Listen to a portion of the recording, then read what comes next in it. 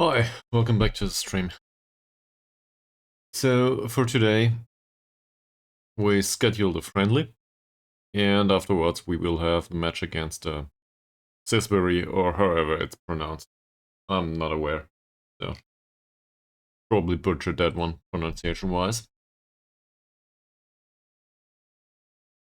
And given the current situation in the league, I think we can be quite confident that we will not go down. But overall, we should be wary, I guess. So let's maybe add another point or two. Well, if we can get a win, we will probably take it. And let's sort through the squad, because this is much too big at this point.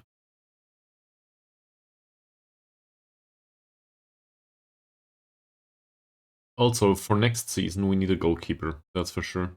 And Kai Clay seems reasonable, but his positioning is a bit off. I don't like that very much. His contract runs out though, so that's an idea.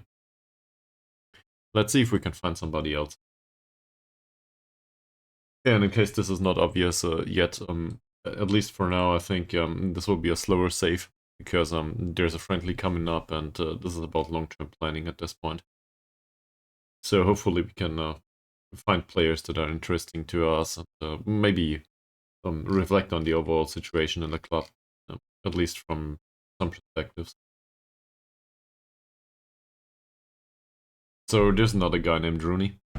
I do not think this is acceptable, that's wise. In fact, can we pick attributes here? Sure. And 10 is probably a bit much.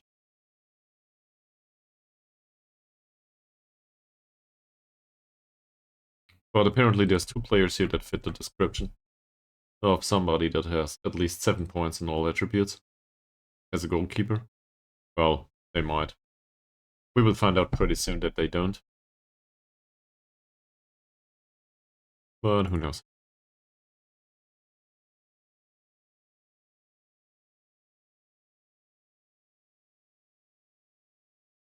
We should probably go about it like that for all players, to get a squad that has rounded attributes overall. Um, well, let's see. So, last time out, I think I asked if there's somebody that needs to go within this squad. For some reason, Toby Yates comes to mind. And this is just due to the personality. That said, his jumping reach improved a little bit, finally. So as some sort of secondary target man, I still think he's not bad. His physicals, though, yeah, they they do not exactly induce confidence in some areas. So if this would be better, then he would probably stand a chance against Holt is his name, right? Against Alex Holt. But for now, there's a big difference between the two. Doesn't look like that much if we look at it from here, but we rely on the fact that somebody up front is a target man.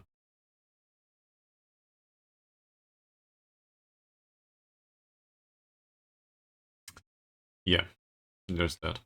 So probably, well, Yates can stay, but probably we will not use him very much. Nathan Giller, we're trying to teach him to be Shadow Striker these days.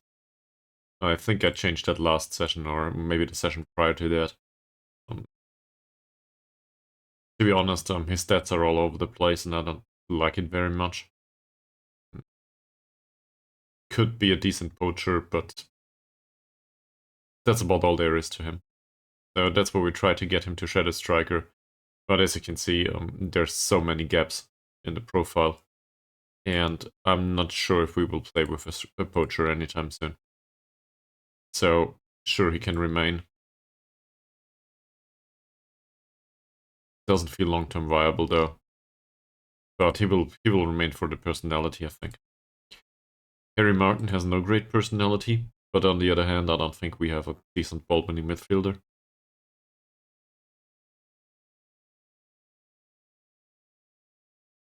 And whilst his training is great, last performance wasn't, was it? 6.5 rating, 1 out of 2 tackles, no chance created. Passing was okay, so I guess we go with no chance created here in the dialogue option. That usually goes down well with them. In fact, we should probably have individual talks with every single one of these. The next week's training. Didn't we arrange a friendly here? Maybe here.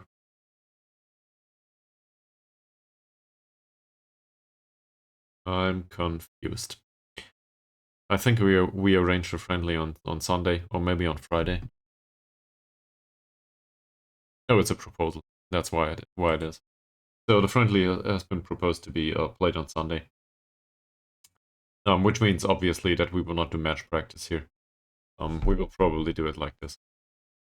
And maybe do a match preview session here. In case the friendly is agreed upon. Yeah, let's see.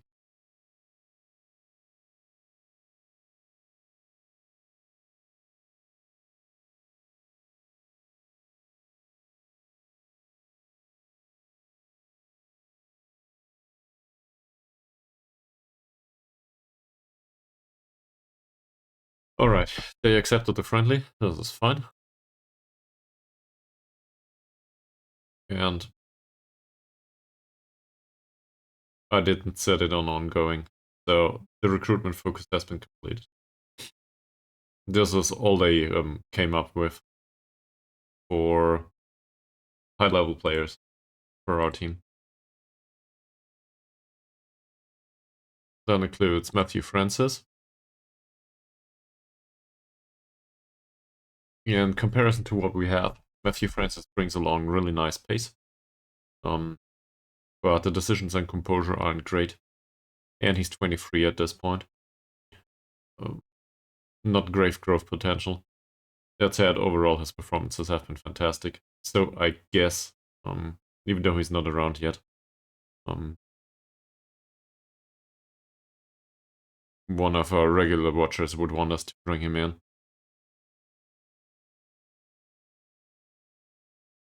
Say we compare him to, where is he? Felstad.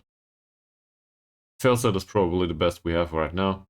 And, well, as a defender, Francis is just so much better. On the physical side, not that much. And there's certainly aspects missing on the mental side. I wouldn't say he's horrible though, definitely not.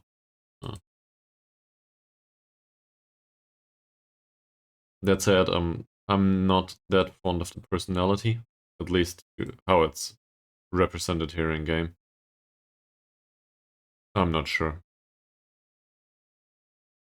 Yeah, and also I think he's really expensive, isn't he?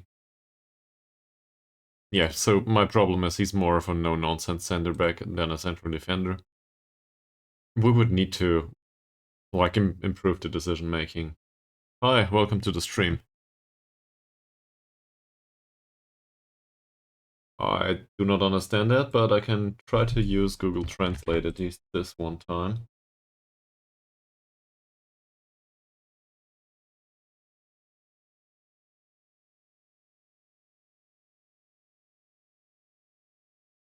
If it will get me the language it is. Portuguese.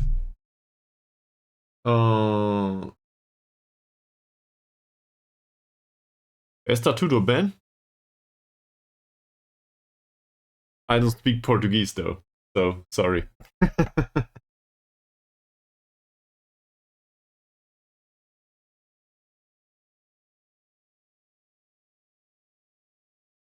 Thanks for the follow.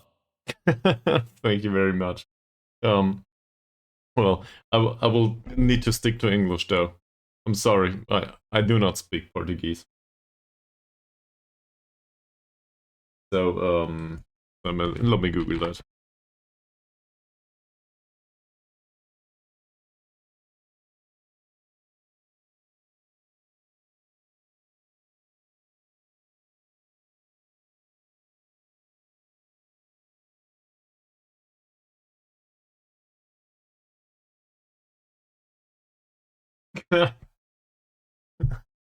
Well, I need to use that now, right? So, thank you very much for that.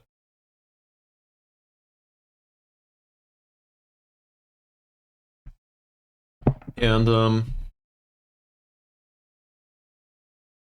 desculpe, eu não falo português.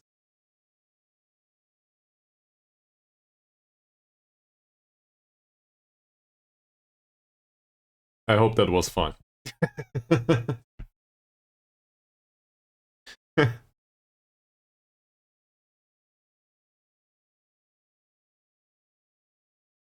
So, back to Football Manager. Um, you're still welcome to stick around, obviously, right? Hmm. So, do we want Matthew Francis? I'm not sure. Depends on the price, I guess. He's on the shortlist for a reason. Then there's Kristen Jones. He looks rather interesting. But we have Flynn Murray and Adair. And Kristen Jones doesn't have the greatest crossing of them all. I think he suits the role just fine. He's one to add to the shortlist too. But I wouldn't want to sign him right now outright. We have 2 players there. We don't need a third. Kirk Davies. He's a left-only casual, and I don't like the personality at all. This is the worst personality in the entire game. And to me, this is enough to say no. We will not do that.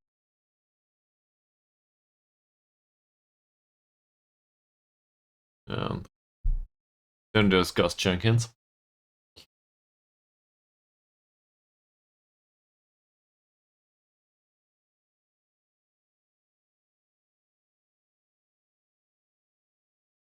Do the channel forever?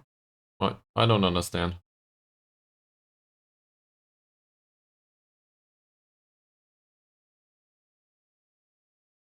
So Gus Jenkins is outspoken. You're talking like Twitch channel? Well, I'm busy streaming. I will not go to another Twitch channel right now.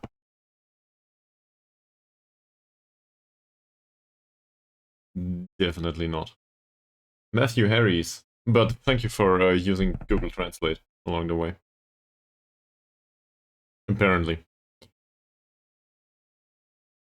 This one is much more interesting to me. Okay, I got it.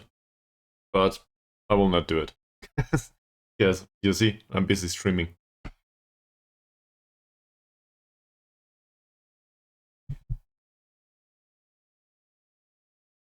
Alright, Matthew Harris.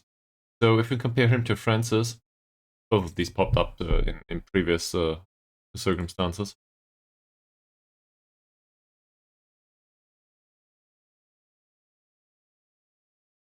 He's got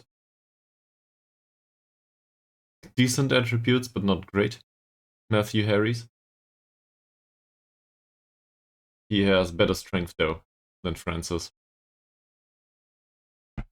But overall, he's not better, that's for sure. He's 2 years younger, though. And the overall profile is acceptable. We might need to improve his metals or the strength a little bit. Not the strength, the pace. And he comes with a really nice trait. Winds up opponents, I love this trait.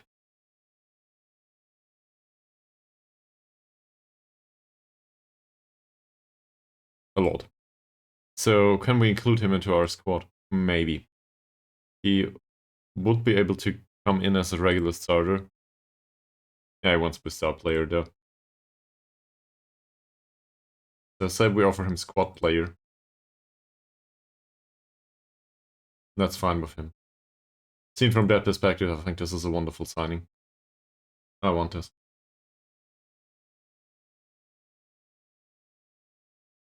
Thanks for the follow.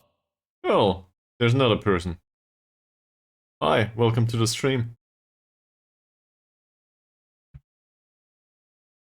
Well, I'm doing fine. Thank you very much. How are you doing yourself? And what brings you to this channel?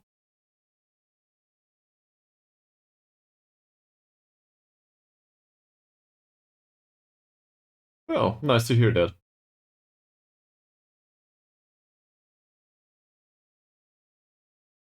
Yeah, that should be doable. Should it? Randomly scrolling through Twitch. Well, it can't be random given the amount of people within this channel. Um, because at the moment there's not that many watchers, right? So you probably randomly selected someone with not that many viewers, I guess. Thank you very much. So yeah, this is a stream that mostly incorporates a long-term save of Football Manager.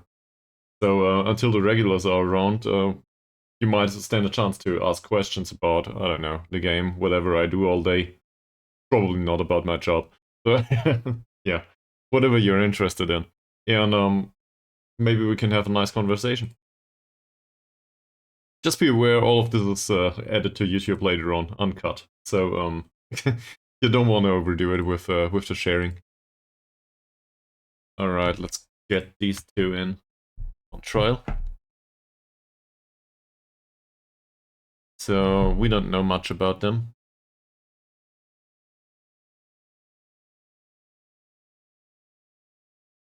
But it was suggested that they have decent attributes. So let's see.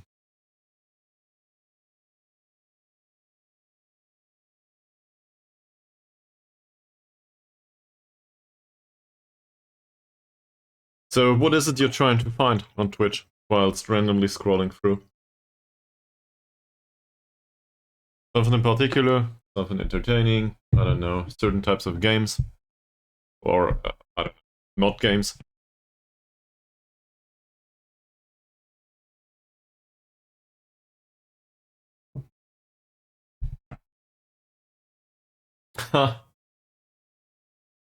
Well, if this is one of these conversations, I have a whole whopping $4.45 as a budget right now, and this will go towards the electricity bill and not towards artwork. So I realize that this is your job. I've had this conversation a lot, and I also had a question for Discord a lot. So first of all, the Discord is on my profile, so you don't have to ask on stream. And second of all, there's no budget. So as long as there's no budget, there's nothing to be gained, at least at this channel. I wish you the best of luck with the other channels, though. So it's not like I'm opposed to your occupation. It's just I'm not the target audience, if that makes sense. And I've learned to be this strict about it, given that I do not want to waste your time.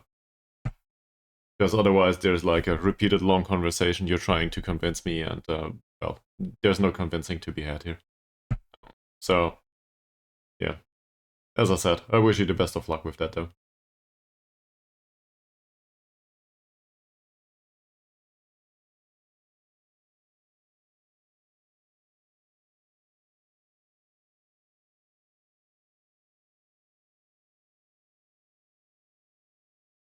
Well, it certainly takes a while.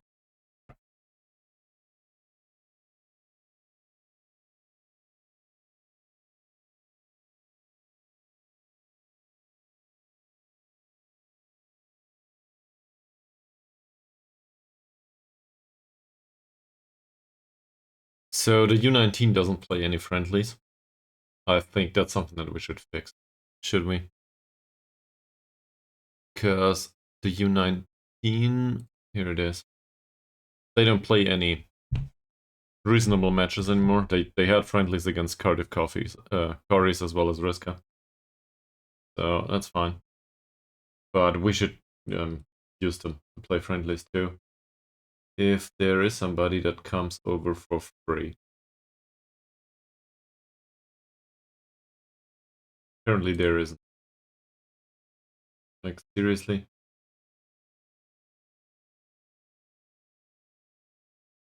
Sure. Let's play against Lebanon Blues under 19. Why not? This is what they're here for, right?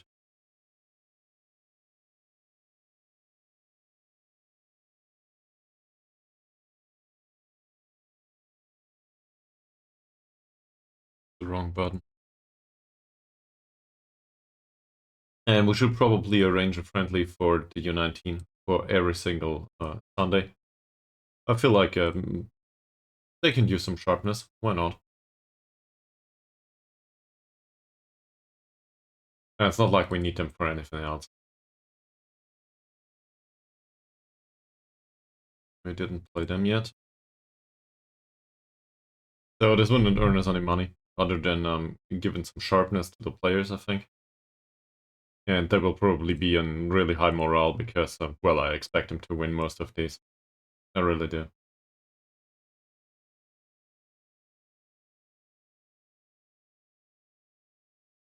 Yeah. Yeah.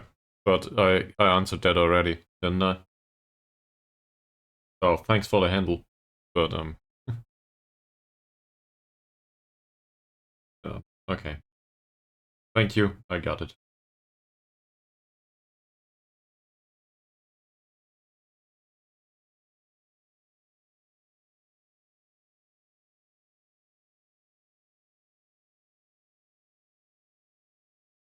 So, I think I forgot those.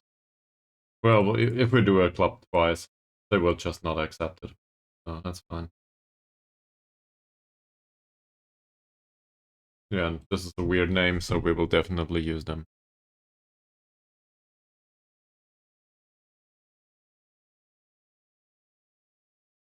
Alright. Friendly against Riska has been accepted by Riska, so that's fine.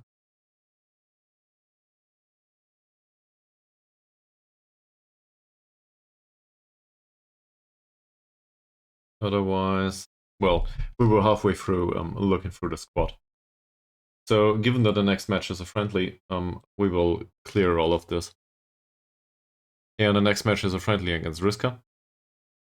So, we can use this to maybe, just maybe,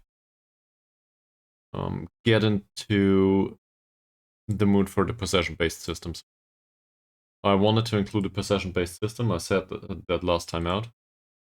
So, for some reason Yates is the best target man we have. I don't know why. Playing out of defense seems fine, work out ball into box seems fine. Tempo, maybe a bit lower. What's the tempo in the other ones? In the other ones it's slightly higher and slightly higher. So say we play a lower tempo system here. Work the ball into the box, fairly wide is fine.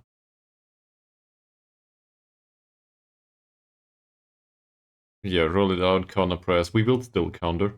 I think this is vital to our approach overall. And I think I want this to be done in a 4-2-3-1. I think something like this is better. And we will still use a Shadow Striker here.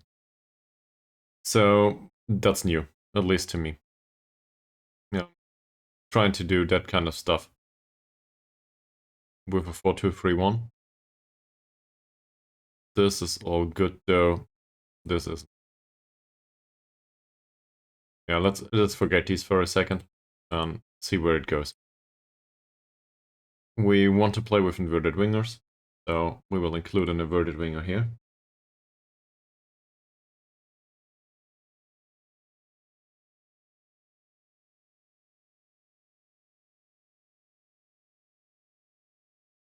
And that's pretty much it. And we do this with a balanced approach, so there's only one attacking player here really. The rest of them are more or less passing options. And we want them to play non-risky passes most of the time. So take fewer risks is totally fine. Let's pre-instruct with those. He should take more risk because he's the playmaker, that's fine. He should take less risks. And I guess with the inverted wingers, we need to instruct them individually. Yeah. And maybe also waste some time. I wouldn't want to pre-instruct it, but it might complement the approach just fine. So next time out, with the friendly, maybe we can try this formation and can see where it goes. Also, the fullbacks. Well, probably not Evans, but oh, he improved a little bit. I wasn't aware. That's not too bad. That's well done, man. Well done.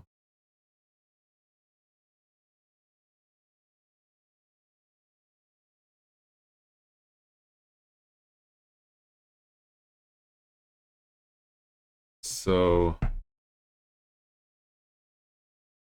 but we will probably play people like Flynn Murray.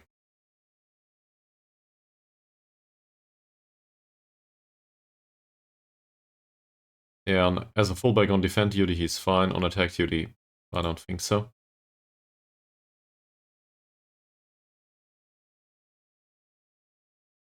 But we may well try, depending on the circumstances. Because I feel like we can overload both wings, and in this kind of formation, we should probably be able to overload both wings. There's enough defensive personnel back here. And as long as they don't do it at the same time, we stand a chance to defend overall. So maybe attack duty is not that bad. They will drive the ball down the byline there.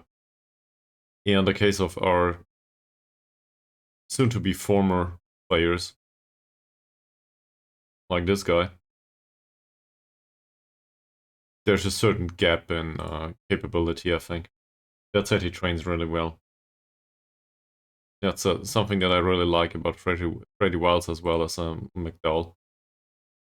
I'm not so sure what to do with them. Ned Brotherton, on the other hand, well, he trains well too, doesn't he?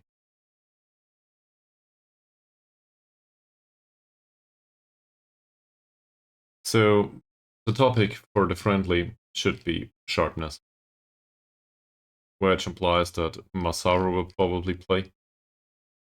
And afterwards, we will play everyone that lacks match sharpness.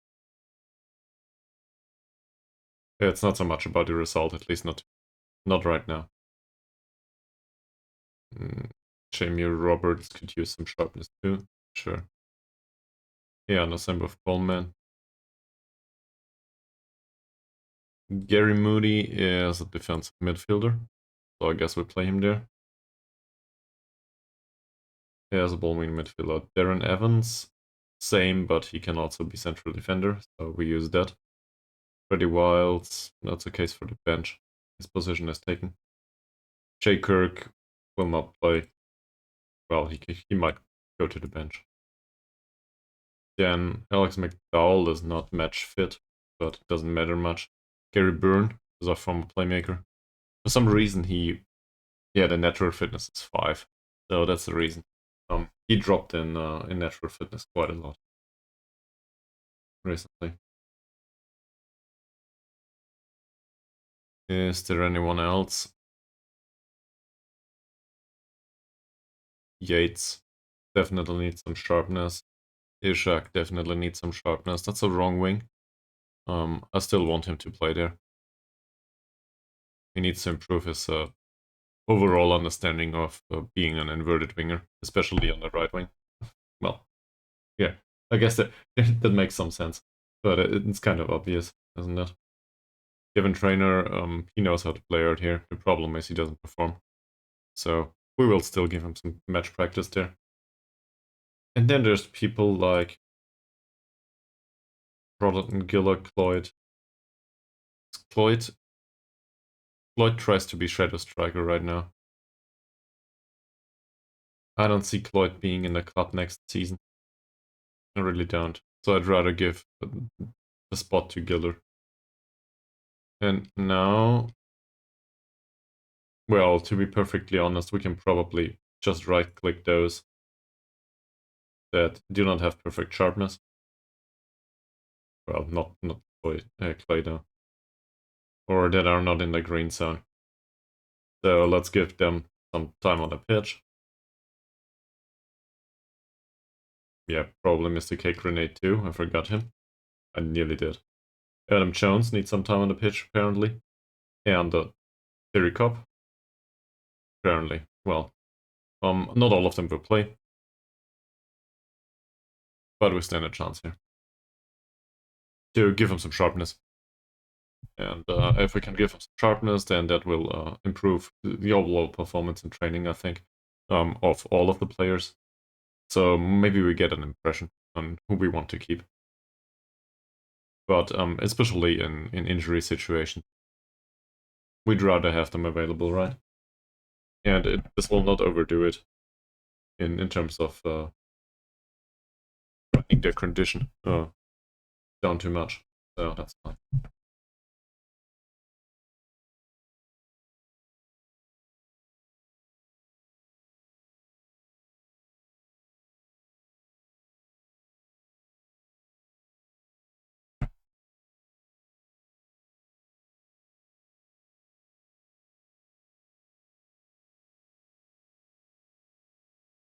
Alright. There's George Jenkins. So George Jenkins progressed a little bit. But by a little bit, we're talking nothing. It's not even core to his role. Just trying to get him there to get more than 1 point of jumping reach, really. Because he's so absurdly bad. Didn't matter last time out there, he played decently. Yates. He doesn't like the fact that he should train his strength. Well, man, your jumping reach needs to improve. It really does. But apparently he doesn't like it. So let's do something else. Is there something else as a target man that he absolutely needs? Sure. We can go with decisions and composure. They seem to be fine, but well, we might as well go off the ball movement, will we?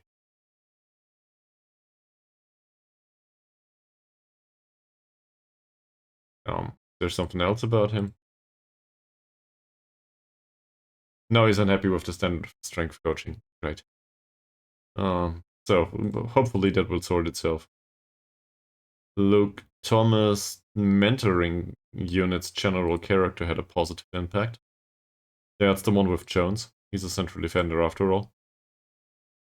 We do not know what kind of positive impact he had though. And same with negative impact in other areas. We don't know about that either. His training performance overall has been good. That's why he will be given some time on the pitch. Oh, Ginger, welcome back to the stream. You're the first person today that doesn't want to sell us anything.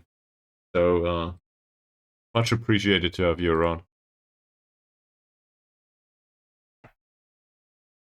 How are you doing? What's new with you? Hope you had a nice week. You do sell? Oh no. Please don't tell me it's some sort of artwork stuff. Yeah, I know. uh,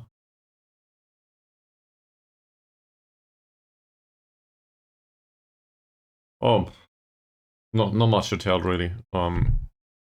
Work week was so we had one free day yesterday, so it wasn't that hard on me.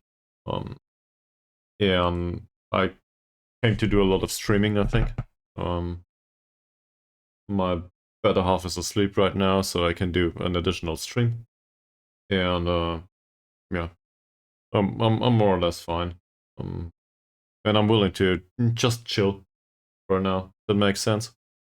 Because the previous streams we went through this with some pace, and sometimes this is fun, but sometimes you just want to chill out and you know, find your way into the weekend and enjoy being alive, I guess. And in my case, that means streaming Football Manager and not picking up the pace that much. Yeah, if that makes sense. So now we sit through the staff meeting apparently, and for some reason I accepted it. So Terry Cobb needs... Oh, he has no individual training so far. So I do not agree that he needs agility and balance though. He's an inverted winger. Yeah. So is there anything new with I don't know. You do a save here on Twitch, right? Or do I confuse that? It's been a while since I had a look. No, I confused you probably. Yeah, but I don't know. Is there anything new with you? It's been a while since you've been around.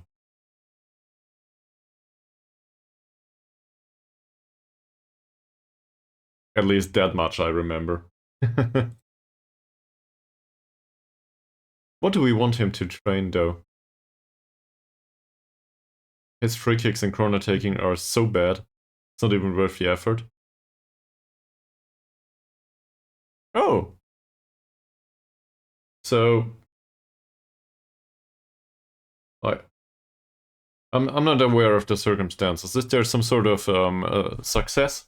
So was it successful? Did you get a certificate or something, or was it more about just trying to learn the stuff without some sort of formal whatever? So in any case, following your, I guess your passion is fine, right? So nice to hear.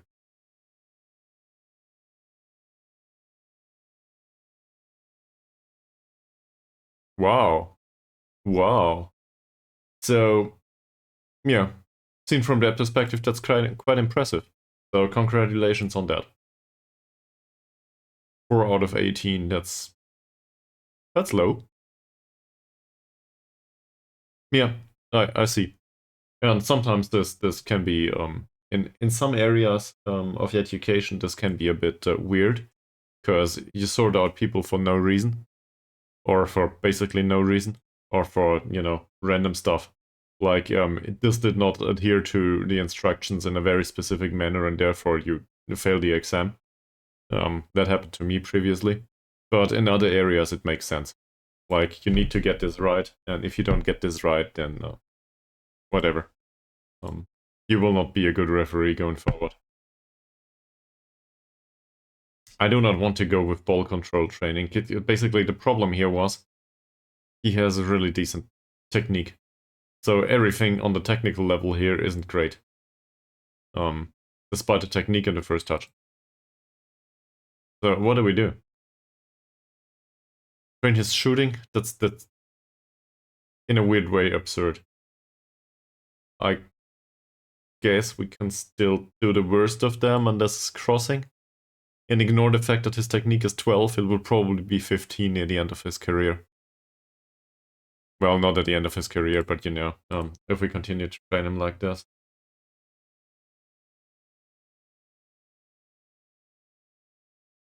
So much for Terry Cobb. Move on. No, I go through this meeting. I don't know why I did that.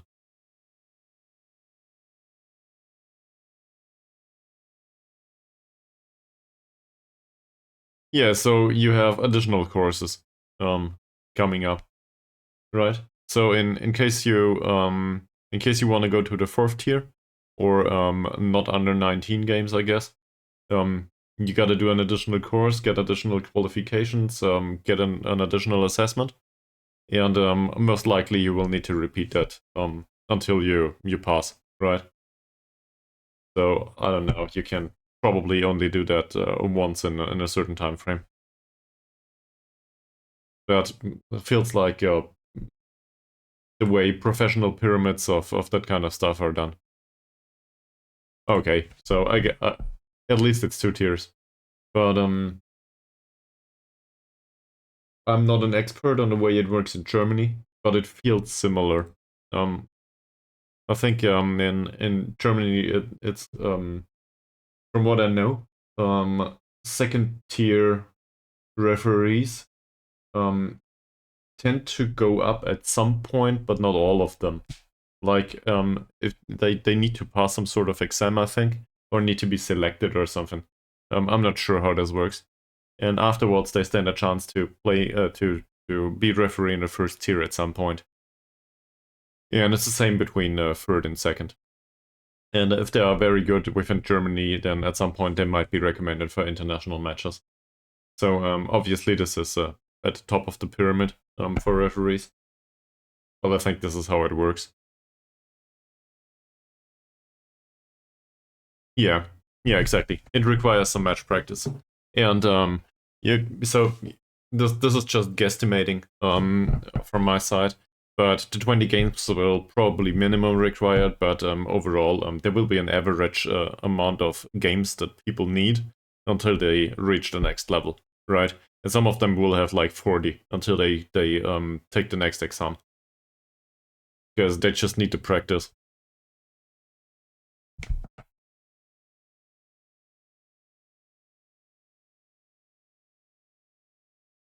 Yeah, okay.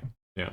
Well, it's still nice to talk about this and see it from to me this is an additional perspective because I never think about refereeing that much. And it's very much a system that requires a lot of I guess perfection. So in a way, you're trying to hone your skills, obviously. Yeah. Well, if your body can do that, because as far as I'm aware, refereeing is not exactly less training than playing the game itself, right? You gotta be everywhere, have a look at everything. So there's so much potential for minor fuck ups that yeah, it's very exhausting, I think, to watch all this stuff in detail all the time, and then be responsible at the same time. So obviously, I wish you the best of luck with that.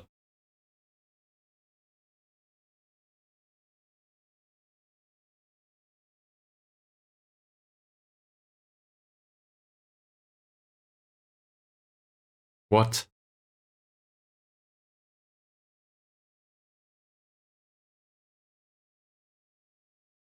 Huh. Well, yeah, okay. So given that this is you can do this in addition to your primary job, can't you? I think this from paced from different perspectives, if you want to put it that way. As long as you don't get hurt, um, it basically keeps you fit too, like match fit or whatever. Your body in shape. So there's health benefits to it. Yeah, exactly. So this is some sort of and probably uh, so I have no idea about taxation in Norway, and that's well not a financial or tax advisor or anything else, blah blah. Um, but I think in Germany the way it works is for the second job that you take on, there's a um, there's a like 540 euro gap where you can earn those 540 euros and they do not get taxed for the secondary job, that is. If you go above it, then it will be taxed accordingly. But seen from that perspective, a secondary job is basically tax-free. And this feels like it falls under such a category if anything similar exists in Norway.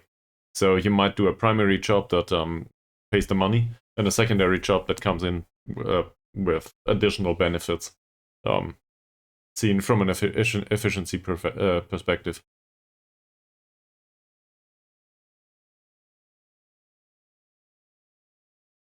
Oh, okay. Yeah. As I said, there's so many different systems in Europe, but also outside Europe for taxes and the way this is done. Um, it's probably moot to try to learn all of these. But there's really weird taxation systems for some stuff all over Europe. And the German one, to be fair, is one of the weirder ones. So I don't want to say the others are the weird ones, but you get used to it. And there's also really fair ones that feel kind of out of place. For example, taxation of of capital gains in Denmark is it feels kind of fair because they get taxed a lot for capital gains. Well, in that case, congratulations and have fun. And in case something doesn't go well, don't be, discouraged. Just keep at it. I imagine it's like everything else. As long as you hone your skills, you'll be fine. Oh. Can we skip to recruitment?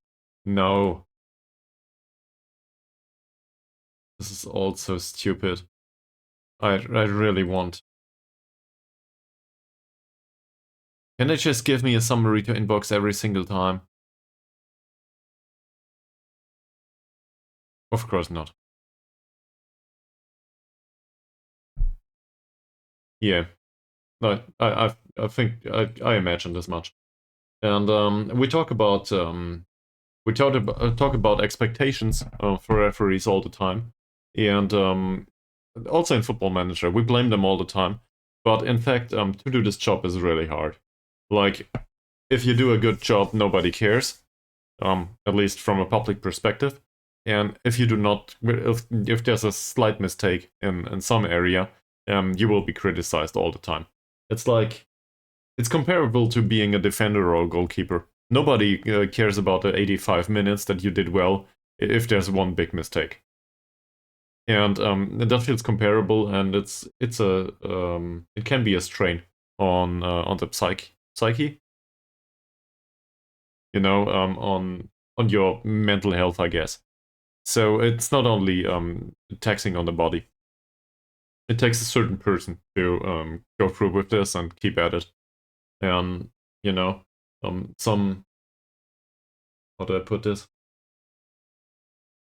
A social structure that supports it. So if you have a family that loves you, whatever happened at the match, for example, and friends that do not care if there's a mistake, that do not care about football, that kind of stuff. I imagine that might be very supportive and very useful in these circumstances. So I respect that decision very much, but I wouldn't want to be referee, I think. Well, I think it might be fun to me, but there's other areas in my life where I get pressure from time to time. Not right now. Right now it's all fine. But I imagine they will come back. And yeah, seen from that perspective, it would be a bit much. But that's just me. I don't know. Trying to reflect things here on stream.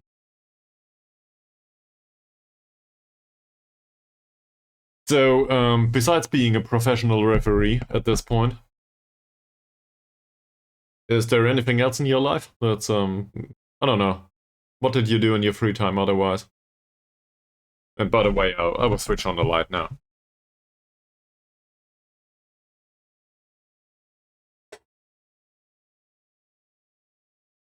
Doesn't help, does it?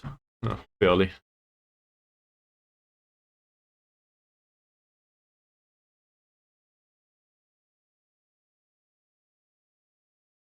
Yeah, so Harry's doesn't want to come. I want this trait though. I want to sign somebody with winds up opponents. I really do. This is like I would be willing to bring Wilson back to the club.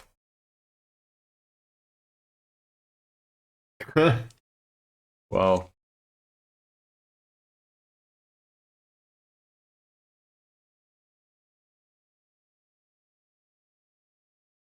Well, I guess that's a thing.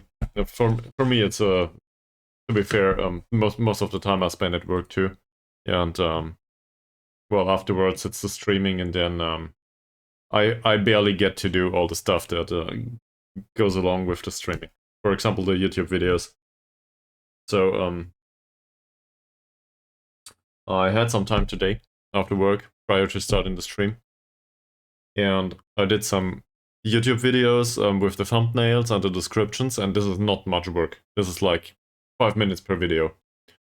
and there's a backlog of like 10 YouTube videos that I need to configure. It's all I need to do is the thumbnail and a description. But for the description, I need to remember what I did in that stream.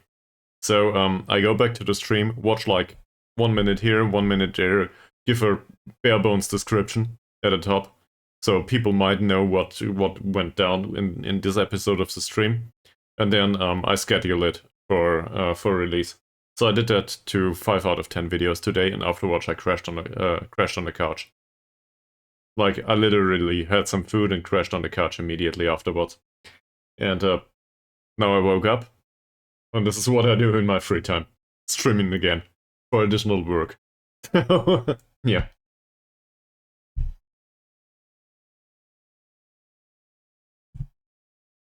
I would probably go for a walk with my girlfriend or something, but as I said, she's asleep right now. Or I guess she was. I'm not sure if she's awake. So, trying to use the time.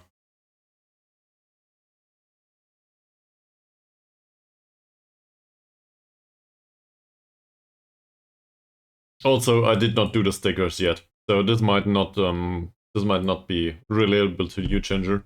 But I think Explosive Birthday Cake might have arrived.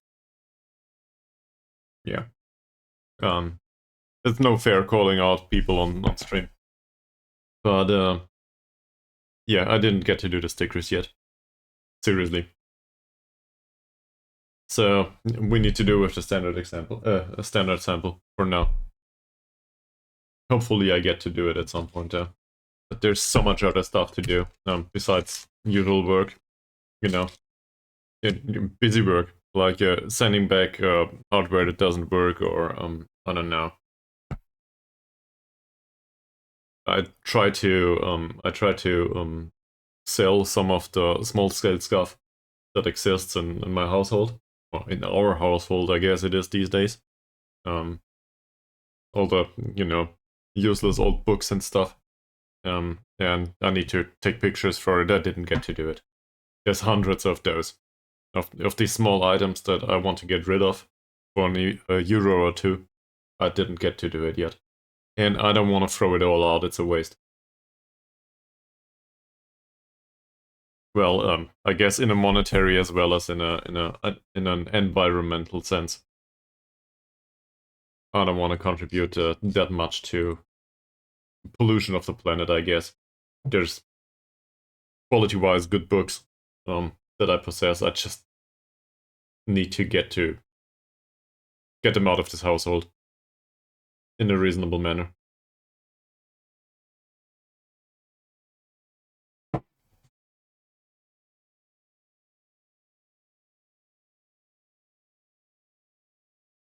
I'm aware there's websites for this, but they give you like 10 cents or something for a book, so yeah.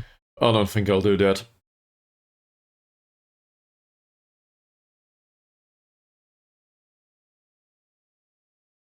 So, do any of you have any thoughts on the stream? Well, not this episode, but on the overall picture with Taffs Well. Or also meta-analysis. It's also a bit, well, it's probably not a meta-analysis, but speaking of the stream in general, if any of you have an opinion on what I should do in a different manner, let me know.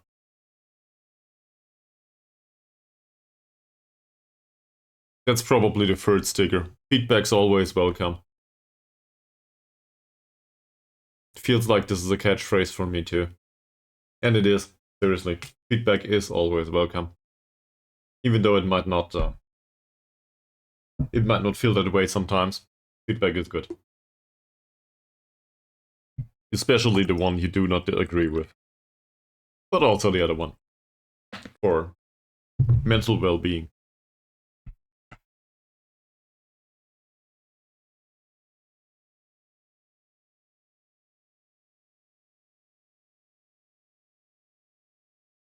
And if there's absolutely no feedback to be had, let me know about your plans for the weekend.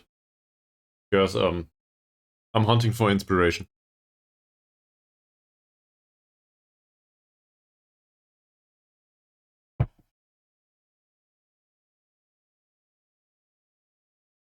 Orberg's as well as Korovic's trial finish tomorrow.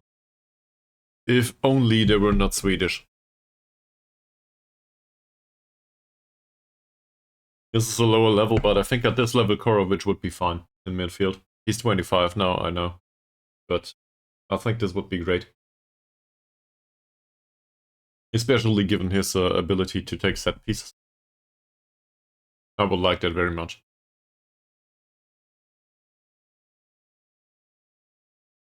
So the recommendation is to offer him a contract.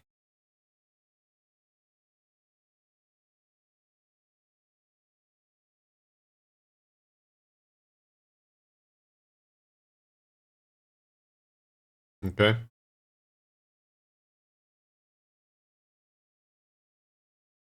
Well, he will not get a work permit, will he?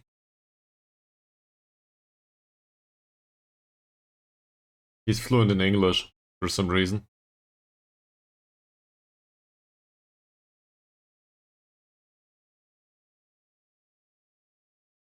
And he played in Sweden for his entire career. If we can call it that. But for us this is a decent signing, isn't it? Well, the personality isn't. As a French player though, yeah, sure. And this will probably fail at a work permit stage. Just so you're aware.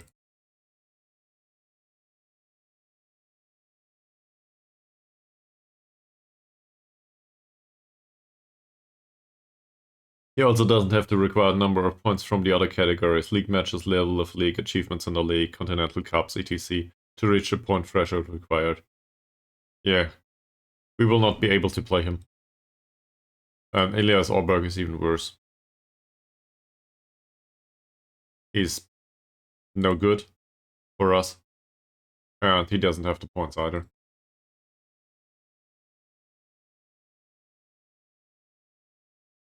I'm sorry to see that. We should try to get into a country that doesn't have these work permit rules. I'm quite impressed by Freddie Wiles. The effort in training is fine.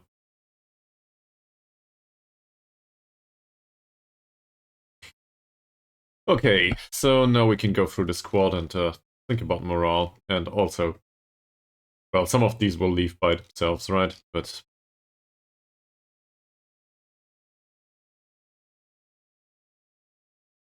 so Masaru doesn't train well, and we will tell him. Is there anything else about him? He didn't play recently. His conduct is fine, given that he didn't play. So, no problem there. And his form overall, 7.18, that's not that horrible. He just had 2 really bad games previously. McDowell, 7.4 training rating is good. His form declined a little bit, I think. 6.58, yeah. So we will criticize his recent form.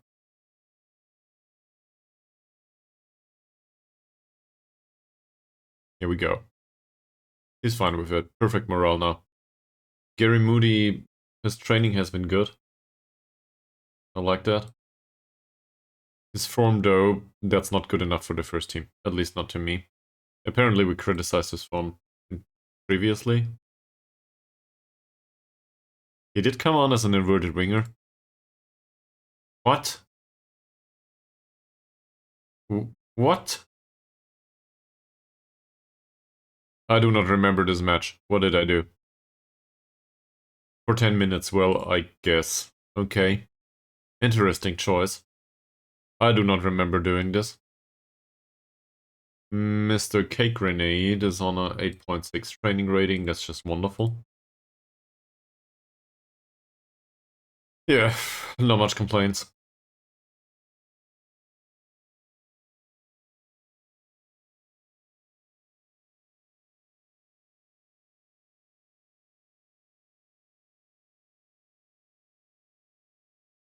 He just doesn't have the skill set though. to be inverted winger. We will keep him as a winger for now, and especially as a mentor. But that's it. And also, I feel like the stamina is really more important. So this is why he's been training in endurance. I guess that's okay. 7.04, there's not much to tell there. He has perfect conduct, not a single yellow card. So I guess we can praise him for that right now. Mohamed Toker is a new addition to the squad. 7.7 training rating is totally fine. This is within expectation of being a fairly professional player. In other areas, is there anything to tell? Well, 6.82 rating is not great, but it's not horrible. I wouldn't wanna be an ass about it right now. A 6.9 rating and a 1 assist against 7 sisters is probably the best rating within the entire squad in this game. We will praise the tackling, but yeah, that's he did have a decent game last time out, and that's about it. Because the rest of the squad was horrible. Well, at least the first half was really horrible. For him, the corner taking as a focus. Very happy with training and has a very professional attitude. Well, who could have guessed? I will keep him at the corner taking. Jamie Roberts is one of those that improved previously. We know that.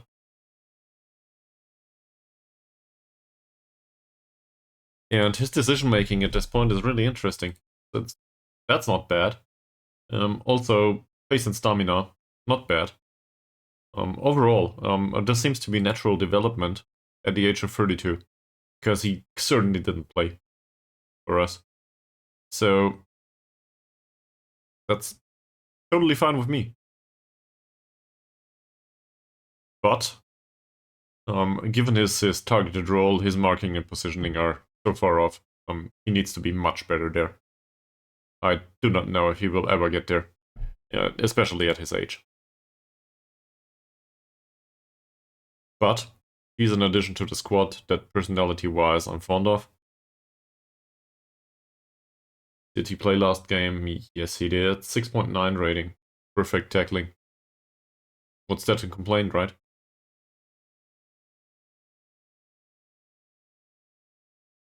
So we will keep him. And the form 6.84 is not something that I want to criticize. In fact, his conduct is really good too. And we can tell him that he's a good influence on the rest of the squad. I think he's still an influential player, isn't he? Yeah, highly influential he is. He's not captain anymore though. That's wrong.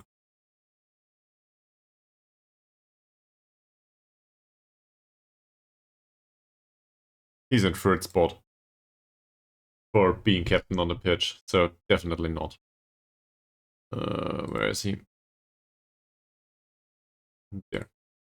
Alright, who else? Andy Rooney. Andy Rooney had 3 matches, and 2 of them were not great. He's especially prone to get yellow cards for some reason. Yeah, we cannot see the history anymore, but he also got a red card this season, did he? Fans. It might have been in the cup. Might not have been this season. I'm not sure. But we started this season here with Taffs Well. Well, I think I remember Rooney getting a red card. Maybe it was somebody else. Yeah, maybe I got that wrong. In any case,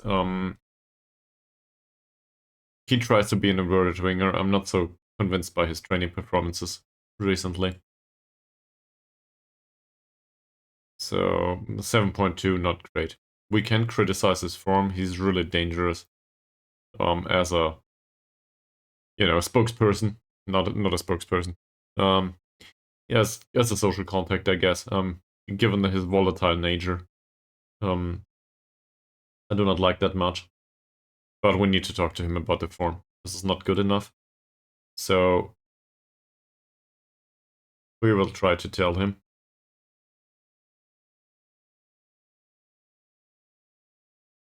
Okay. That worked fine. But he will probably sit on the bench at some point, at best. That said, he's 18-year-old. So sure, I will not praise his conduct. Not with 2 yellow cards. This guy, Luke Thomas, trained well. We praised him already. There is no form to speak of because he didn't play.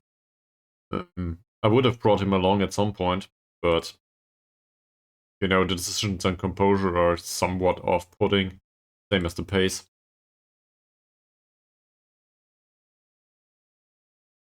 There's not much to tell other than good conduct, because, you know, he didn't play.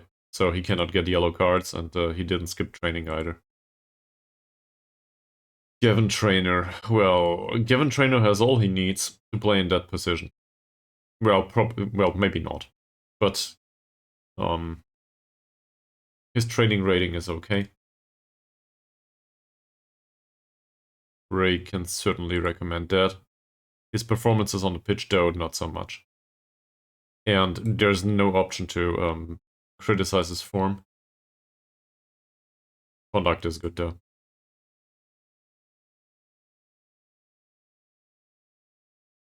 Who's the next? You Tumulty. Is Tumulty the one with the red card? I'm not sure. I can't seem to find it. So with Tumulty in general, I'm really happy. I didn't expect this to go that well. His overall form is 6.74. He had 6 assists. Those were, I think, more or less, they were in line with the way Adam Jones scored. So as a winger on support duty with a poacher on attack duty, obviously, that worked fine. That said, now we're trying to get an inverted winger out of him. I don't know if this is viable.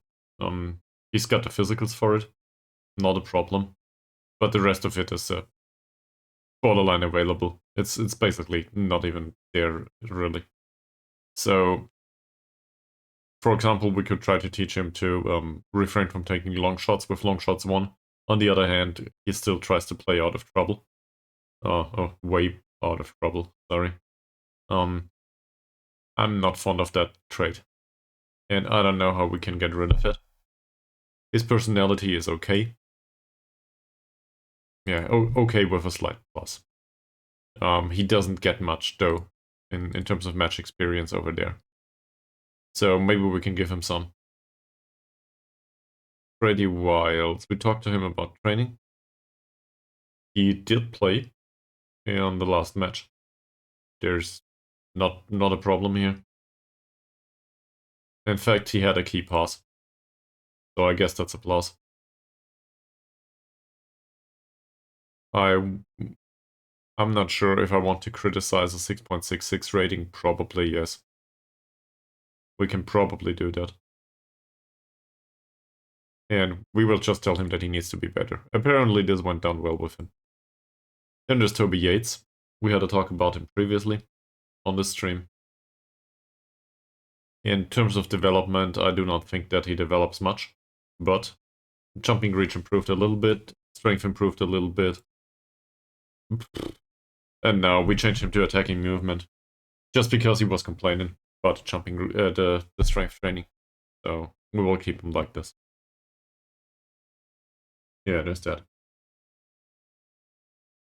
His form is still great, but that's because we stopped playing him. His conduct is great. Doesn't matter.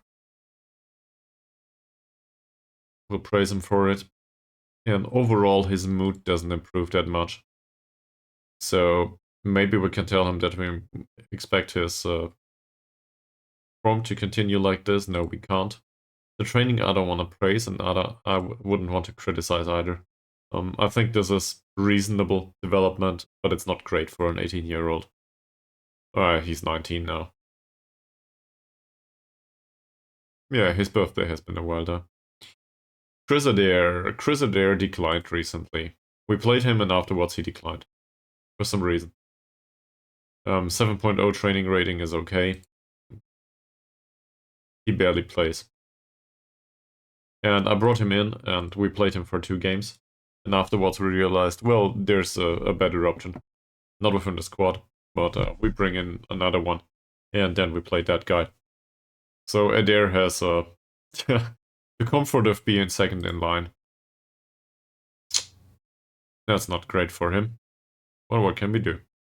His training rating doesn't say you need to play me. And if I look at this overall, I think we can criticize his development at this point. That's something I rarely do. Okay. He says he'll try to improve. Then there's Ned Brotherton. To be fair, Ned Brotherton improves all the time. For some reason. It's just not by much. But his training rating is good. And, well, his technicals are not that bad, right? The first touch, the passing, the technique. For somebody that we expect to play on the wing, this is fine. Work rate is decent. Stamina's decent. Pace is okay. It's not great, but it's okay. It's with the acceleration, the composure, and the off-the-ball movement. And also the dribbling and the crossing that we have our problems. These are not good. The funny part is that he trains like a beast. All the time. And we barely play him. So I'm not sure what to do with him. But I think he's homegrown, so he might need to stay. I think he's homegrown, isn't he? Where is it? Well, it should be part of the report. Yeah. So,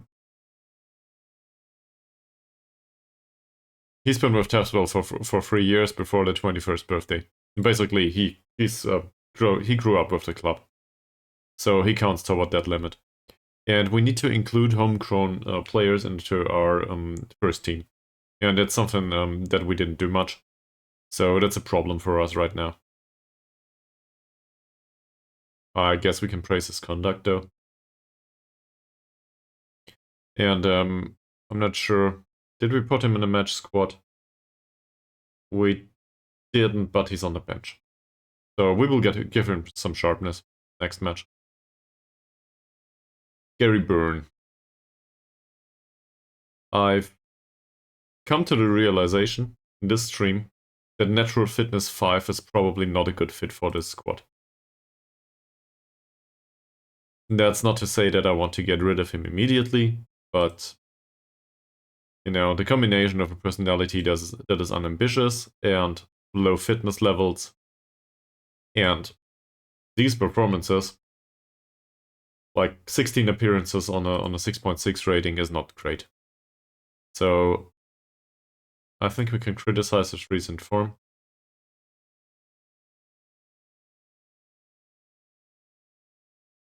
Apparently he thinks that is pretty well played. Well, I guess.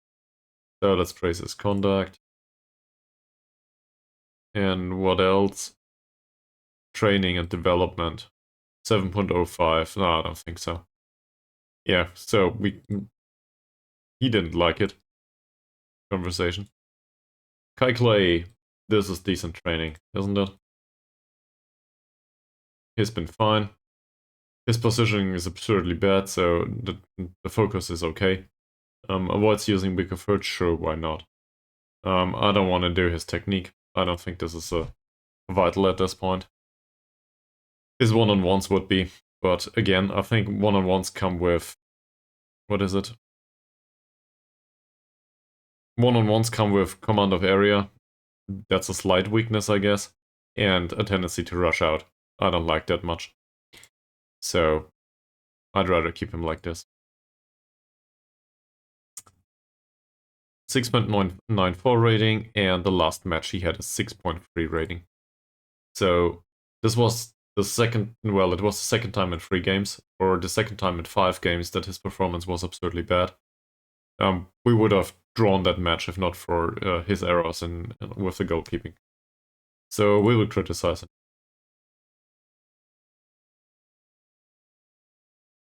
I wouldn't want to say it's his mistakes, but he definitely wasn't up to the standard what we need. There's also, yeah, he's an inconsistent performer. That's exactly what we see. Wayne Cloyd, is it even worth to talk? So Wayne Cloyd trains reasonable. He didn't play recently. Let's praise his conduct. It's not worth talking to him though. And let's move on. Paul Coleman came in on loan, did have a few games, and recently he rots in the stands. Or maybe on the bench. That said, he has a very professional attitude. It says here, yeah, he's fairly pro, so no surprises. His form, 6.64, isn't good. We cannot criticize it though, we didn't play him recently. So I guess we praise his conduct and argue that he is a positive influence on the rest. I guess he is. We will not be able to sign him though, by the way. He's under contract with Yellow Hawk Dolls for another year. Not that I want to. Terry Cobb, did we start here? Maybe not. Played 3 games. Last one was 6.9. So I guess the last game was okay. 2 out of 3 passes. He was barely included in this game though. So I think I will go with a criticism for this game. And I will tell him that he didn't create many chances. Well, he did create 1 chance. I don't like this. But we will still criticize him for it. Okay, 1 chance apparently is not enough. Doherty. I don't think we talked to Doherty much. He came in, played the last 2 games, and the last one was so horrible that I'm willing to fine him, but I cannot abide a second player that will not accept his fine. So let's go with this. What was wrong? Well, the passing was shit. But in particular, he didn't create anything. And we need him to be creative. Sure, second game in the club. He's a young guy. And also very inconsistent. That said, he's resolute. So I expect him to improve a little bit. With time. Is there anything else to do? His conduct's decent. I don't think he brought along yellow cards. No, he didn't. Elena. Elena is a wonderful addition to the squad, personality-wise that is. For some reason he trains like a beast. And I just don't know why. As a 30-year-old, there cannot be potential in him. I just can't see it. And he's a balanced personality for some reason. Balanced and media friendly. I don't know. His professionalism must be 1 point below the threshold, given the training rating. He really deserves to play from time to time. Now, I probably should do that, but that would deduct from performances. Otherwise, is there anything to tell him? Well, I guess his conduct is a-okay. Darren Evans, new addition to the squad. We praised his training previously. He did not play last time out. 6.7 rating. Conduct is good. No problem so far. That's all there is. Jake Evans. Did develop a little bit recently, for some reason. I do not know why, because we certainly didn't play him. Yeah, we can praise the conduct and that's Feldstedt. Feldstedt's performances have been 6.85. That's not bad, right? So, given that he came in as a lone player, and with an 8.05 training rating, we should probably not be mad with him. Did he progress at all? Well, not as a ball-winner midfielder, that's for sure.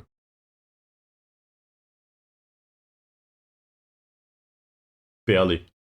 So, If we had the chance to sign him, let's, in theory, would we be willing to bring him in? I do not have a strong opinion on that yet, so I'm willing to listen. Is there somebody you think that should be around the club? Everybody's asleep, probably. Let's do a poll. Maybe somebody will answer. Can we?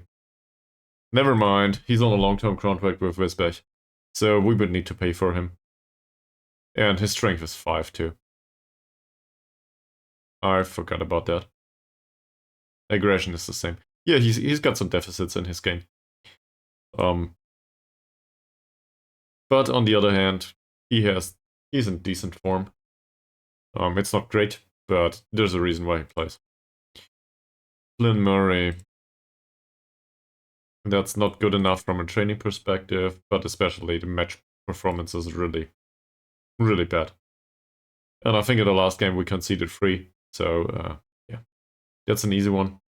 We will tell him it's not good enough defensively. Form 6.44.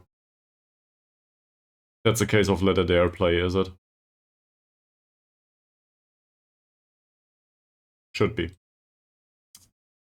Not that many yellow cards though, so his conduct is fine.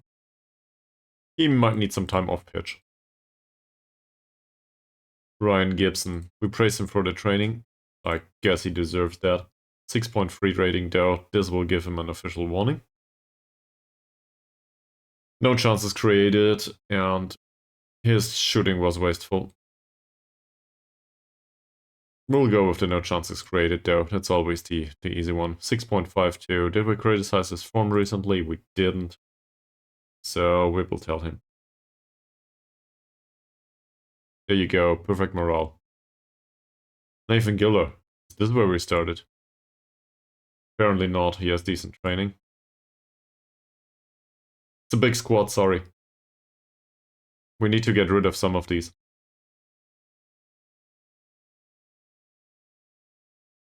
Yeah, not much else to tell, is there? I guess we can praise the conduct. Holt. I do not remember talking to Holt today. So I guess we can praise him. He scored. The headers one is not great though. For target forward, this is not a great ratio.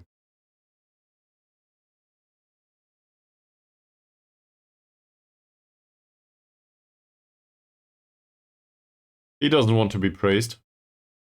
He's outspoken and volatile, that explains it. Sure.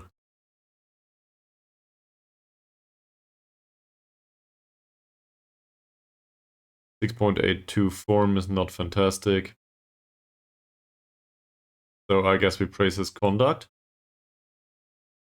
For some reason he can accept that one. Okay. Oli Ishak. Ishak is on an 8.55 training rating. That's fantastic. We might have praised him previously. So let's go with the conduct here. Sure. And then there's Adam Jones. Hi, Adam. 8.4 rating, as always. For some reason, he's capable to accept this time. 6.7 rating last time out. I'm not too fond of. Tackling was good. So 100%. That's something even he might accept. Fantastic. And now we just need to go with, I don't know, lack of chances created.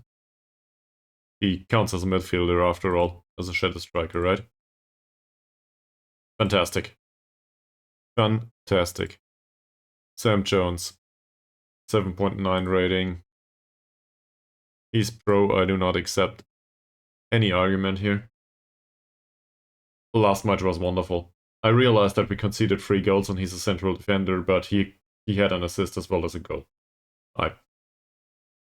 What's there to tell, right?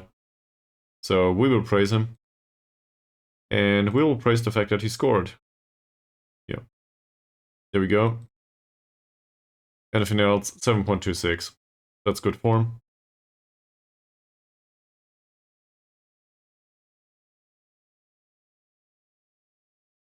Alright, apparently this is not good form. Whatever, Sam. Do better. Michael Kelly, an 18-year-old with an unacceptable training rating, I guess. Sure, he considers this to be hard work. A 6.5 rating, not great.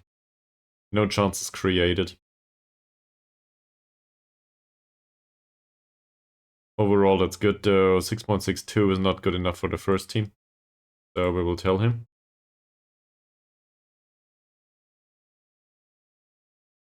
Shay Kirk. Shay Kirk certainly didn't play. Training rating isn't great. I don't really agree with you. Well, in that case, whatever.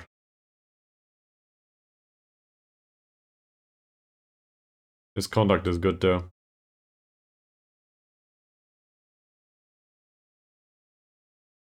Mickey Lewis, this is squad captain. Let's praise him too.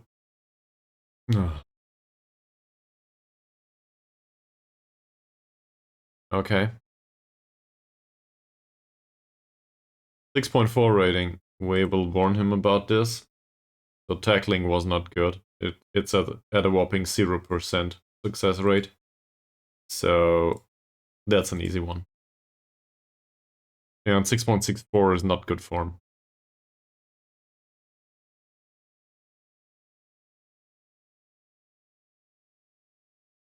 Perfect. Who else? Harry Martin. Apparently we forgot to praise him for the training for some reason. Form 6.5 last time out, not great. Tackling wasn't great either. Passing was good though, no chances created. This is where we started, is it? This is where we started, I think. For some reason we didn't criticize the form though. Now it's perfect. Massaro. Welcome back! Well, if this isn't a surprise. Mika Williams back in the house. How have you been? No, you gotta tell us a story now. About what you did for the last 4 weeks or something. Everybody will be. Well, we should throw a party. Do we have a sticker for parties? Well, we'll use this one. Oh my God! Mika Billion is back. Well, so there's probably some sort of disclaimer and do not tell about your new job stuff here. Ooh. Ooh. What kind of games, if I may ask? It's okay. Well, in that case, tell us all about it. Like seriously, I'm really honestly interested. Given that I somehow left software development, at least to a degree. You know, moving from the actual work as a developer to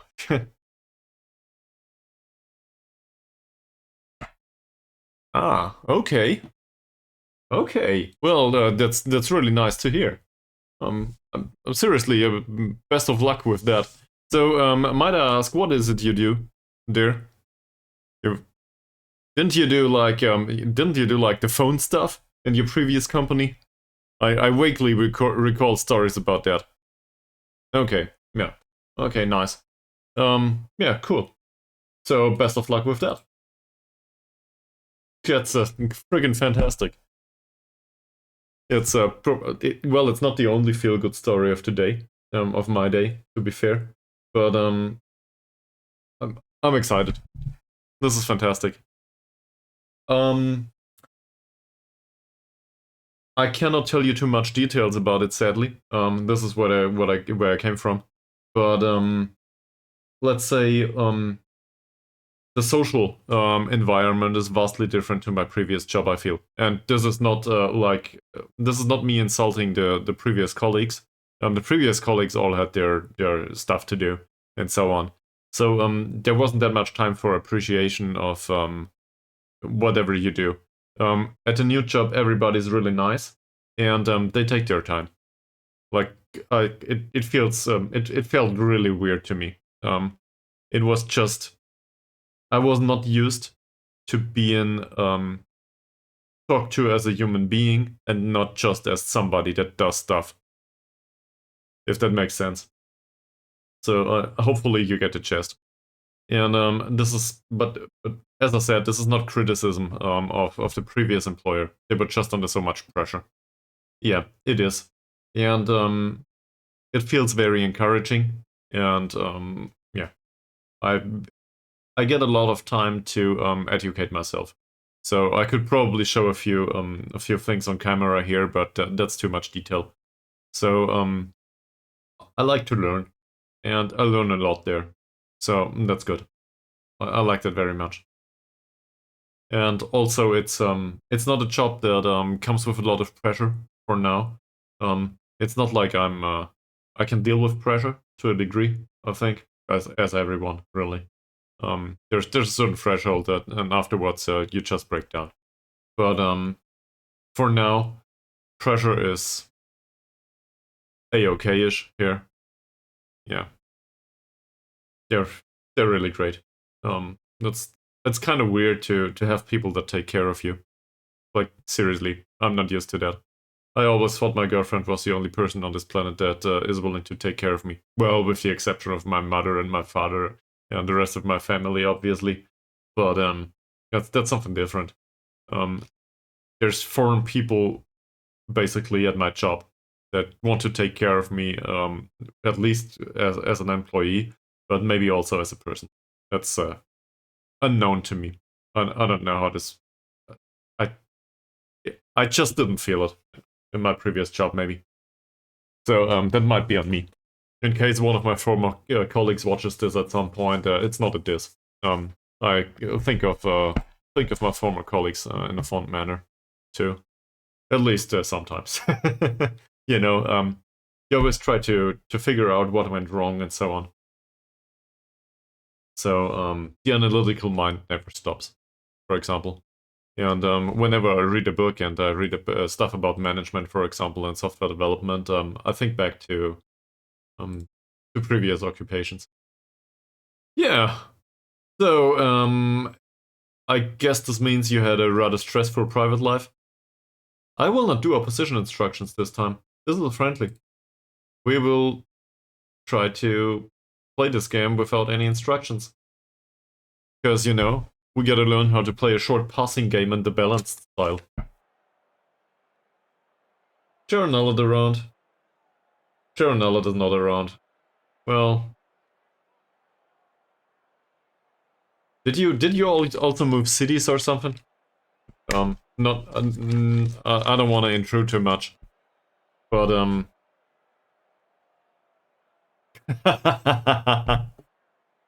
At my new job, most of the employees start out at 6 a.m.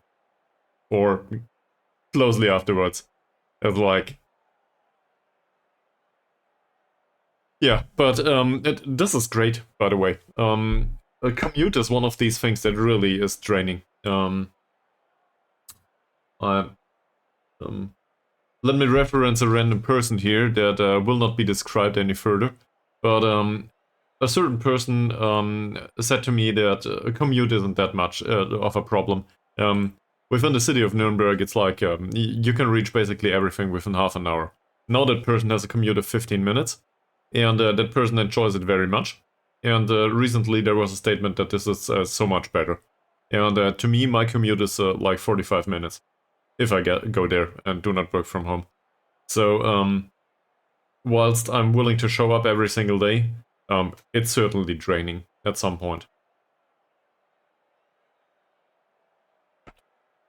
Yeah, well, in ideal circumstances I can do it in 30, but this is with going by bus.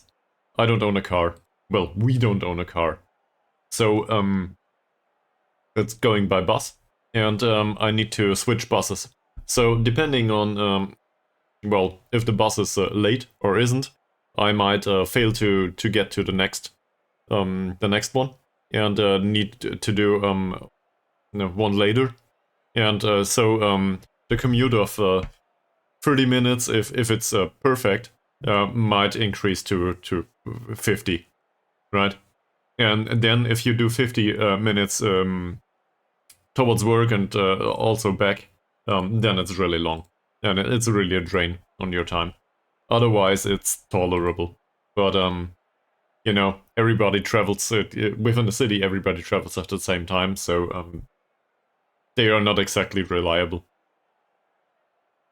Alright, we are favorites, I want us to win, no individual talks, let's go, this is a friendly.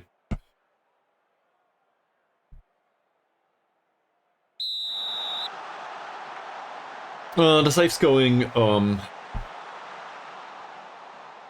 I don't know, how do I put this? So, given that this is Taffs Well, and we are expected to go down, safe's going well, I'd say. Also, this is a bunch of players that are all on a non-contract, so there's not much financial management to be had, I think. Yes, they are. And this is part of the problem here. So I went basically from bad to worse with this. At Ytterhogdals, there was no money. At Taffs Well, there's 140k in the bank, but we will not be able to keep the players, because they are all on a non-contract, right? Also, work permits. This is United Kingdom, so everybody from the United Kingdom is fine, they get a work permit by default, everybody else is excluded. Exactly. Exactly. And league rules state that we need to play, we need to have 4 players in the registered squad that are, that were with our club for 3 years prior to their 21st birthday. All of these are shit. Or at least I don't know what to do with them. I cannot tell you a single player right now that we play that has been with the club for 3 years prior to his 21st birthday. So, yeah. There are some weird players in the squad that are just around to fit the clause. I don't like that at all. So the first thing I did with the club, given the 140k in the bank, was I told them to increase the youth coaching and youth development and so on. I think they accepted it once, but we cannot keep the players, so it's a waste of money to a degree. Also, we conceded.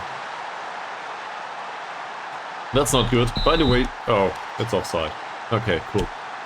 By the way, we play our one of the affiliates here, so these players we do have a clause on, in case they sell them. No, it's a second league in Wales. I think it's South. And this is the trash squad, by the way, as you can clearly see by this person's performance. So these are the players that are that do not stand a chance to play in the real games. That's why we play them in a friendly round.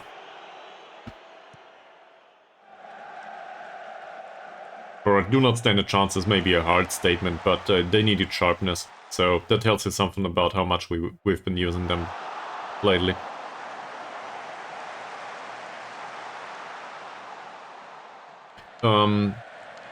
Did you get to watch some of the Ytterhogdal stuff? Or were you even interested, or do you want to have a Yeah, sure. I have. You watched it? Well, that explains one thing. Did you watch it on Twitch? By any coincidence? Or did you go to YouTube? On Twitch. Alright. Okay, that explains one thing. So, I wanted to do this formally on stream, so this gives me the opportunity to do this. I wanted to say, there is a madman out there. There is a really mad person, because in May, somebody watched 1,000 hours of my videos on demand. And I have no idea who would be willing to do that. But apparently somebody did. So now that we settled that, you officially go with my you know, official bow, whatever. Thank you, Mickey Billion, for watching this, because apparently this was you. Yeah, so much for that. So, well, then it must have been somebody else. But this person, well, thanks to you too. That was a nice shot, by the way. Really close one. I don't know who did then, but it's like way off. Cause in April there's like 45 hours watched or something from the videos on demand, and in May it's like 1,000. And I do not employ a bot farm or something, so no idea what's going on there. I also do not watch the entire streams again. Okay. Well, I have no idea who did that then. Maybe the 72 oh, maybe the ones trying to sell me stuff. So maybe those started to watch the streams all of a sudden. You know, the 15 people, or at this point probably 20. I don't think so, no. I would need to look. So given that all of this is on YouTube, this is, by the way, this is episode 103, I think. I don't know. It's not me. So, no idea.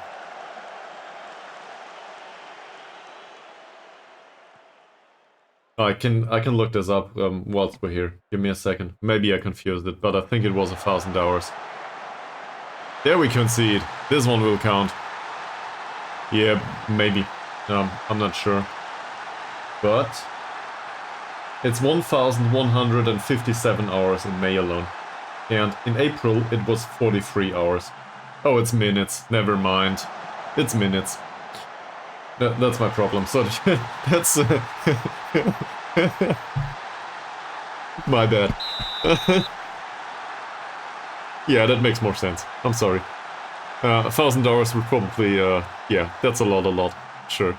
So in that case, the official praises go towards Mickey Billion, I guess, given that you watched a few hours. So that 1,000 minutes might be you. Yeah, anyway, I was really excited by this. Also, I thought to myself, who the hell would do that? So you're aware of how it went down with Yellow Hawk belts in that case. I guess this is how stories end.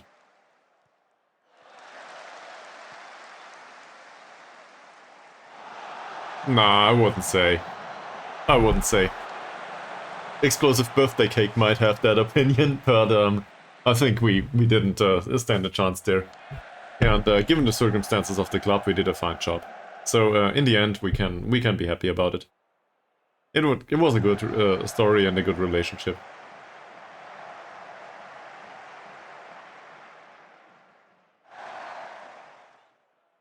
They went down.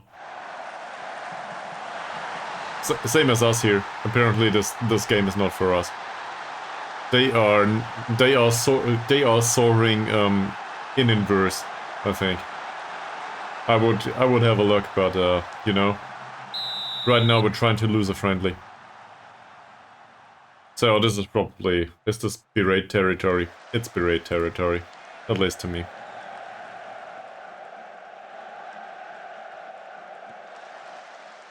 What a pass. This is great goal scoring. This is great. No, I think they got 2 additional points after we left for the remaining second half of the season. I might be wrong about that though, but it's close. Like 2 to 5 points for the remaining season, and then they went down without a trace. And afterwards they started to sell players and brought back old knowns. I think the last one they brought in was Rino Dobrak, for some reason. You know, the 25 plus year olds. Yes, it would be, but on the other hand, why would we go back there?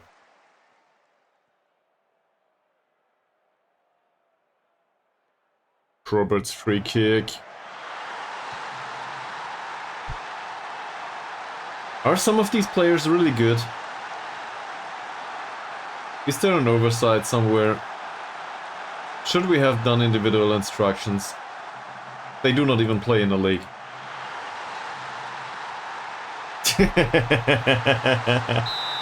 Well, to be entertaining.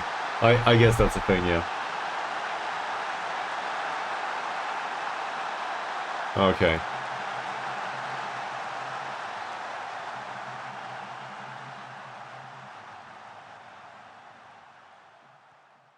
Moody. Ishak. I like the fact that there's his name's probably Isaac though. Is it? It's Isaac, it's not an Ishak. Works fine though. Yeah, it was a great free kick, sadly. And not a great finish by Yates. So, you managed to basically pick up the pace and go through all the streams? Be honest, you skipped some, did you? Some of these might have been annoying. If not, I should probably do another set pieces stream. At some point.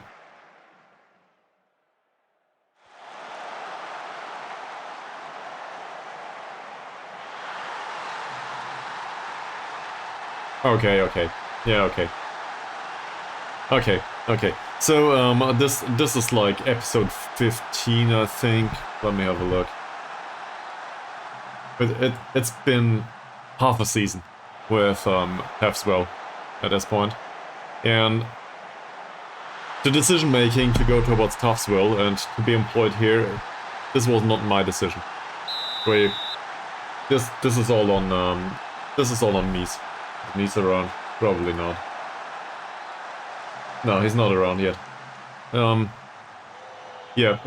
His name is Mies. Mies something. A random number. Let me have a look. It's probably not random to him. So the nick is MEES 159410. I do blame him consistently. The guy is from Dortmund, I think. And well, we found this team here.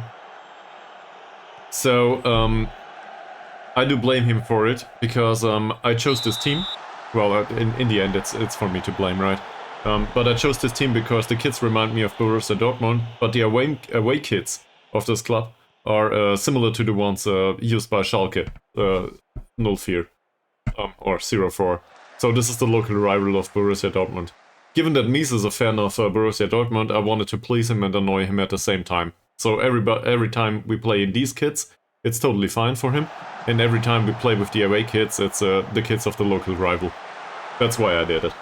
That's all the reason there is to it. This is why I picked this team. Yeah, I think it was Serbia or Slovenia. I don't know if it's funny, but this is why I did it, and I will stick with this story. Also, Mies is not to blame at all, but I will still stick with this story.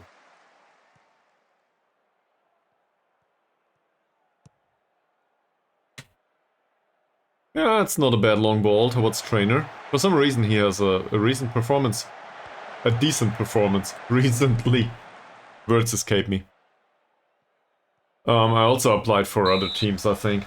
It was kind of fun to be on the lookout for a new job, you know. After getting employment in real life, being fired in game didn't matter that much. So... But I still think I should have better in the second league in Sweden, though. But that's a lack of experience, really. It was the first time I think I joined second league, especially in Sweden. I think I did it in other areas, but the gap is really big in Sweden between the level in third league and second league. So we didn't really stand a chance. We would have needed to revamp the entire squad. I wasn't aware of that. Not a bad one by Gulle. Can we do more? Probably. Yeah. I don't want to overdo it. It's obviously my fault. I managed the team. Also, there's this stuff. So we brought in this guy, Bernie Goat, for example, and also a good central defender, a really young prospect from Tabby, who was a model citizen, I think, or a model professional or something. I don't even know the name. But the name of the striker was Bernigo. And we signed him due to not being aware of Swedish transfer window rules and how they are done in Football Manager. We signed him early. So he wasn't aware for the entire season, because he was on a permanent trial. That's on me too. So next time out I would do this in a different manner, obviously. This is just errors on my behalf. Yeah, and especially Bernie Goat, we can look up the guy. We signed him on some sort of 400 euro per week adhesion contract, and with a clause for 3 years. He was bound to get the Hawk Dots for 6 years. And an 18-year-old with professional with very low suspicibility to injury and being a target man, I think. So basically, you know, the best strike we probably would have had. And in particular, as an 18-year-old, also very good for the second league. And probably worth $500,000 in 2 years. But whatever. Didn't happen. We made an error with the signing. We poached him too early, and the new transfer window wasn't settled yet, so we signed him for the summer. We didn't need him for the summer, we needed him right now. Yeah, that happens. I'm quite happy that this game doesn't matter. Not that the others within the league matter that much, but I take them much more serious. This is a demonstration why Massaro probably shouldn't play in the league.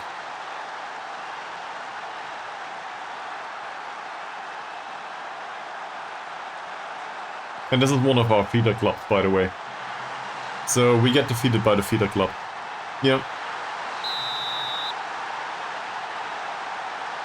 Well, we'll rotate the entire squad, will we? And afterwards we can go to the real matches. Hopefully not with 2 hours of individual talks.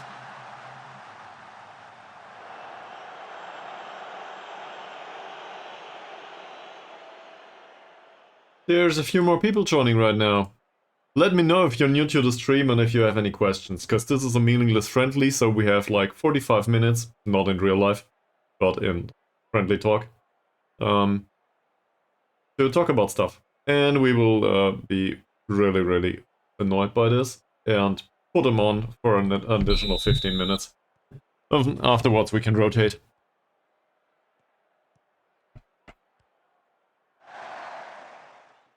Apparently this is what happens if I do not do individual instructions.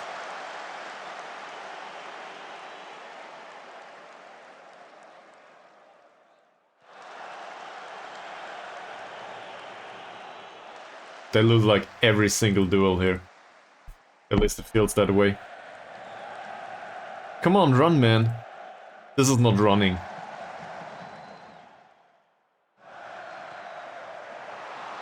that really should be a routine save for a goalkeeper, shouldn't it? Yeah, it deflected. Barely deflected off the post. Yeah, Massaro will be gone. We need 3 new goalkeepers for the new season. Oh. Nice one by Trainer. And that's as much as running goes for him.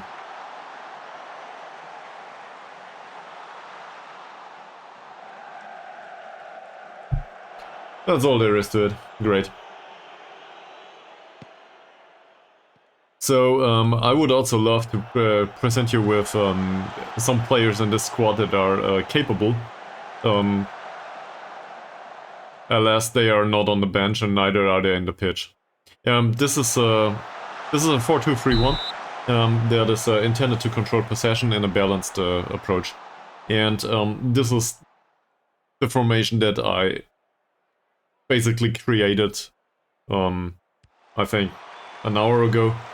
So they are not used to it, they do not have the skill set to play possession-based football.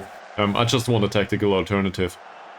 So this is not what we go for on a regular basis. We might in the future. There's no instructions by the club other than, you know, remain in the league. Which we will probably accomplish this season. I do not know about next season though.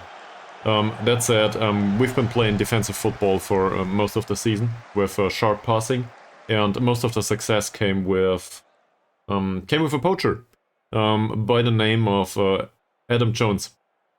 So, just to confuse you, there's 2 players in our squad that are named Jones. Is it Jones? It's Sam Jones and Adam Jones. Both of them play all the time, more or less. One of the 2, Sam Jones, is a 32-year-old central defender that doesn't have that much of a skill set, but he's a professional and he leads defense just fine. So he plays. And then there's Adam Jones. Adam Jones is an 18-year-old perfectionist. Jaron Allen is back! Yes, I am playing all of the backups. You realized that just fine. And for some reason, Trainer managed to score 2 goals, whilst we conceded 4.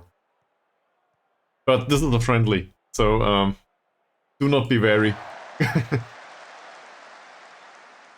Alright, let's substitute a few. And with a few, I'm talking all of them. Yeah. Then, is there any one of these on the bench? I don't think so. So let's rotate the entire squad. Is there a right back? Sure there is. Is there a center back? I guess we can play Kirk. Kelly, not so much.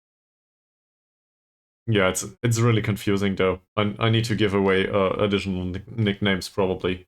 So you all need to reach those 10,000 points, and afterwards nobody will be called the same way. You know.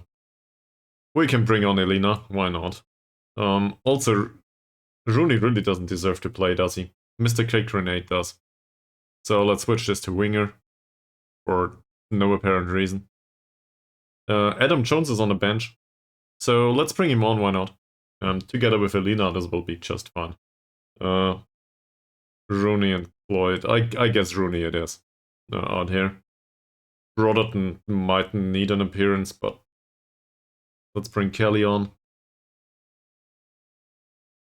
Wiles for Evans? Sure. Alex McDowell is not one to play in central defense. Neither is Tumblety. Doherty doesn't belong there either, but, well, he needs to play, so who cares. And then we need a defensive midfielder. There's no defensive midfielders on this bench. We do not have enough defensive midfielders. So I guess we bring on Wiles and McDowell, and Wiles can play defensive midfield. Yeah, well, if I could give you those, I would. Like, seriously, I would. But at this point, there's probably a competition, if you want to put it that way. Because you've been around earlier than Explosive Birthday Cake, I seem to remember. But Explosive Birthday Cake has been around, like, for the entire time. Since he started to watch the stream. So, that's probably a competition for the amount of channel points gained. That's very close. Also, channel points are entirely, you know, I would hand them out for free if I could. But apparently this is not how it works. So, yeah, I would gladly compensate you for it. Or compensate you in bits to slap on stickers. This is new too. So, the bot will probably show up at some point. But the only person slapping stickers on the stream so far is me. Apparently, apparently putting a price tag on that kind of stuff is not very, very popular here on Twitch. That's not a bad one. Yeah. Also, there's annoying ad breaks, and I'm trying to figure out how to do ads. You probably noticed that. I don't like doing ads, but if I don't do ads, there's pre-roll ads. Nobody wants to watch pre-roll ads, so I guess I need to do ads. So, in the end, well, after most of the games I do a short break. In that break nothing else will happen, and I will play an ad to get rid of the pre-roll ads, that is.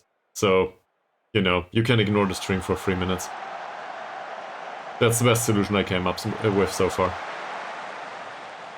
And to quote the popular Twitch streamer Sore Loser, that money will probably pay my mortgage.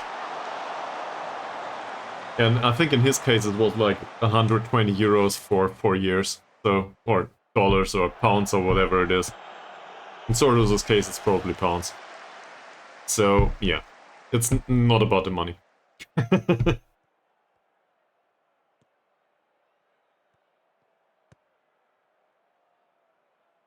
Also, given the amount of euros right now, I just want to say have a nice weekend, everybody, in case we don't see each other for the remainder of the weekend or the remainder of the evening. Because, you know, gotta be friendly. And I seriously wish everybody a good time.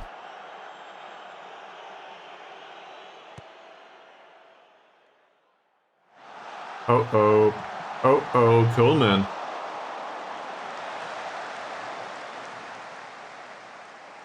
These, by the way, these are not much better, are they? They should do better, though. Let's demand more.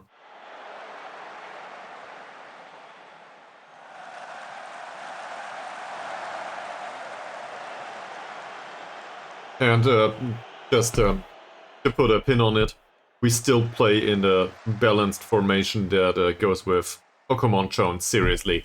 We'll still play the balanced formation here. Controlling possession and so on. You see, it really works. We're at 58%. They have no idea how to do this. And we do not create that many chances, do we? Well, 18. That's not too bad. Did we accomplish this in the second half? I barely followed the match, to be honest.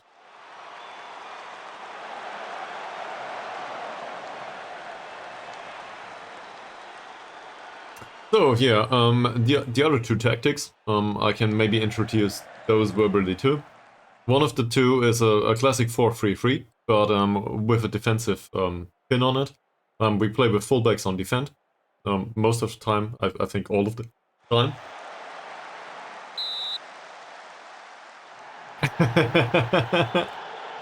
Why not do it?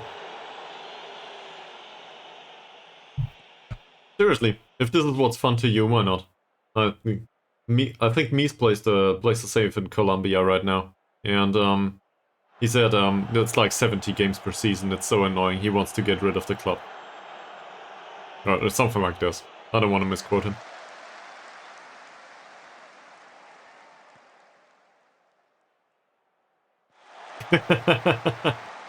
Well, you can always go to Wales. In Wales there's really great work permits and stuff. So you should definitely try that one. Also, no contract work, this is all non-contracts.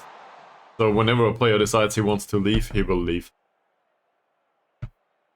It's a fantastic environment if you want to be annoyed by your own save all the time. So obviously I took it. Wilds, Elina. This is the first time I managed in Wales. I just want to go up to the first league and hopefully win. And afterwards, we will move on. Given that we were fired by... This is a friendly, sure, why not? You know what? Let's change the tactics too. Not that it matters much. Let's go with Overload. Let's put him on winger though. Let's leave everything else. Here we go, very attacking it is. But we're playing players out of position and so on. So Chernal, you can probably keep the good ideas for the next game, because this game doesn't matter much, right? Still appreciate it though. But sure. We do this game for match sharpness. That's all there is to it.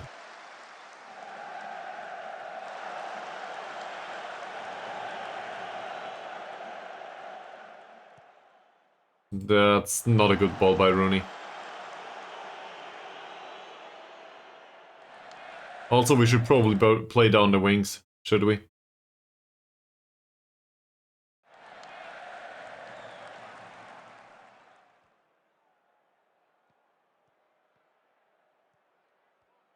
But overall, the ball possession did work fine. No. The next one is a league game. There's just... In Wales, sometimes there are these weird gaps between games, you know, probably where the cup competition happens. And so there's a 2-week break, or I don't know, 13 days break or something like this.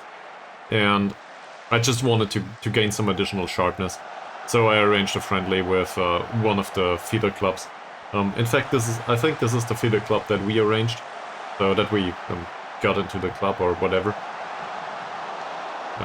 There's another feeder club that was available previously, and both of these feeder clubs are entirely useless, other than playing friendlies. Because they do not, well, apparently they do contain acceptable playing material for some reason, at least within this friendly. But for us on a league level, probably not.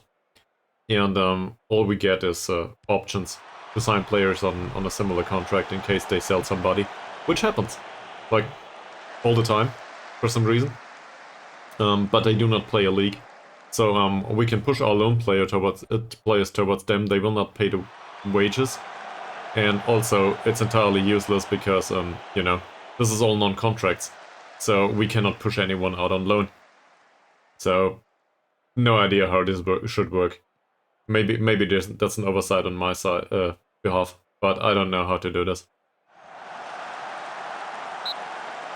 Maybe we can utilize them to get players out on loan, even though we are on non-contracts. Is this something that can happen? I don't think so. I don't think the system in Football Manager works that way, right? Yeah, that's a nice long ball by Kelly. And that's it.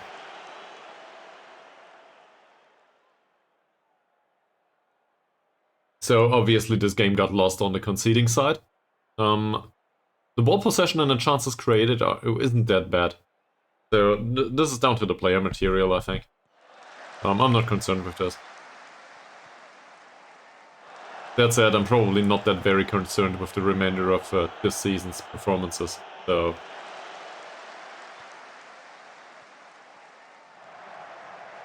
Still would have liked the window. Elena, can he spot a pass? Well, towards Mr. K. Grenade.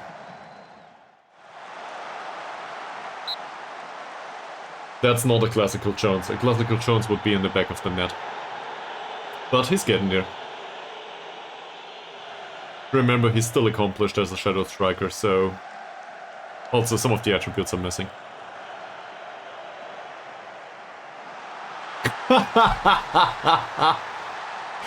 The ball evaded the striker. What a goal. This would be goal of the season. If it would be ours. I guess this counts as offside in real life, does it? Because he basically, yeah, he was offside. But he definitely confused the goalkeeper, so this is offside in real life, I think. Well, if I don't know, let's ask an expert. Is the expert still around? Ginger? Is this offside in real life? I think so. Like, if the player confuses the goalkeeper, but doesn't go for the header, this offside.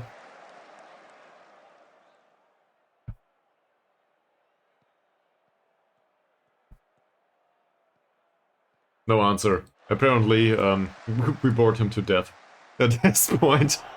I just wanted to ask somebody that has some idea about refereeing. And given that somebody's around, why not ask him, right?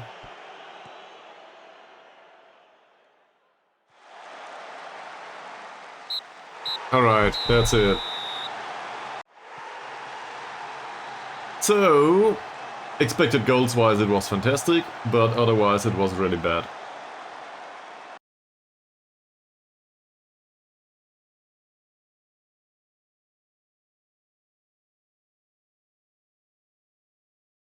That's it. Everybody's fired up. Hopefully that comes with some motivation, because next time out we will probably lose to other circumstances.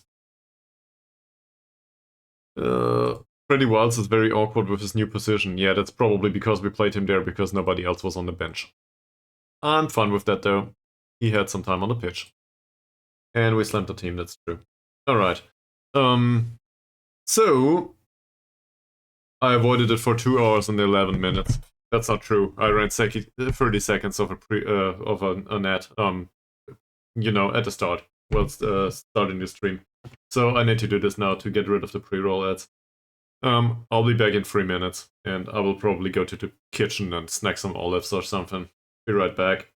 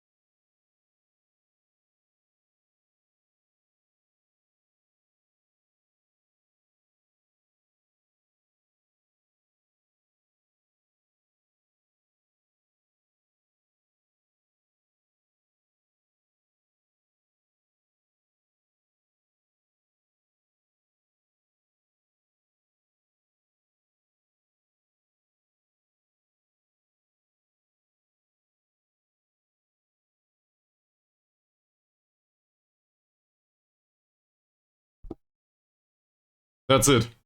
That should do it. So first of all, we got a comment on that result, right? I had some time, so this is my comment.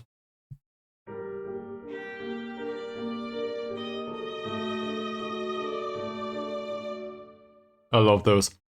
And afterwards, fun fact, in addition to this, so the 3-minute ad break is all the fresh air I can get.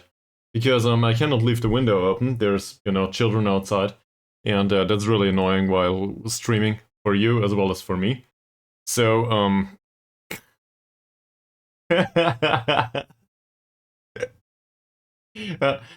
we might. Why not? If we ever go to an overload tactic, why not? This would be really fun.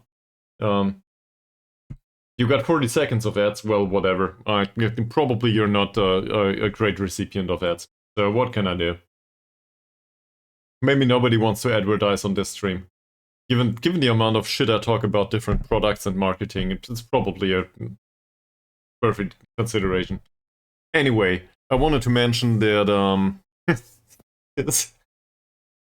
nobody will tell to some IT will sell stuff to some IT guy. They might have money, but they spend it on hardware anyway, or whatever.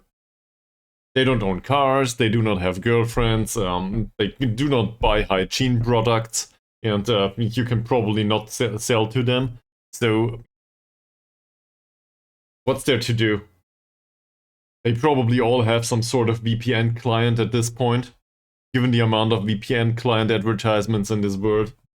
So, what did you get though? That's interesting. Just to make fun of it. So afterwards, nobody wants to advertise on this channel anymore. So what kind of ad did you get? I think Explosive Birthday Cake got Pringles. Last time he mentioned it. Or a lot of Pringles. I think he mentioned. I'm not sure. Something like this. Okay. Yeah. That's the way to do it. If I could, I would probably de-edify this channel. That said, on the other hand, it gets some money, right? So,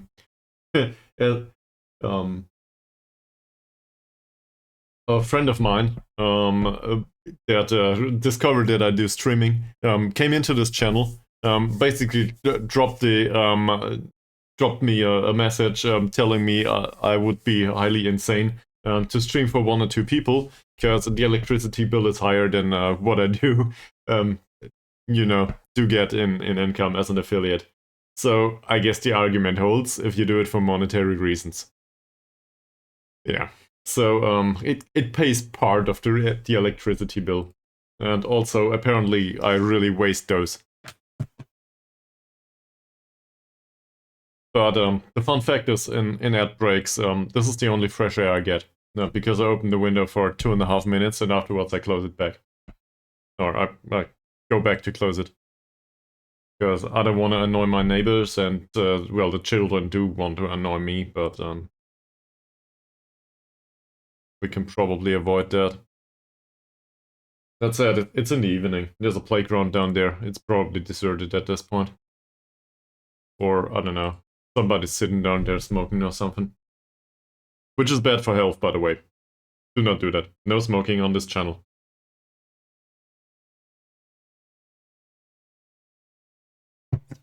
I forgot what I read immediately. Somebody wants Barry Fitzgerald. Yeah, you can have him. Have fun. So I like the personality, and I like the fact that you brought him in.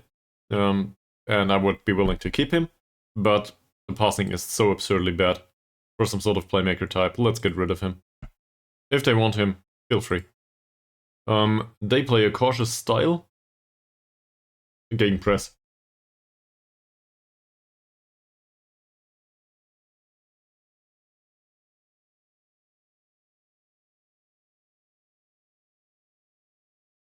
They are well aware, well, yeah.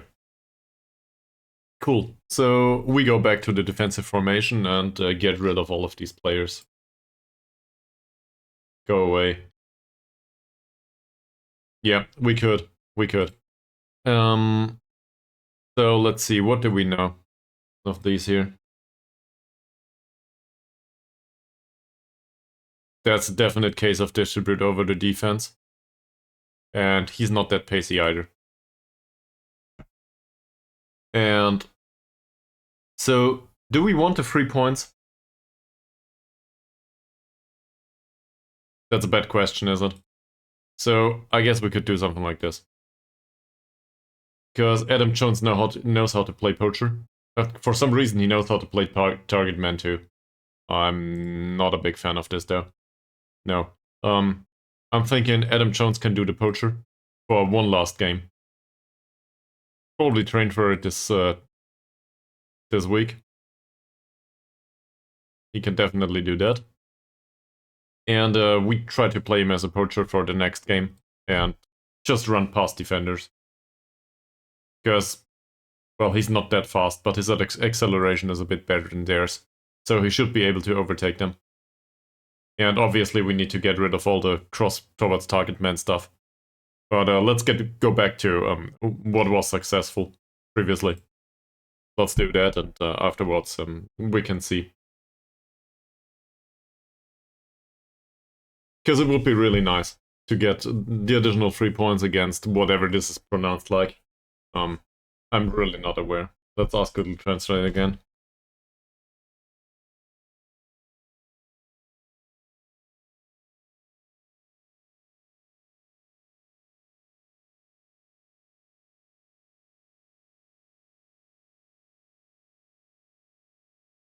Iswari.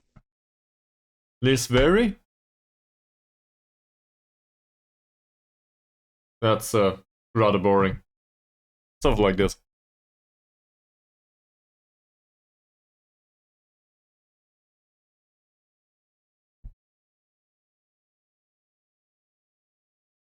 Yeah, so distributing over opposition defense though sounds reasonable. We gotta have a look at the fullbacks first. Maybe they are, a problem. And we do drop deep, so that should be good. The mentoring unit had a positive effect as well as a negative one. Well, with fickle personality, there's... I don't know what's going on. He didn't lose his personality. I would like to have, specific details here. There's a report that comes in from time to time for mentoring about what changed with their personalities, but in this specific circumstance it didn't. He needs to pass it shorter apparently, and he needs to shoot more often. Well, whatever. He will do that by himself. Kai Clay was horrible last time out, but not like these two failed at their job in the friendly, so I guess that reestablishes Kai Clay as a goalkeeper for this match. And we will do the rest of them at the end of the week. Also, we get a match preview session and a match review session, so we might stand a chance, actually.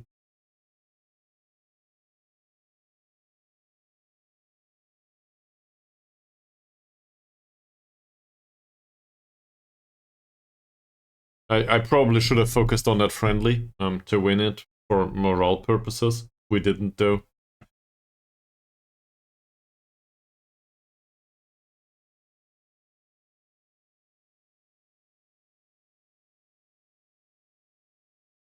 But it gave him some sharpness, so that went well. And we probably lost money, given that we need to pay the players.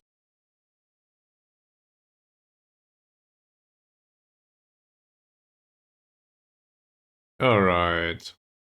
This is the key findings on them. Louis Watkins has lots of passes and accurate passing. I see. So I guess with these physicals and that dribbling and that composure and that bravery, we probably kick him to the face and close him down.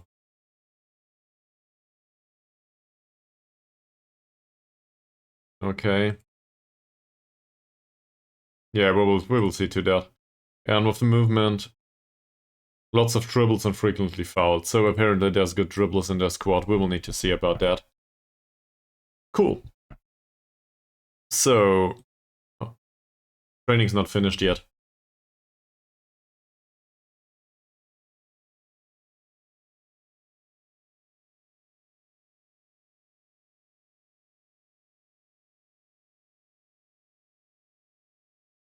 I kind of enjoy this, though, because Mika Billion, you can bring in a new perspective, maybe, on the squad.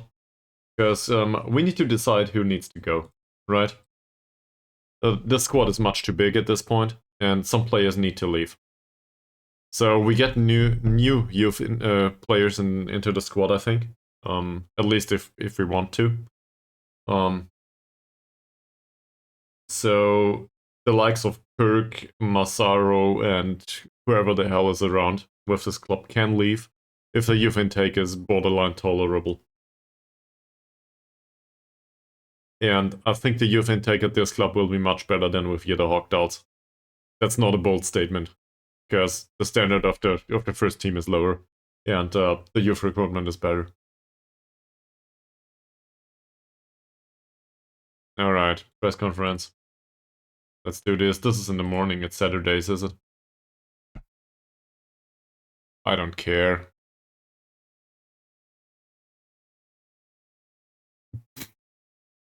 I'm really, really annoyed that Ton Panther actually managed to win a single game.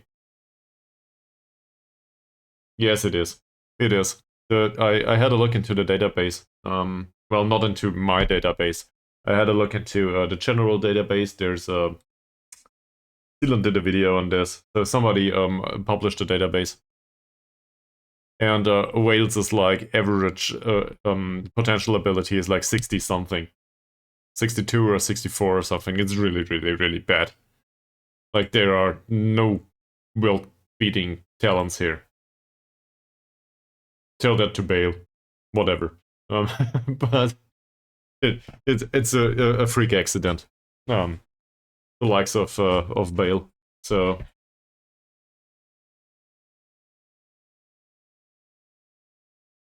I don't think it will affect it very much.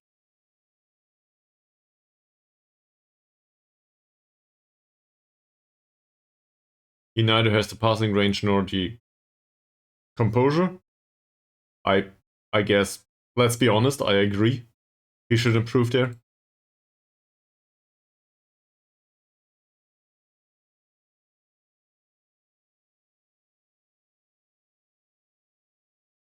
Yes, Toker will play. Definitely. That's what we brought him in for.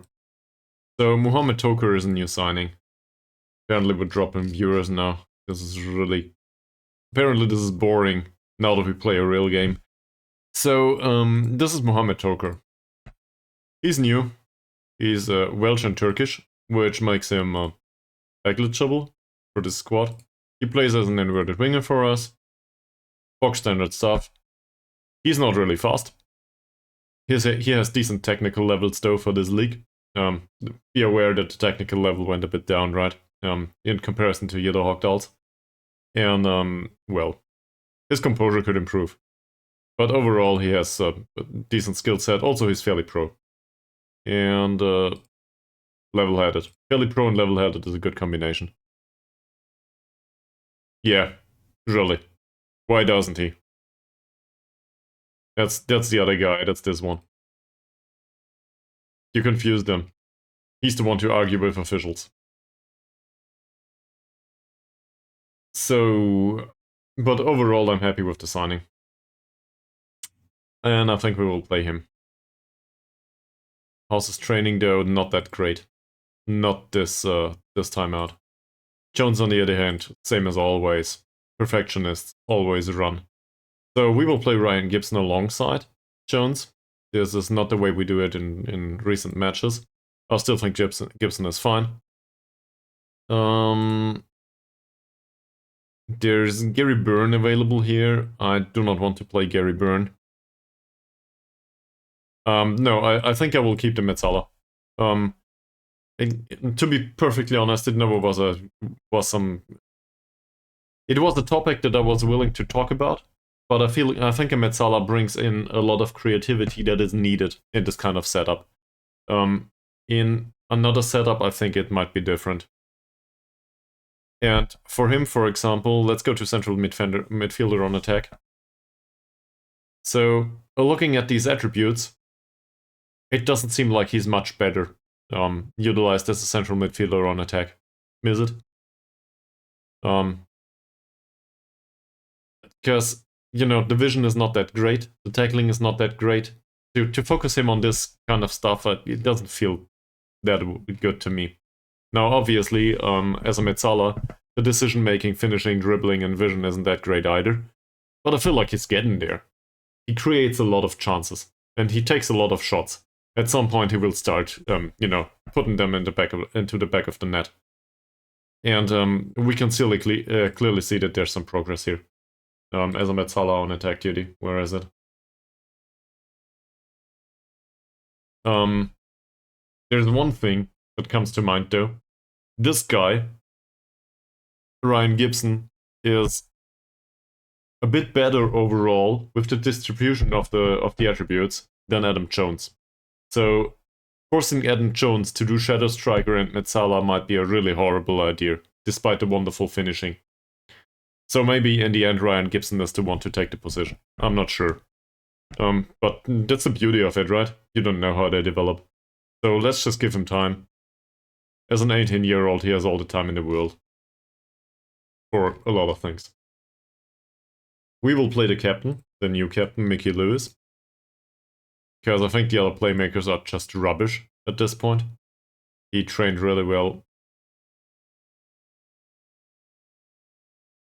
And on the left wing, so this is for Perron to decide, I think.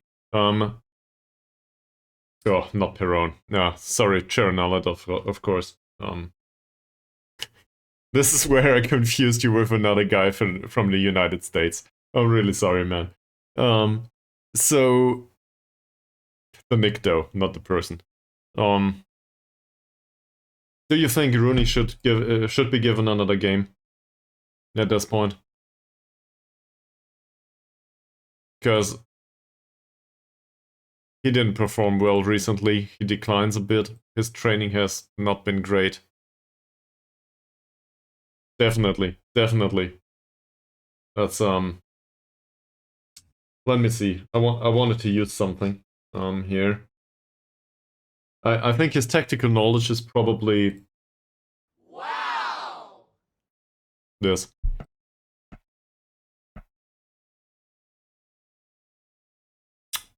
That's a good statement here. So Sam Parsons is the one on the left. It's the other way around. We need to look at the right back, right? Because he will play on the left. He is faster, but not by much. Acceleration and pace is 8 and 7. And Rooney's is 13 and 10. So he's definitely want to outrun this guy. But if we want to go there, you know, there's this guy named Tumulty that has acceleration 14 and pace 10. And in comparison to Rooney, for some reason he trains well. So an argument can be made that Tumulty probably deserves it. Nathan Giller is not fast. Though. Nathan Giller's slow. He's some sort of weird striker. He's just with the club for his personality as a professional. But sure, let's give Rooney some time on the pitch.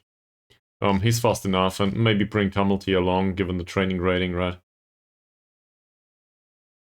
We could also, to be fair, we could also play Mr. K Grenade. He has the biggest value for pace. Obviously, he has no idea how to play in that position, though.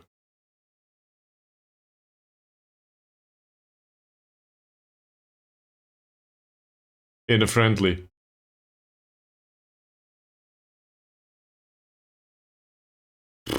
I guess he's a pacey guy.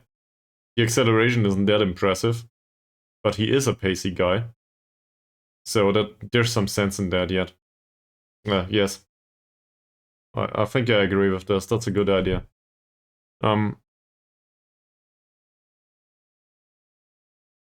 Well, you did because I don't know.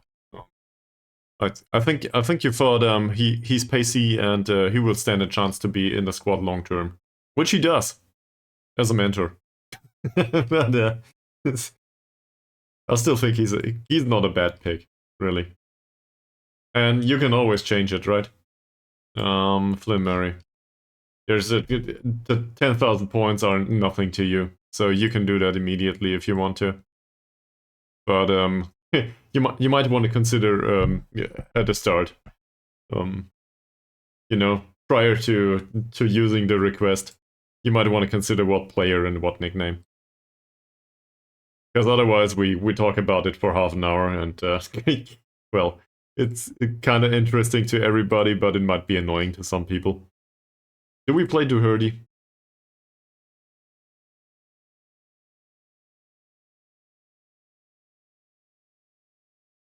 Is he better suited to be an inside forward on support? His long shots are horrible, as is his finishing.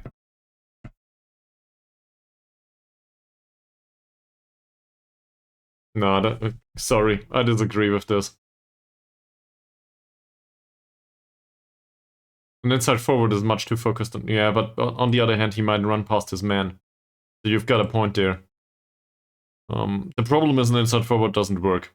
Backwards. He doesn't track back much as an inside forward. And I would want him to track back, because this is what keeps us from conceding all the time. So...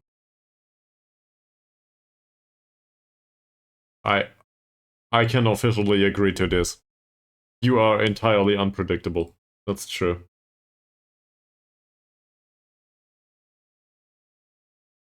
Not me though, not so much.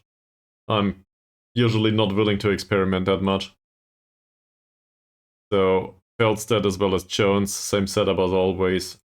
There's not a reason to pull Martin from the first team. Goalkeepers. I guess Massaro can make an appearance, even though... No, we will not do that. Coleman will be on the bench. And then we need some flexibility. So, assuming that we need a target forward, Toby Yates is the go-to choice, or Holtis. How did you do, man? 7.3, that's good enough for me. How did Yates do? 6.65, not good enough. So we bring along a real striker in Holt.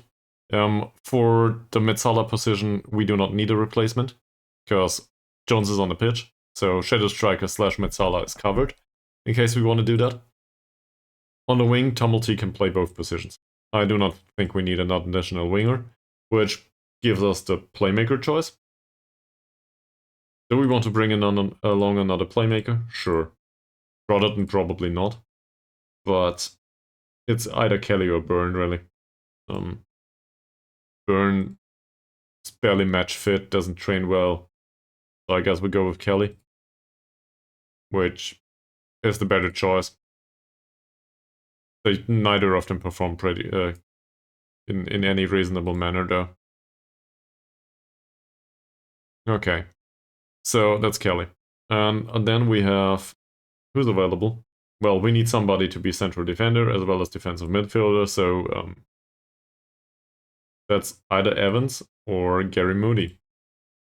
Given the training rating, that's probably Evans. Can Evans play some sort of defender too? He's right-footed and has horrible crossing, so wide defender probably not a thing for him. Jake Evans' skill set is much too low. We could bring along either Wilds or the McDowell. Wilds isn't that bad. McDowell 7.1. Not great. How did Evans do? He kind of deserves to come along. But he doesn't have the skill set. Nah, I don't want him. Let's bring along McDowell. Let's bring along Wilds. McDowell doesn't need any more match experience. He's too old. If anyone stands a chance to be with us next season, it's probably Wilds and not McDowell. I will regret that statement. And then there's right back decision. So either Adair. With that training, you will not get anywhere, Adair. So probably Jamie Roberts. With that training, you will not get anywhere either because you're too old. But I still think he's a better choice for the bench. And worst case, we can also play him on the left. Which means we could bring along another winger. Nah, let's not do this. What's going on with him? He's not used to playing coverer. For some reason. But we play him on cover duty anyway.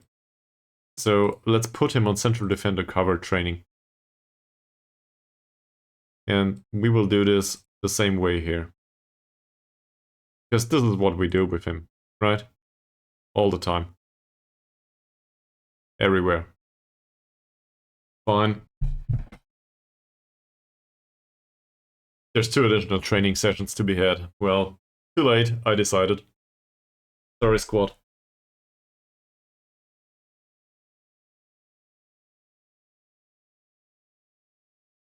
That's probably enough hydration for the moment.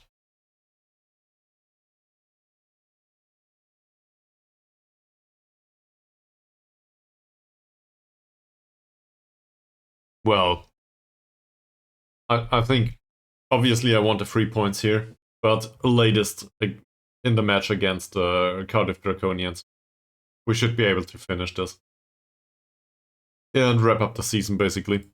Afterwards, it will be all boring because none of the matches will matter. We will not get promoted anytime soon. Well, maybe next season, but not this one.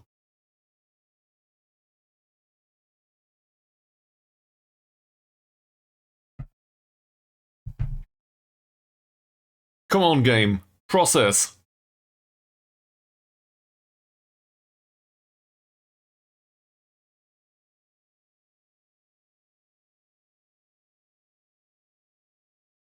So, given that you touched the topic, Sharon Nolet, do you think that a central midfielder on attack makes more sense in this kind of formation?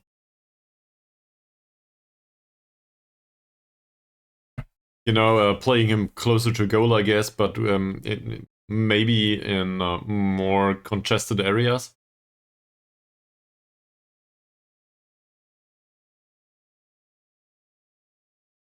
In comparison to the Metsala who roams from position and so on and so forth.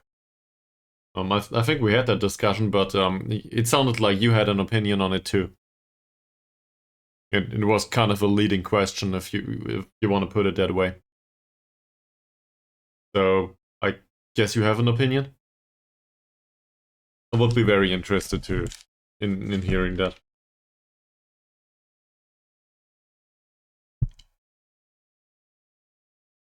True. True.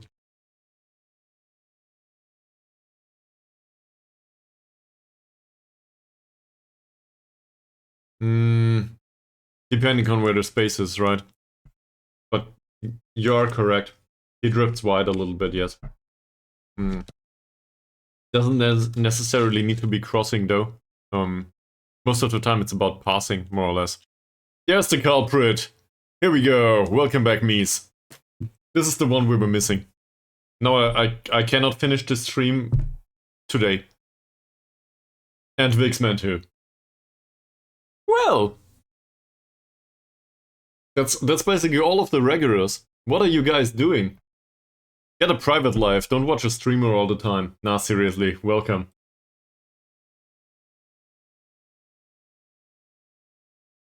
So, Mies, I was highly recommending your affiliations to a specific person on this stream prior to you joining us. So, everybody knows your name now. You're a public figure at this point. It's just fine. And Welsh League is going well. To answer your question, Vixman, we will not get relegated. No, you didn't do anything wrong. It's just the same old story. It's all fine. Now seriously, I just told a story about why we chose this club, you know, and that obviously includes you. And to get into a bit more detail, Vixman, that's it. That's it.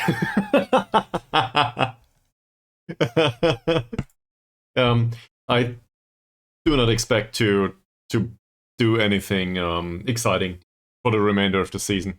But we've got like 6 or 7 games to go. How many is it? We've got 6 games to go, and we need 3 points to make sure that we do not get relegated. We will not get relegated, most likely. So, not a big deal. We're basically done for this season. And for the next match, we will try to take it seriously, because this is against the third in the league. So if we can scrape, you know, a point out of the barrel, that's fine. But otherwise, this is match experience that needs to go into the development of the skill set and new positions, and we need to get rid of half of the squad for the next season. Now everybody gets carded. If you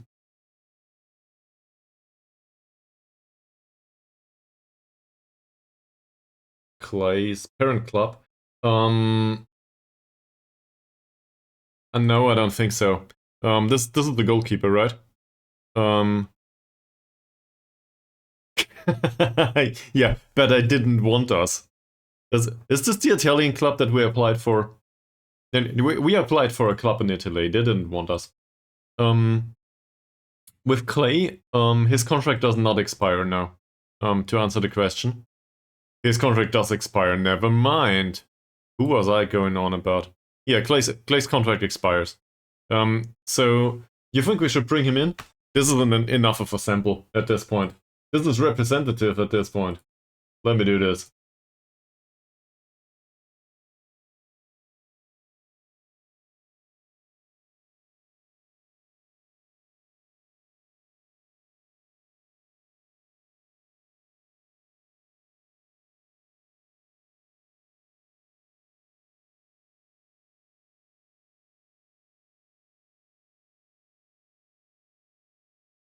There's your poll.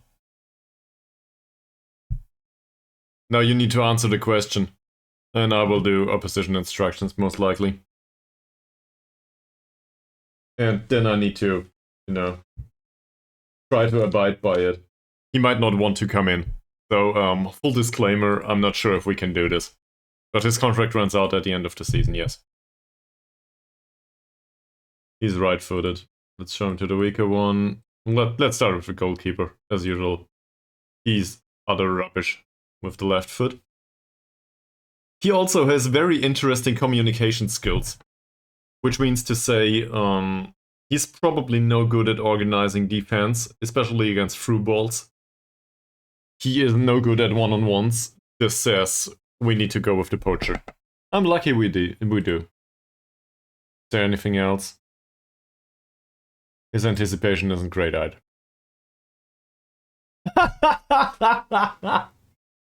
This is perfect. So... No, I cannot decide, can I? This is Kai Clay. This is our lonely goalkeeper. He's not that bad in most of what he has. His positioning is 4 though. Not that great. That said, he's 22-year-old. I'm not very fond of the personality, but the skill set overall is well-rounded, with the exception of the positioning. This is Kai Clay, so thank you very much for participating in the poll. Now,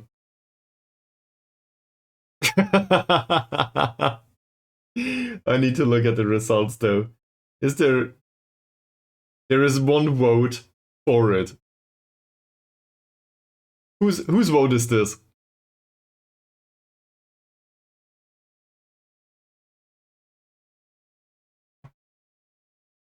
Okay, so a slight tendency to sign him. I will try.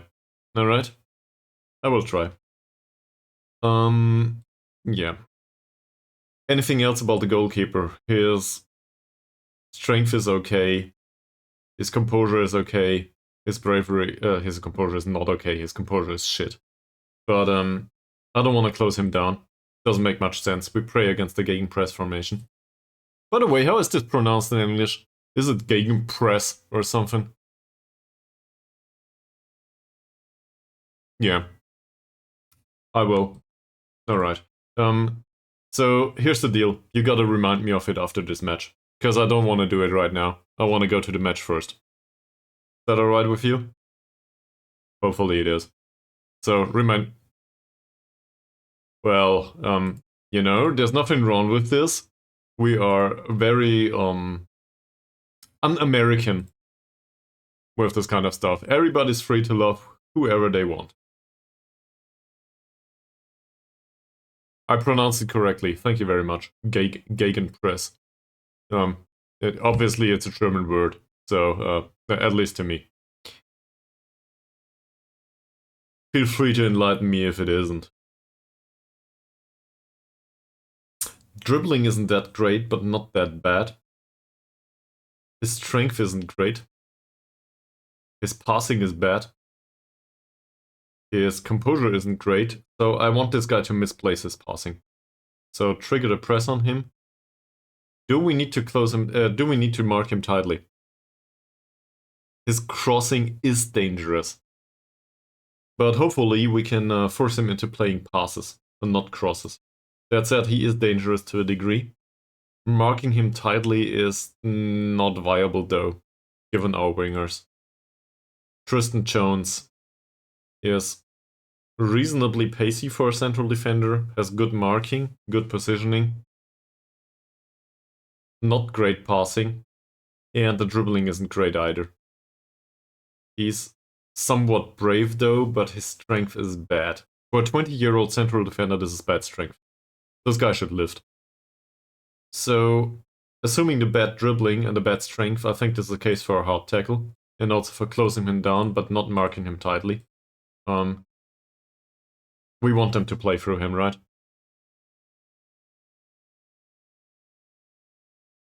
Did he have a weak foot? Yes, but he winds up opponents though, so this is dangerous. Also, he died. His traits are interesting. He's more of a defensive midfielder. Peter Layelvin, whatever. His dribbling is 4. His strength is 7. His bravery is good though, so hard tackling will be not that efficient probably. Passing's bad though, so closing him down is a good idea. Composure's bad.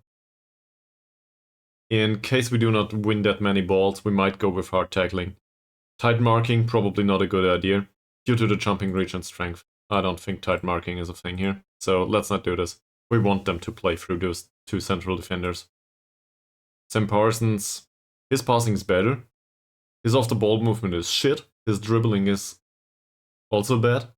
He knocks the ball past the opponent and runs down the left. Which means, given his pace and acceleration, we can probably keep hold of him. Try to mark him tightly. Try to show him to the weaker foot. So he needs to pass on his right foot, which is not good for him. And with that bravery, dribbling, and strength, I'm willing to go with hard tackling. Do we need to close him down? His crossing isn't that wonderful, is it? So I'd rather endure the crosses in this situation. Aaron Simpson. The jumping reach and strength are good, positioning's good, this is a reasonable defender. And it says right under the name. His passing isn't that great, his composure isn't that great, his bravery isn't that great, and his dribbling isn't that great. He's moderately strong though, so going with hard tackles, not so sure. He might not have the mental fortitude to endure it. So we can try it. We can also close him down. Tight marking, not a thing, due to the physicals, I think. Let's not do this. We want the midfield to build up play through Aaron Simpson. On the other hand, Watkins is not better as a passer. Also his vision, yeah, it's not great. His vision isn't great either.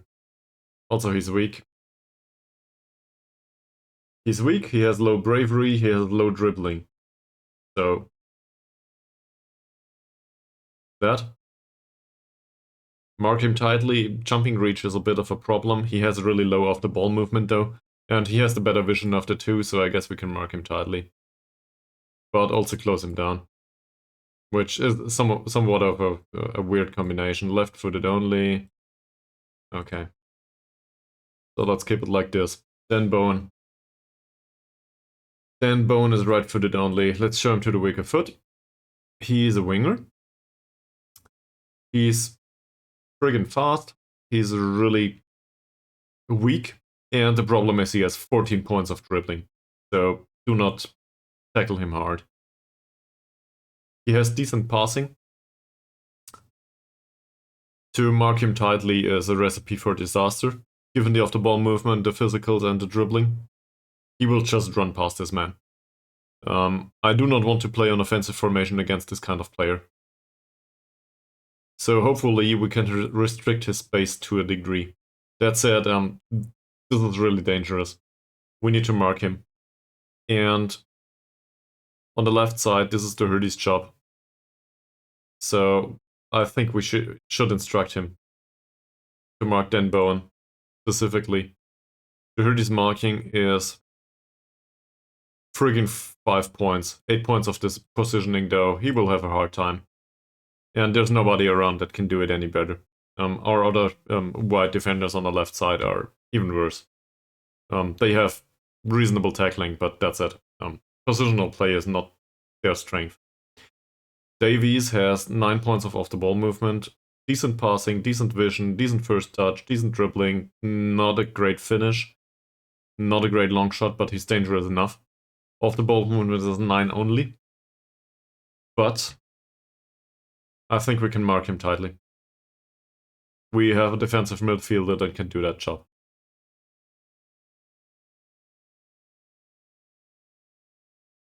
Where's the attacking midfielder? There he is.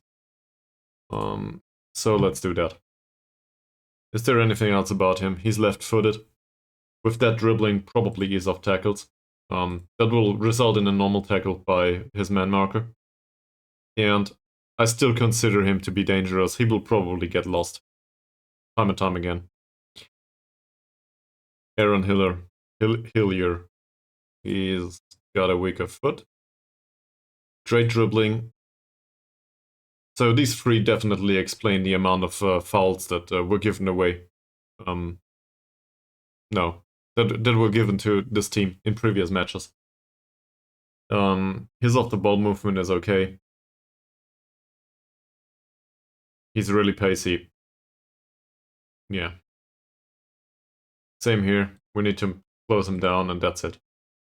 In fact, we shouldn't mark him tightly. Same as him. Nah. Let me correct that. I think tight marking would be great if we would be able to keep them within range. That's unlikely though. As unlikely as keeping that guy from taking a shot. And he's a decent shooter. So, can we mark him tightly? Off-the-ball movement is bad. Yes, we can. We need to mark him tightly, and we would probably... Who we will use? For Brandon Roberts. He's a poacher.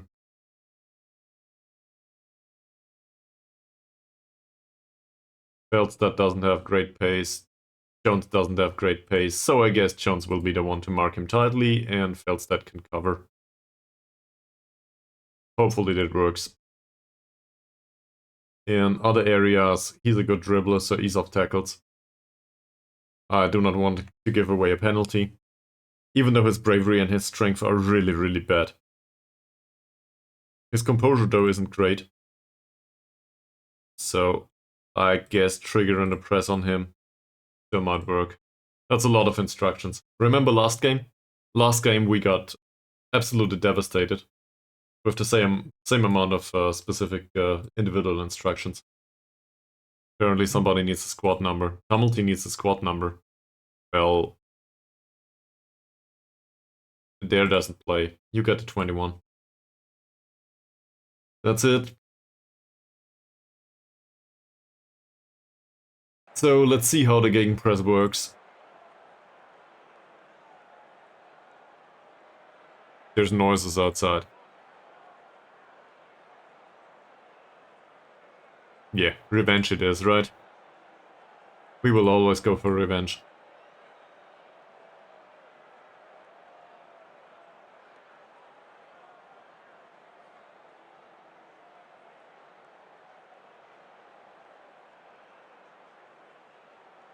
Alright.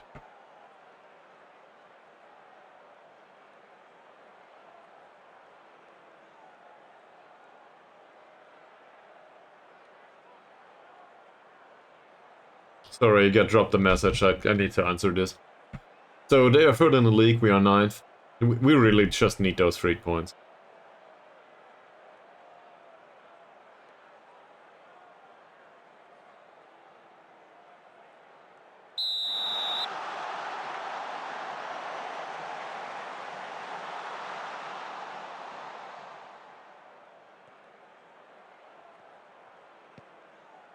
Yeah, it's a hefty long ball towards Roberts. This is what I expected.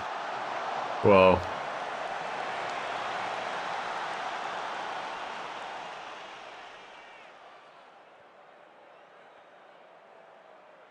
It's a really narrow pitch too. Any ideas on I wanted to distribute over opposition defense. Sorry, Jaron Nullet. Sorry. I promised. Do we take long kicks too? Doesn't matter. They will take them by themselves, will they? So this means go through the middle of the pitch, play more long balls. Hiller intercepted by Jones. Davies. Hillier. And that's a corner. Let's encourage the squad. Is there anything tactically that comes to mind immediately? Playing it wide doesn't serve much purpose here. Yeah. So we go through the middle. And we do not play out of defense, I think. Playing out of defense is a recipe for disaster here. We pass into space. Yeah, basically knock the ball long, if we can help it.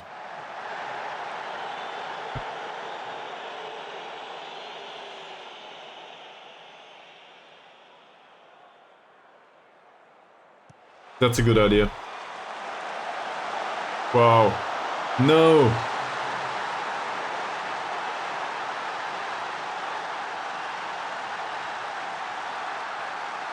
How? How did that happen? I agree with the statement, by the way.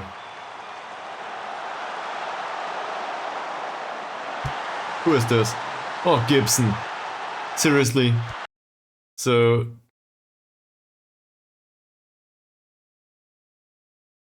we trapped him at the outside. Yeah.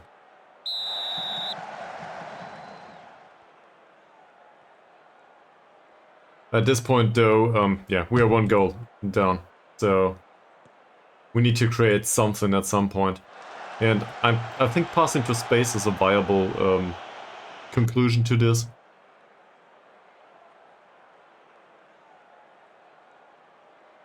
Toker, Lynn Murray with a cross from deep. Will this be offside? It is.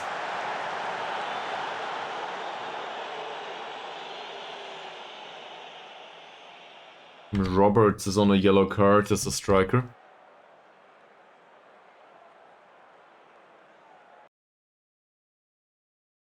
Adam Jones is on a yellow card now. Come on, man. Behave. And this is an away game, so we go with encouragement. But we do not create that many chances. In fact, we do not create any. I don't like this at all.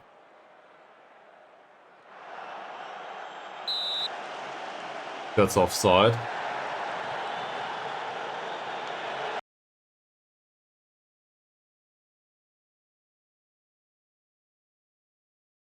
How are the fullbacks physically? He's not that great. Neither is he. But I would expect us to go through the middle though. That said, these have wonderful ratings. Can we... I want to cut back and transition a little bit. And try to go over the wings. Maybe we find some space there. I realize that the wings are not that much on this pitch.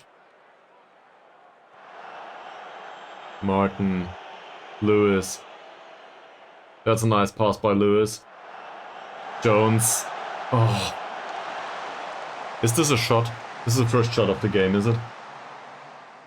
It's some sort of a shot. Minuscule one.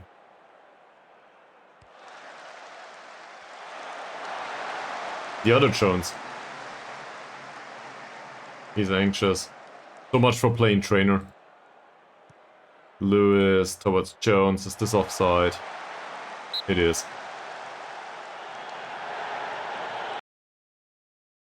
Let's try to fire them up. Apparently not a good idea for the goalkeeper. Too early. Trainer. Come on, trainer. Not a bad choice. Lewis.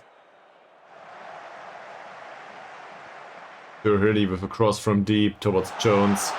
Oh, come on, Jones. What kind of ball control is this?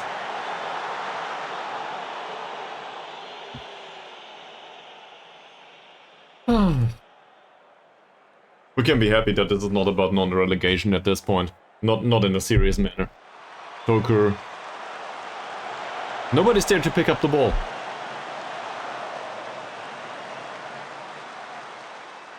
To be fair, they didn't create that many chances either. This is a clear case of an offside. Again. Do we want to pass into space? It doesn't feel like this served much purpose so far. Parsons, that shouldn't be a problem. Emphasis on shouldn't. Clay with the long ball. Watkins. Clay. Lewis loses out in a duel. Simpson. Doherty, well intercepted. Trainer. There's our problem. I think the pass into space is a good idea if you have the passers. I'm not so sure if this is a good idea here. Maybe they should go with the pass towards the man.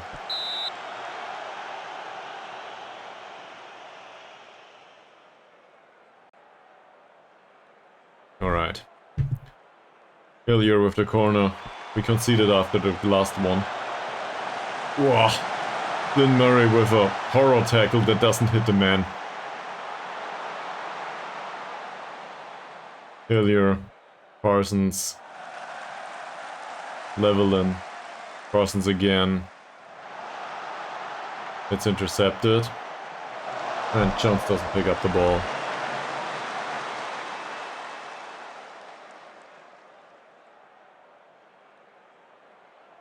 Davies with a free kick. I don't know what to do in the second half. We need to create more chances, but I feel like... Thanks for the follow. Well, thank you very much. Yeah. We gotta find out how we create more chances here. Well, as I mentioned on this stream, I blame it on Mies. So, that's not true, but I do blame it on Mies. So you can be thankful towards Mies and in that situation.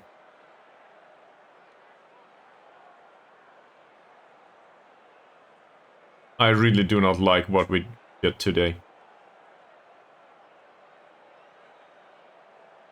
That's better. No, we just need to get this stuff sorted. They need to be, I don't know, in a good mood. That's hard to come by though. Yeah, well, playing out the back is really dangerous with them though, isn't it? Because the gegenpress works. And I'm not sure how the distribution happens. We could... Let's see. I think the distribution towards the flanks is not a bad idea. Overall. But the pitch is so narrow. I do not know how we will get good passing going here. We do not have central defenders that can play a good long ball. That's my problem here. None of you did any good. Seriously. None of you.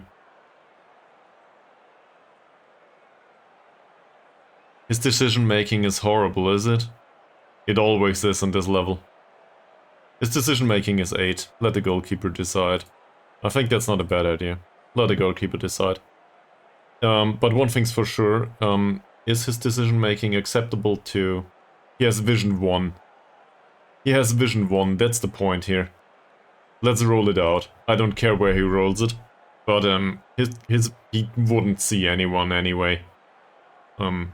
So let him take the short route. And maybe that serves a purpose here.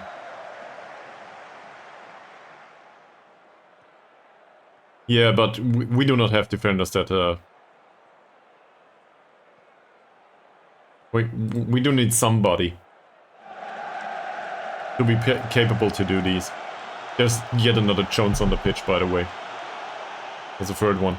And they get a lot of yellow cards. Can we please display this? Thank you.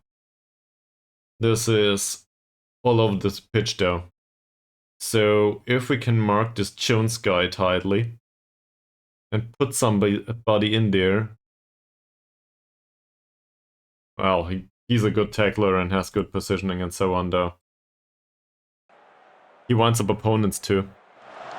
So our own Adam Jones is... he's not exactly one to be calm around anyone. It's not a bad shot by Trainer.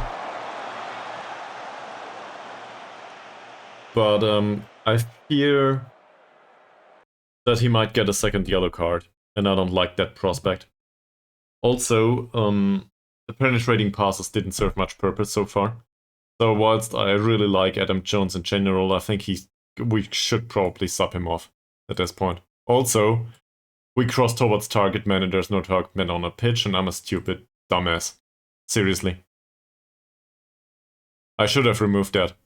Crossing towards target man obviously isn't a good idea if there's no target man. So, yeah. That's on me. I even said it prior to the match.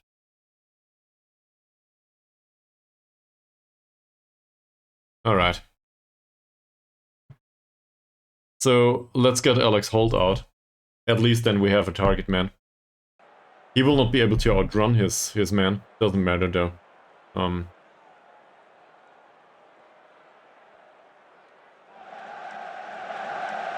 That's not much of a problem.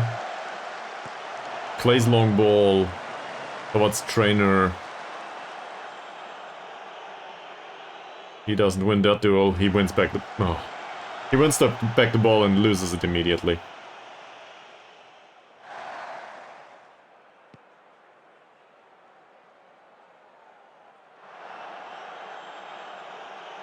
Another long ball by Clay.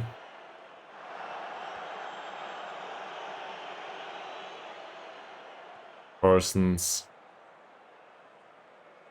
I feel inclined to go with a midfield press here. That's not bad defending. That cross isn't great. Okay. Yeah, we can live with that, can't we?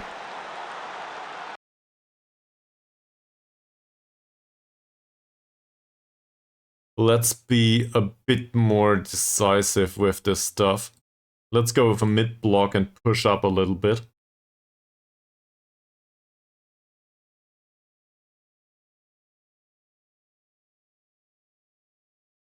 I'm not sure if our players are capable to do that, but I want to win back the ball a bit further on the pitch. Obviously there's no guarantees for this. Oh, it was offside. Come on, man.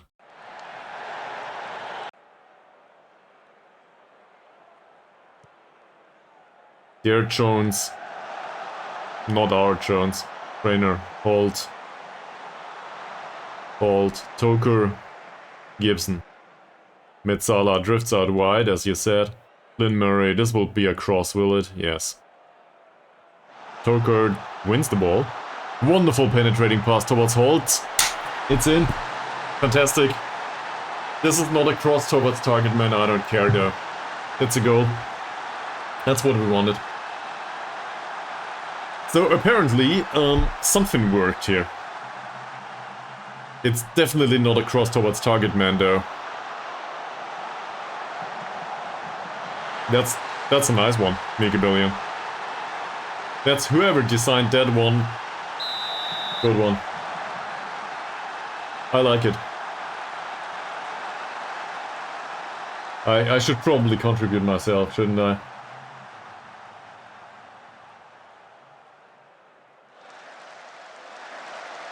I cannot.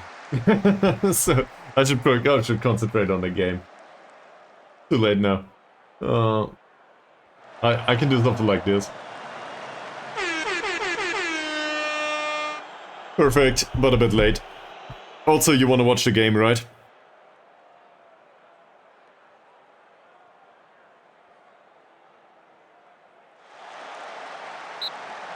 Okay.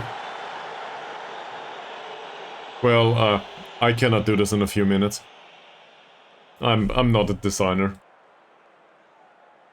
So I'll stick with what I have, which is nothing. This Jones guy, seriously. That's the second set piece.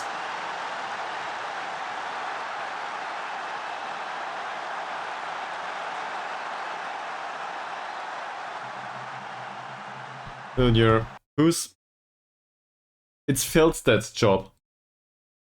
Feldstad and Holt are with their man. He's on a yellow card. How? Let's have a look at his attributes. That's Tristan Jones. He's a friggin' central defender. 13 jumping reach, 5 points of strength. 5! Seriously? How?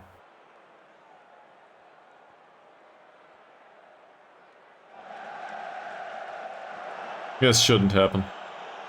Lewis. Doherty. Yeah, of course it's a cross from deep. Alright. We need to bring on fresh material here. So Tumulty's on the pitch. I think he needs to make an appearance for trainer. Because trainer's performance, as usual, is absurdly bad. Do we want to bring on Kelly? For Lewis? Not sure. We could though. He's highly motivated and Lewis doesn't stand a chance right now to take care of his playmaker stuff. Wiles is not a great crosser. Sam Jones is tired. So I think whilst Sam Jones has a decent game, I think he needs to come off. And then there's Roberts and Wiles. So they will not contribute much. I will give them another 5 to 10 minutes and afterwards we need to switch to attacking formation. Because, well, we cannot score if we do not shoot.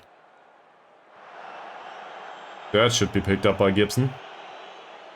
Lynn Murray with a cross from deep again. The crossing's not great. So far. There's so many wasted balls with the crosses from deep right now. And I don't know why. The crossing from deep should be better. Also, this is really bad defending. Gotta say it.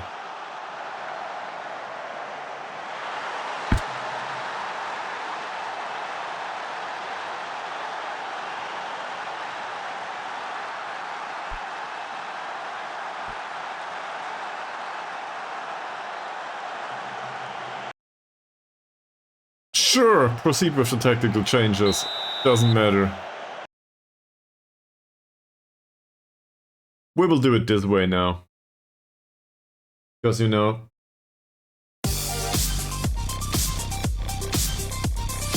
I wasn't aware of the music. It fits. Let's go forward.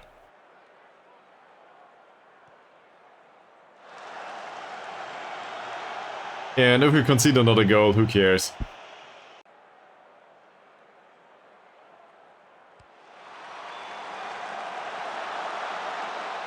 Bowen. Will somebody please intercept these people? Toker. Well, Toker didn't manage to intercept the ball, did he? Davies. Simpson. And Clay turned around prior to catching the ball, apparently.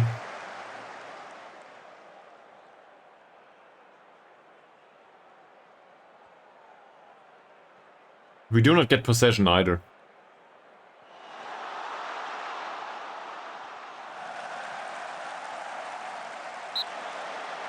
Those wingers, despite being so... I don't know. They're not technically capable, are they?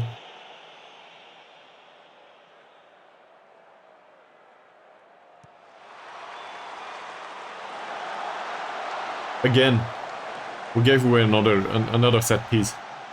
Great chance for them.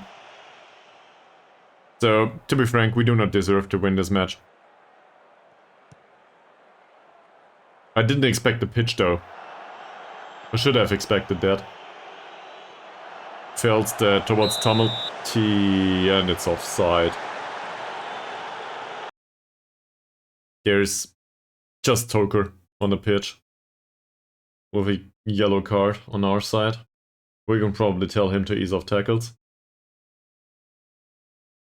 Here we go. And yeah, okay, that's it. Can we... It will not matter much. We will probably give away too many fouls. Now Martin is on a yellow card too. I don't care. We have a replacement in case he gets a second. Martin.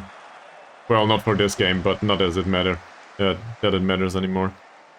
Evans. Kelly. Felstead. Doherty. We should have done it this whole game, didn't we? Felstead. Doherty with a cross from deep. Tumulty. Tumulty with the cross towards Gibson. And Gibson's asleep. I don't know if this would have been offside, but he was definitely not aware of the ball. Hillier.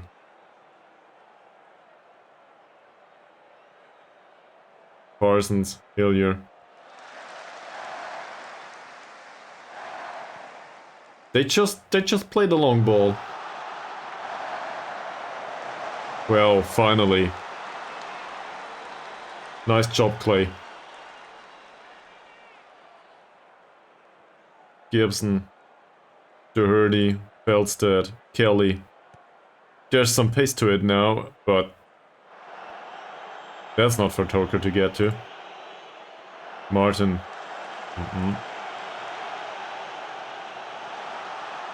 Our central defenders do not seem to be aware of the fact that they can actually compete for the ball.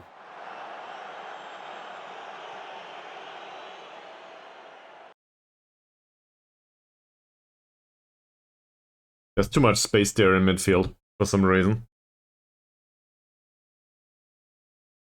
And we can probably press the central defenders too, but this will not make any difference. Other than conceding, well, due to another through ball.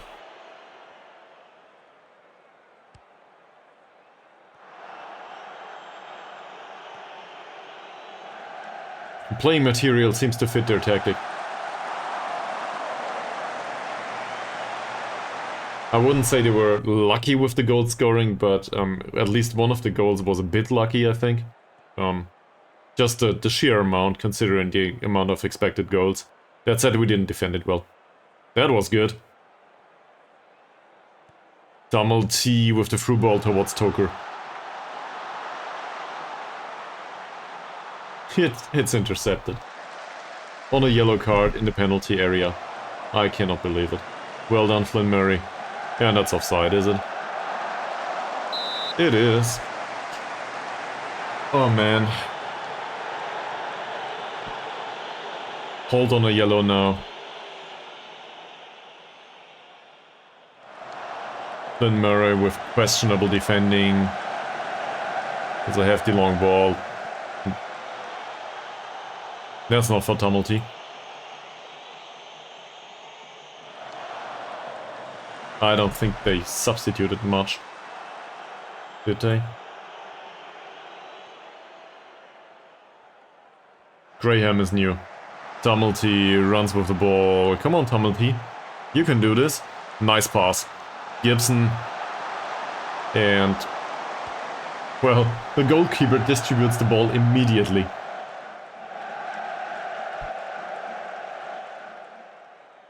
There were some things that remotely resembled chances. We heard his ball towards Holt.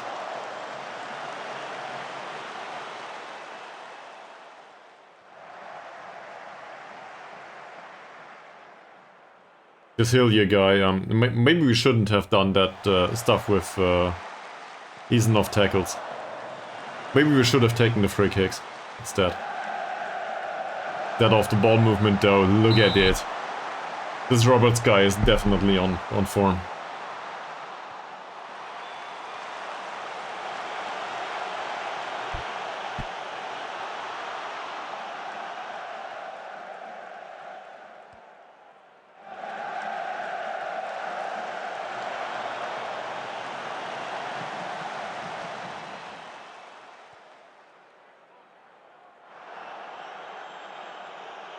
So I wanted to win this match, apparently this is not a thing. Gibson. Well, he wins back the ball. To Hurdy. Kelly. Come on, Kelly. No creativity, and afterwards it ends up with Feldstedt. That's it.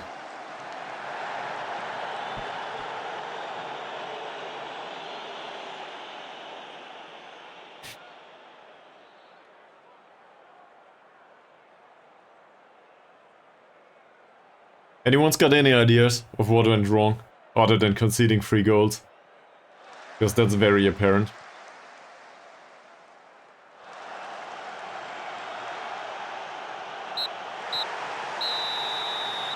So the stuff with the poacher obviously didn't work for the first half.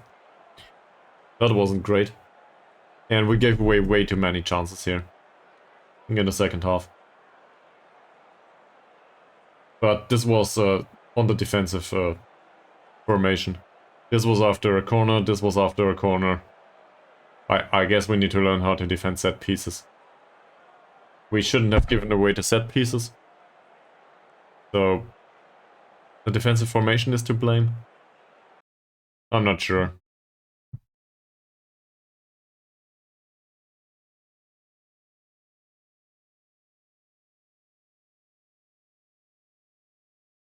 There's no use for individual talks in this situation. I don't think there is. Alright, we lose.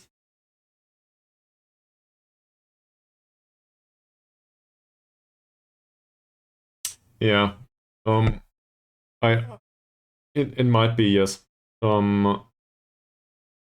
So maybe maybe the other defender expects the man marker to pick up the poacher, and this is what went wrong. Maybe you're right about this. I might have overdone it.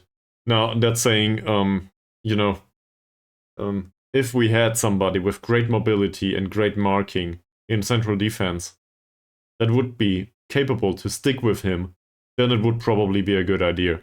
But we don't. So this is why we gotta do it as a team, probably. And it was a bad idea on my behalf, yes. That's good criticism, thank you very much. Like, seriously, I appreciate that. That's a good idea. And I probably wouldn't have noticed if not for you telling me. So, I like that. Okay, here's training ratings. I do not want to comment on this. Let's go to the press conference.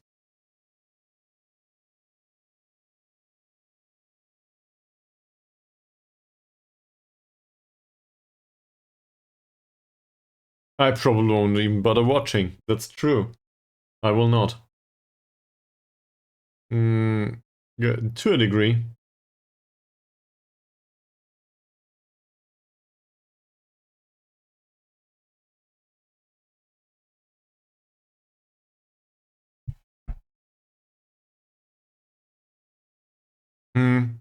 Yeah. I think I got taught a lesson in, from that perspective.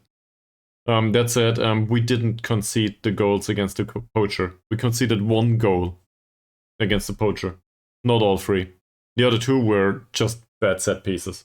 So whilst I agree, and it was obvious in that game, in hindsight, hindsight's 2020, I still think that the 2 set pieces are to blame here. First and foremost, and afterwards it's about the poacher. Now maybe we man-marked the poacher during set pieces phases too, but he didn't score. I think it was 2 goals by the central defender, wasn't it?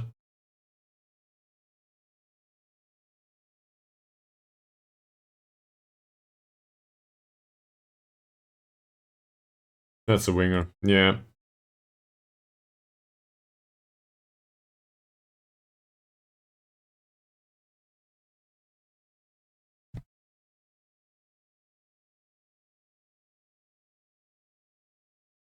Barry Fitzgerald gone. Oh, apparently he's gone. He's gone, they signed him. I didn't even notice.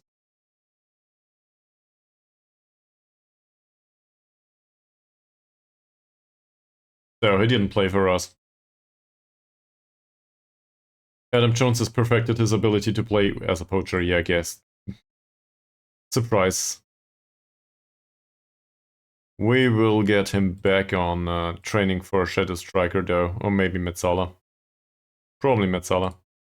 I want him to train for the other position. That's...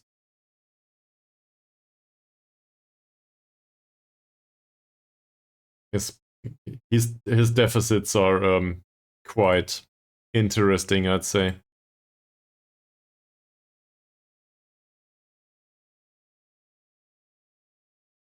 And somebody else is looking at Harry Martin.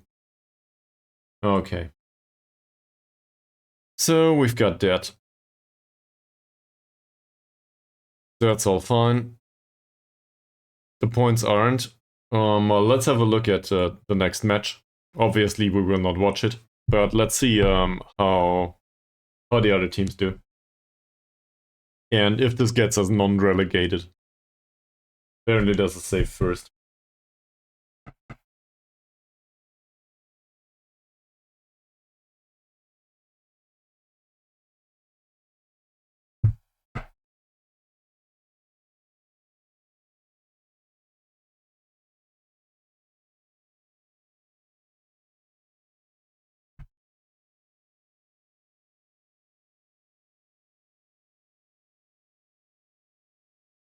There's also a friendly down in the U19, so maybe we can send some players down there.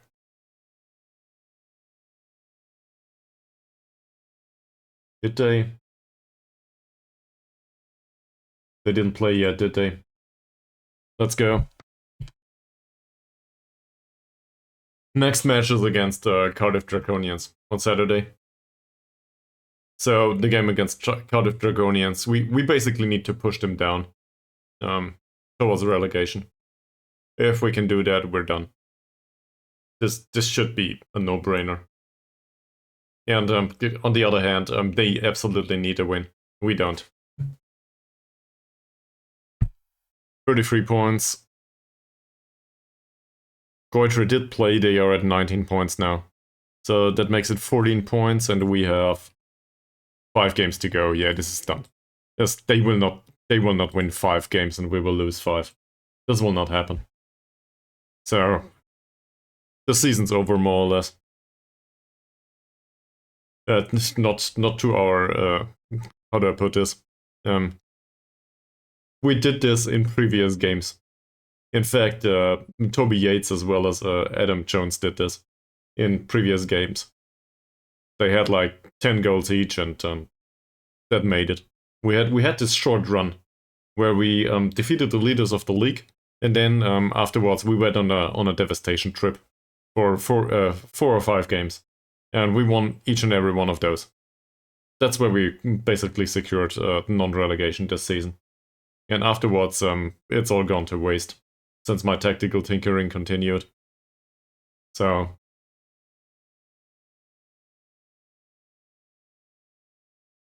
they are still not done. I guess we scout those.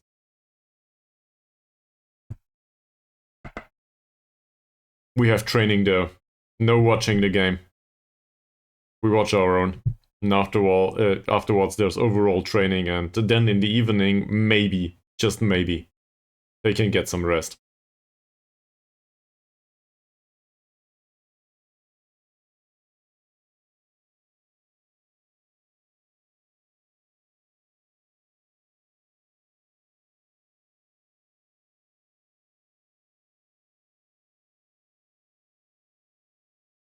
So Goitre at 19, Cardiff Drax at 17, they don't stand a chance to catch up with us.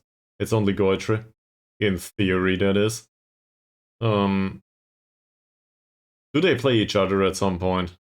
Probably. For example, if Goitre played Pontypridd or something. Or Talbot. Where's Port Talbot? Oh, they are above us now. Yeah, but still, they sent Pontypridd down. Cardiff Drags lost to Seven Sisters. That's all fine. No big deal. If only we could plan with real contracts for next season. Because whoever I'm willing to keep might get poached. throughout the season by another club. Or throughout the preseason, the next preseason. So all the planning might go to waste.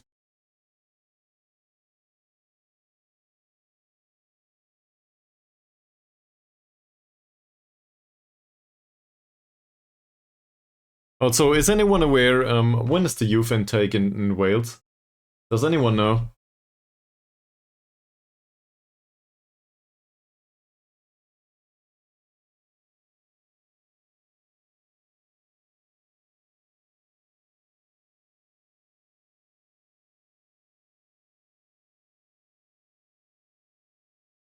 What?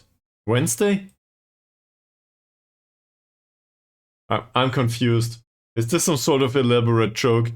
I think it's kind of funny. But seriously, there's a date to this though. Is it? Okay, it's a joke. Still, I think there's a date to this though. Between March and April, apparently. At least that's what the internet says.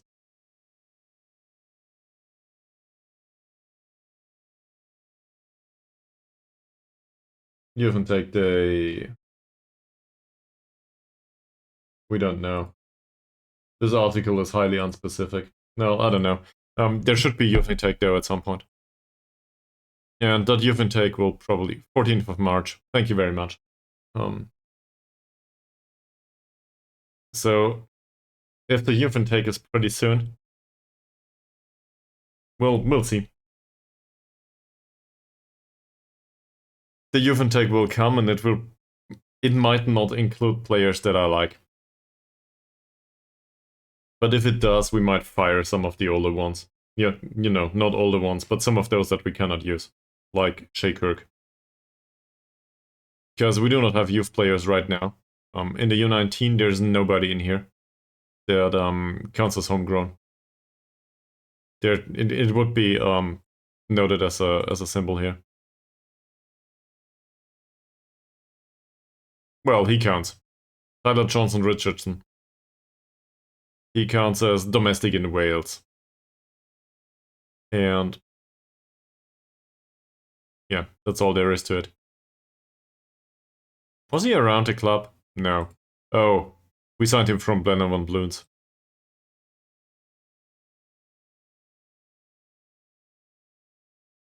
Yeah, so my problem is with registration, really. But maybe I'm overdoing it. Because, let me put it that way. We have 25 spots, right? For registration. We can rotate registration all the time. Doesn't matter anyway. And in case we do not bring along players trained at this club, we lose a registration spot. So we can rotate the 21 players, which is still not a problem given that we have 18 spots, you know, with substitutes and so on. So why the hell do I care about not domestic players? Why the hell do I care about the players at all that are homegrown? That's not relevant, is it? Other than from a story perspective, I guess. Alright. Somebody remind me, did I want to sign him? There was a thing, right? So we said we wanted to sign Kai Clay, despite his interesting interpretation of consistent performances as a goalkeeper.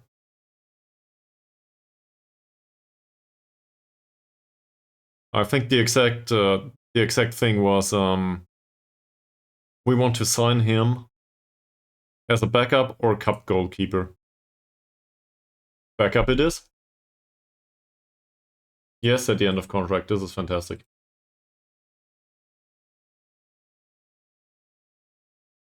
That's good too. I can live with this. Let's try to put him down to 25 though. Apparently this is so close.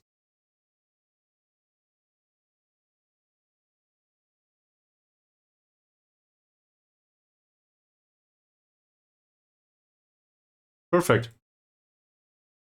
Okay, not perfect. Still good. So we would keep him at the end of his contract. The performances on the pitch haven't been great, but the match experience serves him a little bit.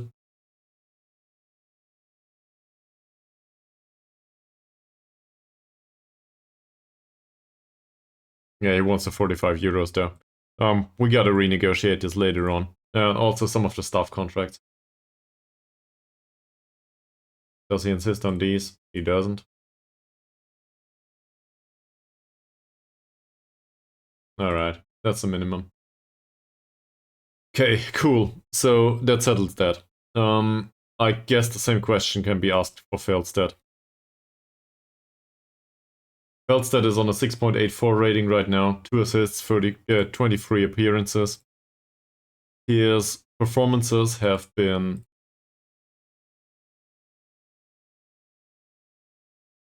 decent. His progression overall is barely noticeable, but it's positive. His strength is a bit off though. Composure improved a little bit. If I had an additional 3 years, it would probably be a good idea. The alternative is we try to bring in, what's his name?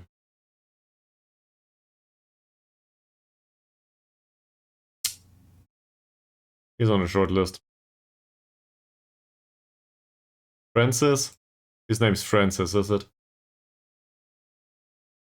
He's not interested though. Here, Matthew Francis. We try to bring in Matthew Francis. He's a bit stronger, bit better stats overall. Really bad composure though. We've been there. In this stream session as well as in previous streams. He's a very consistent performer though, for some reason, and well, if you look at this average rating, it's quite impressive. Alright, so for next season I will try to do this, but he doesn't like the stature in the game. So that's not a thing. There's Robert Gardner as a goalkeeper that would be willing to sign for us. Not a great prospect. And Martin Murphy. He's unambitious and I do not want him. We do not know about anyone else. At least not for now. Okay, pre-roulettes are on anyway. I want to do another game, even though it's 10:30 here. I want to do another game, but I need to get some food from the kitchen. So let's combine this 3-minute ad break or 40 seconds for Mika Billion apparently. And I'll be back in a few minutes. See you on the other side.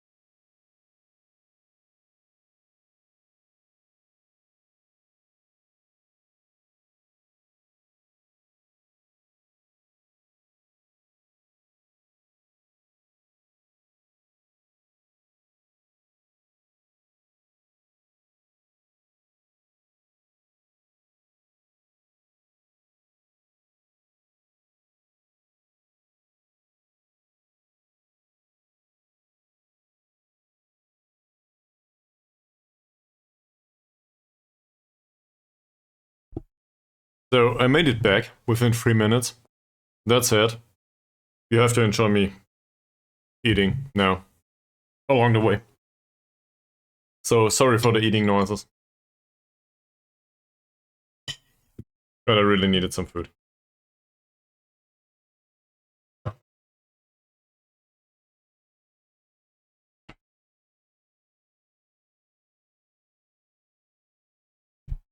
Next match is against Cardiff Drags, with Jack Prosser that likes to do a fluid counter-attacking style.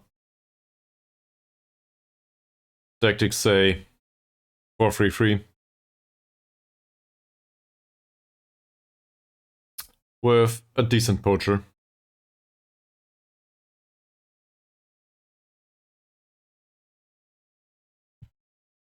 But first of all, I think we need to talk to the players, sadly. We will also do this at the end of the week. We might do this in the middle of the week. We'll let them have some time to think about stuff. And afterwards, we will tell them what we think of them. And then we will see how they react. Because last time out wasn't great. I think, was there anyone that in particular that performed really well or really bad?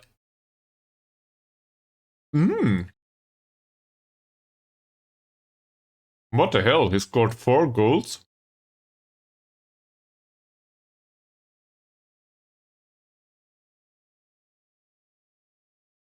Four.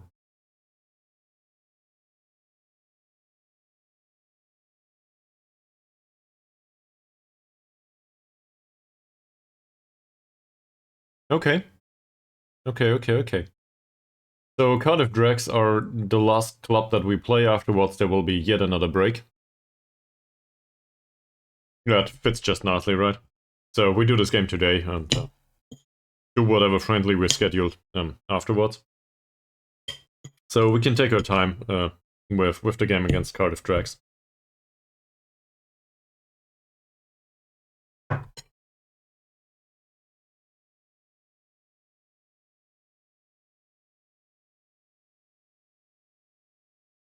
He's still unhappy. He will be gone pretty soon.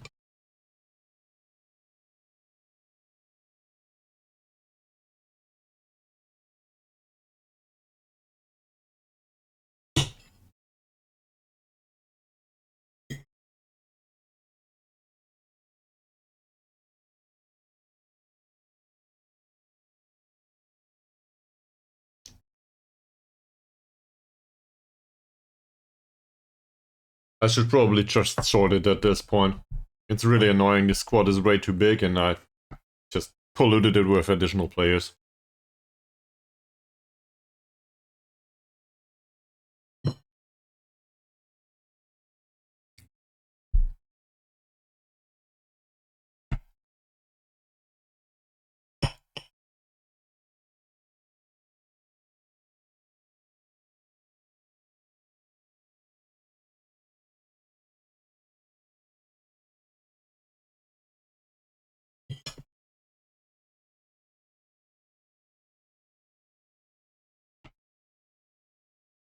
Sure.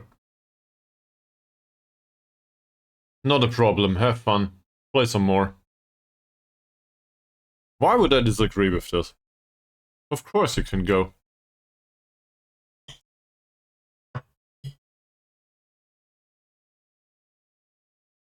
Cardiff Draconians.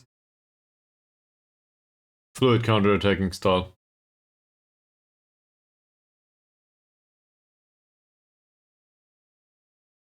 Okay. We'll see what we'll do about this. This guy has been placed on the loan list. That's not somebody I'm willing to sign. Just because, you know, we will need to play him as a Metzala or something with these traits. And I don't like the attributes. This is basically Gibson material at this point. I realize that he has good attributes for a central defender, but knocking the ball past the opponent, I do not like this on a central defender. I said this last time. I'm not interested. For that reason alone. Gus Jenkins. Now all of a sudden all of these players come up, right?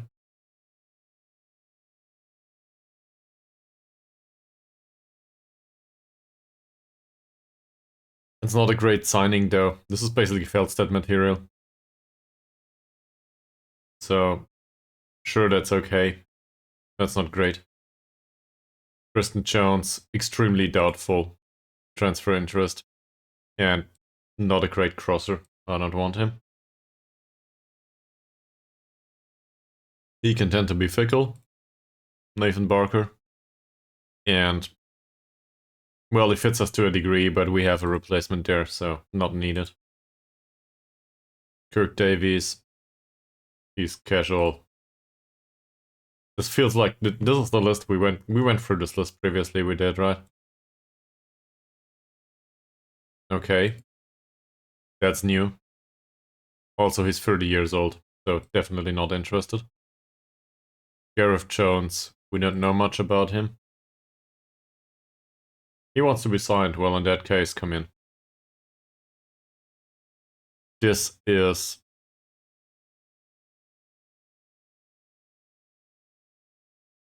he's been placed on a loan list.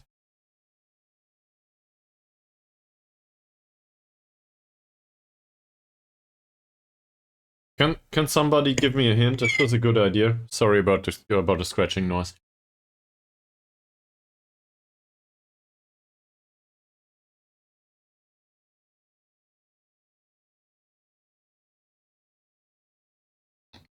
He's really slow.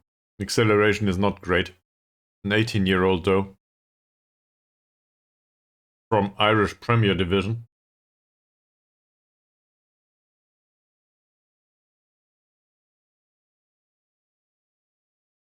And once we compare this to, well, how could I forget his name?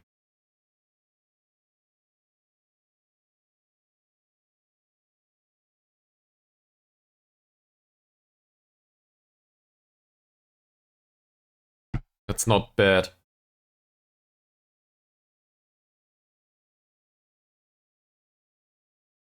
Can also play deep lying forward for some yeah, I guess due to the passing, right? Would even be viable as a target forward. That market value, man. And he's available for loan? For us?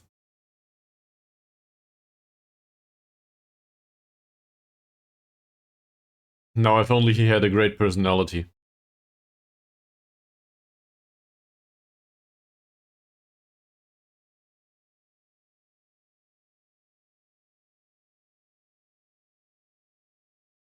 Nah, he's not available for us. So much for that.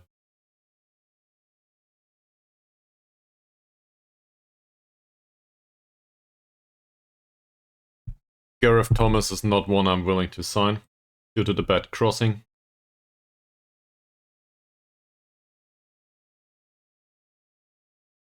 He is really friggin' slow.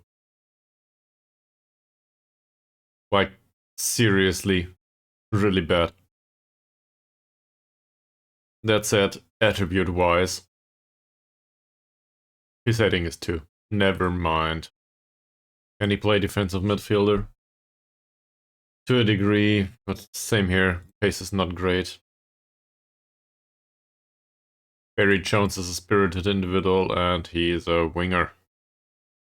That's not great, but also not horrible. 6.81 with 7 sisters this season. I guess this is acceptable, but I don't know. I don't want him. Please not now. You can shortlist him and have a look at it later. Okay.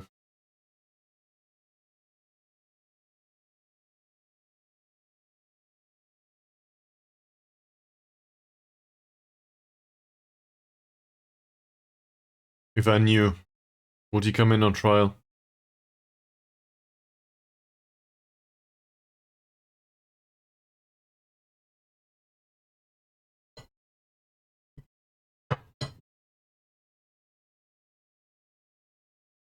So there's a few. Can we reduce the workload here? Sure.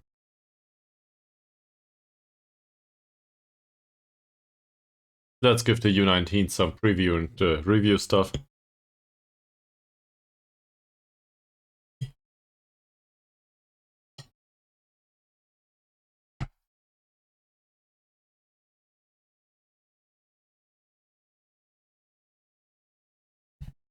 Yeah, this is, by the way, this is the last time that I will give trainer due to playing well in a friendly time on the pitch. He just doesn't deserve it.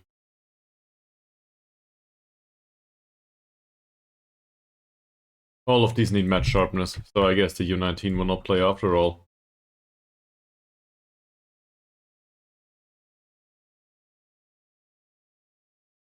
Here you go.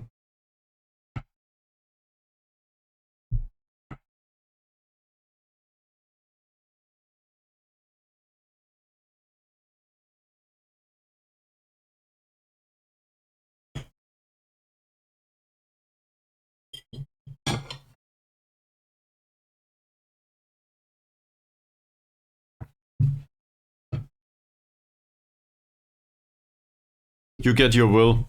There it is.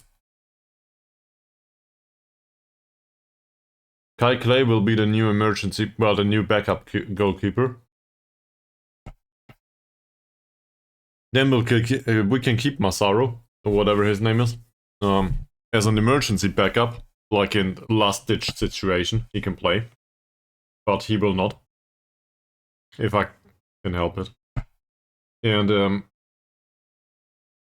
we need a new first choice goalkeeper, obviously. Some sort of star player that just saves more balls, really.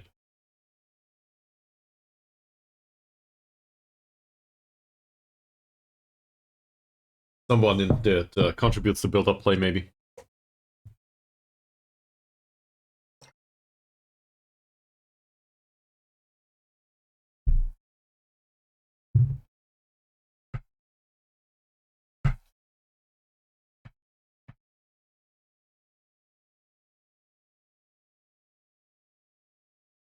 Alright. So, we will keep him. Fine.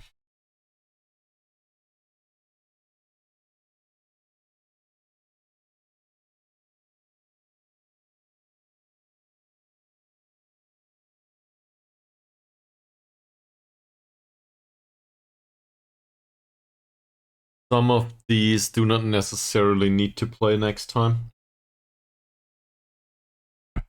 Mickey Lewis comes to mind.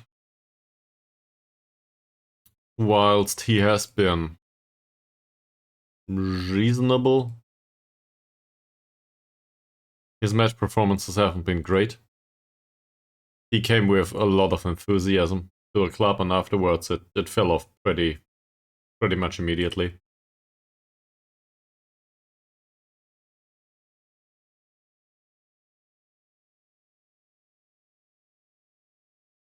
Against Cardiff Drags, though, so they play a fast counter-attacking style. They shouldn't like us shutting up shop. I said the same last game, I realize. I do not want to play Adam Jones here. Crossing towards target forward is still what I'm willing to do. And, well, the best one apparently is Toby Yates. Even though I do not necessarily agree with this.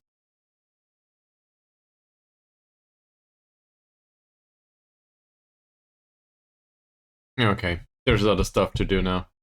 So we need to look through the player base. He will stay, so he will play. I just want him to have the match experience, really. He needs better positioning and so on and so forth.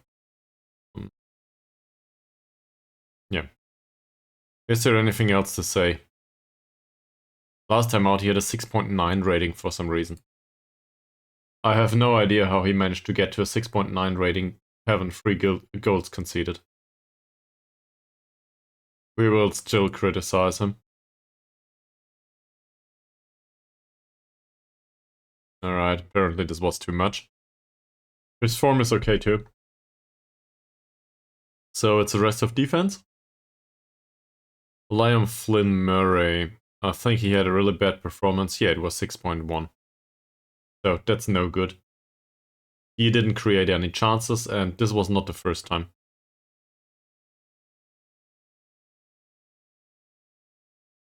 So, despite me not being convinced by the prospect, look at that form. Look at it. How did I manage to overlook that? We will drop Flynn Murray. And is there anyone that's capable here? So Adair doesn't deserve it, really, from a training point of view. So I guess we end up with... Is it Roberts? Where is he? Oh, on the bench. So we end up with Jamie Roberts. And maybe Adair can go to the bench. Because Roberts, at least he trained well previously. Crossing 6 is not great, but given that we play with a target forward, why not cross more often? Sure. Let's keep the concept the same. I also feel like the target forward is not an ideal target. On the other hand, his heading is really great, so I guess for the rare occasion that he wins a ball as a target forward, he might stand a chance to lay off a nice header towards a known teammate. Or do something else. These two were a nice combination prior to me assigning them to mark specific players, so I will not do that this time out. Nice heading though.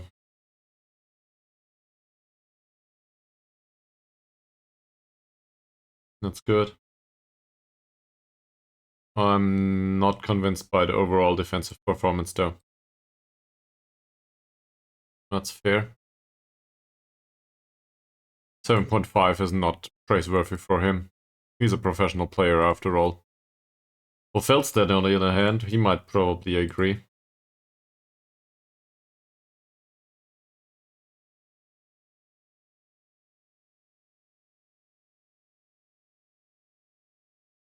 Okay, apparently he doesn't like it.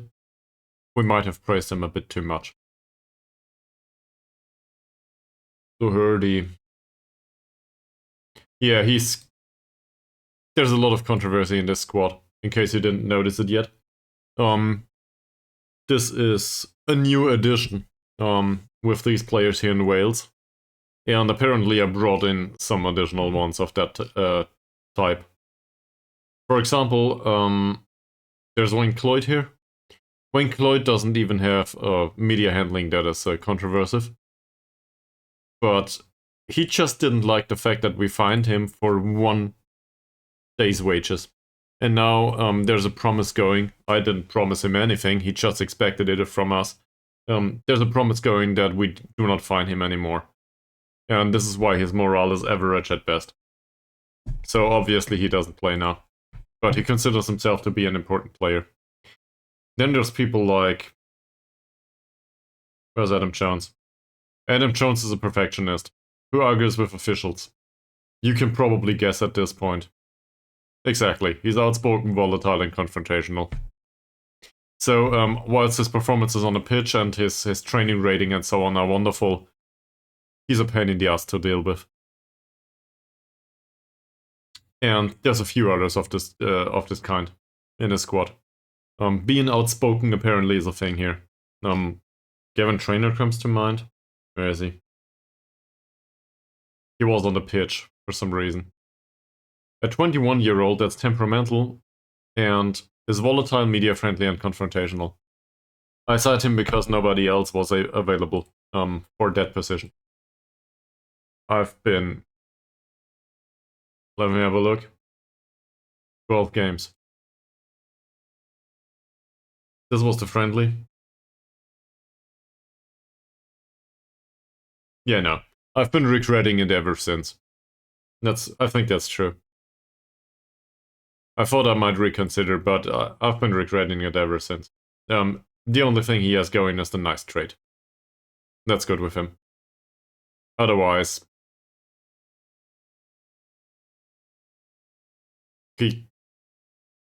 I don't know. We might use him though to give that trade to other players, if we want to. He can definitely go to the U19 now.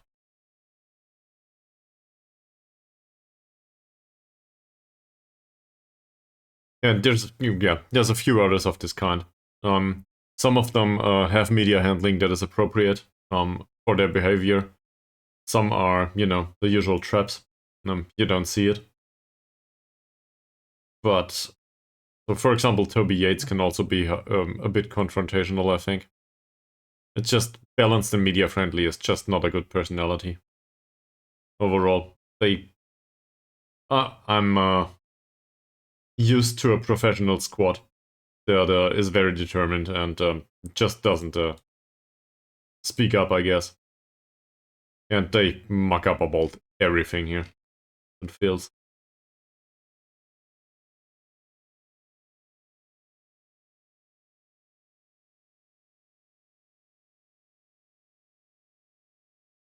There's also players that seem to have a really great personality, even though they are balanced and media friendly, like Elena. I don't think he played a single game, did he?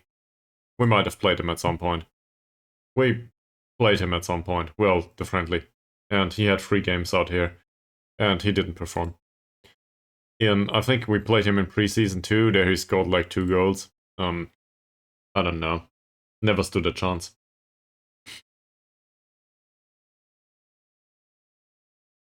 Seriously, we should get rid of some players, shouldn't we?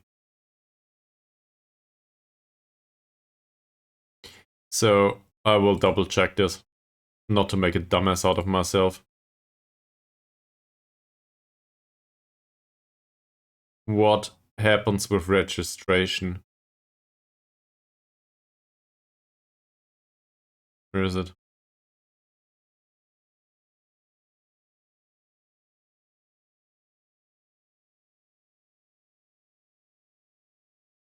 There's a minimum of 4 players trained at the club for 3 years prior to 21st birthday. What happens if there isn't?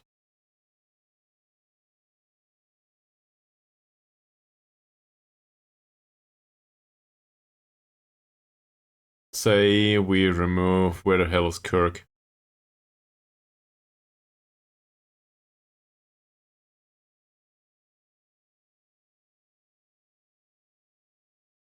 Here. Say we remove Kirk. You have 7 spaces available in the squad selection.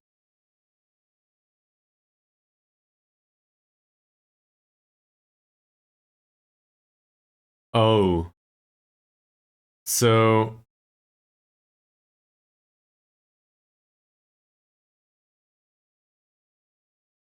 But this is about registration, that doesn't make much sense. Who else is homegrown? Luke Thomas.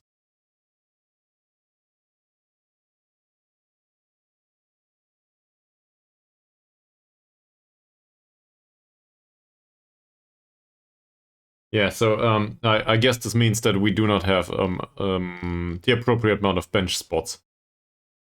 So we need to keep these players with the club just to keep the bench spots available, right? This is how it works.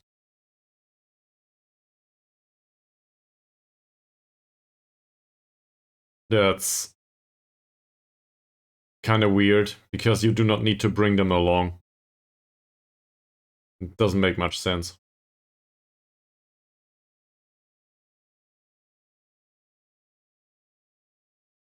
If the minimum number of players in the squad cannot be met. Okay.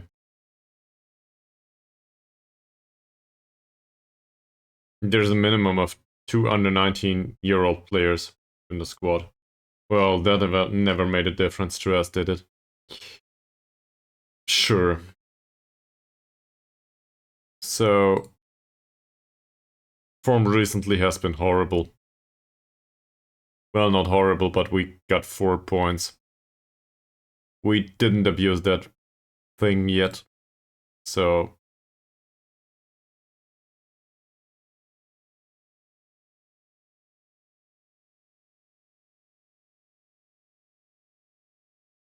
We encourage the team. Apparently this worked just fine. Okay. We've all been rubbish. That's true.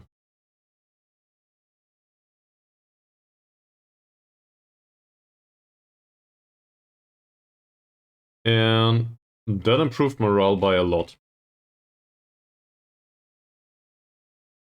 Cool.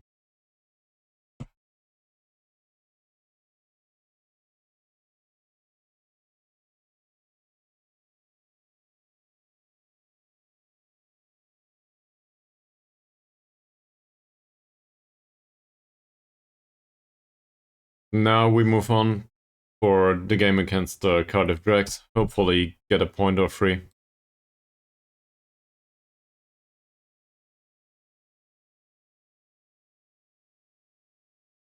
We should probably play him at one point.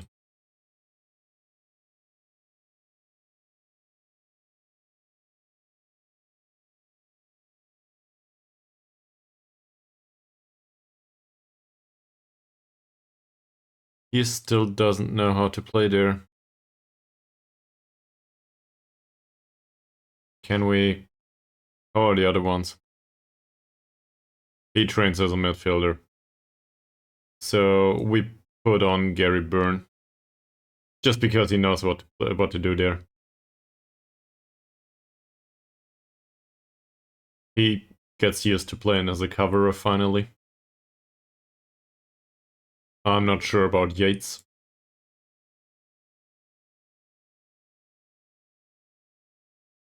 But why not? I think Yates had decent performances for us. He deserves to be on the pitch at some point. We dropped him for no reason, basically. So we can get him back on the pitch. Give him the game against Cardiff Draconians. Maybe put Holt on hold. And then afterwards.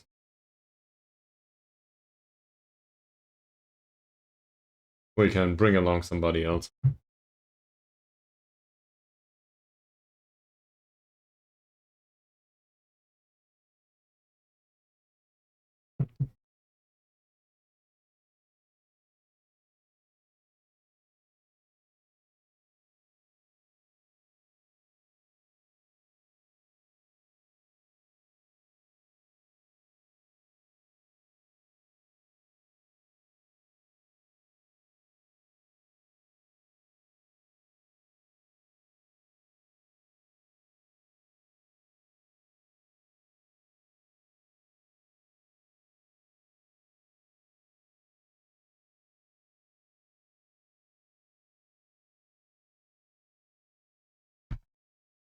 So, I know it's late in the day, but anyone's got any nice ideas for the weekend?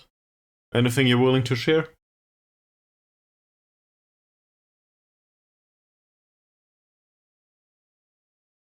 Don't tell me you will all just chill.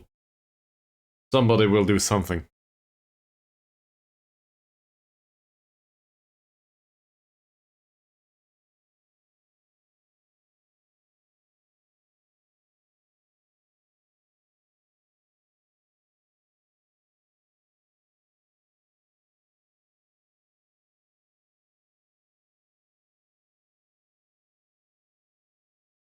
Sounds reasonable.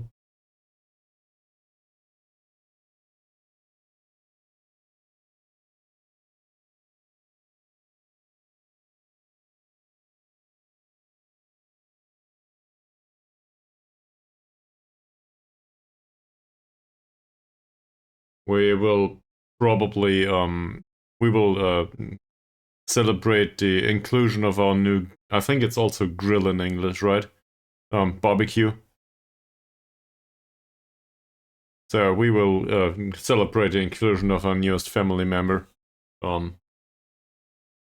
which is, you know, just the thing that we bought. It's on the balcony now, so we will have nice salads and enjoy being on the balcony in the sun and having. I guess it's called a barbecue in English, is it?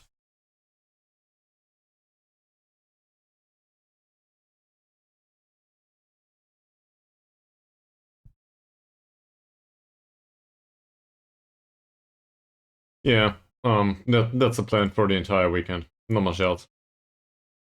Um, we wanted to do some climbing for like 2 weeks now, and we just don't get to it. There's so much stuff to do. Otherwise. But I'm always open to other ideas, obviously. So, I guess watching UFC with friends sounds nice too. I don't think I ever did that. Then again, so I guess to be the stereotypical nerd, most of my friends are back in Würzburg, where I studied. So it's not like I know that many people in Nuremberg at this point. I would need to go out and get to know people and so on. Yeah, and this can be.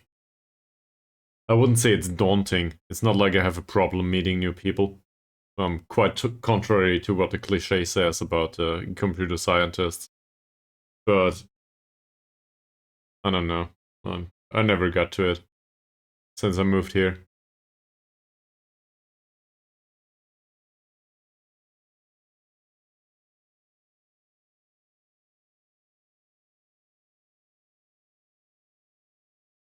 Yeah, they're so not complaining about their lifestyle, but there's a big spoiler alert. I do not have children. Um, well, we do not. Um, and it feels like a lot of people in our age, or even at a younger age, included children as part of their just their life. I'm I'm not like judging in any way, but if you do not have children at a certain age, you're kind of excluded of most of what concerns these people, and it feels quite natural. Um, they they care a lot about their children, which is just fine, right? But I I do not have a comparison, so it feels like I'm kind of excluded from this kind of social circle. If that makes sense. I'm not blaming anyone though. I guess I can blame myself. It's my own fault for not having children. Yet, maybe. I don't know. Finally, a report for the mentoring. Yeah, that's not. No surprises there. So, Luke Thomas picked some mixed personality traits. His loyalty has grown, and he's become more controversial. Wow. Michael Kelly has better sportsmanship, better pressure. Doesn't seem to be determined as previously. That's not bad overall. Sure, it could be better, but pressure is important, so I guess that's fine. Still fickle though.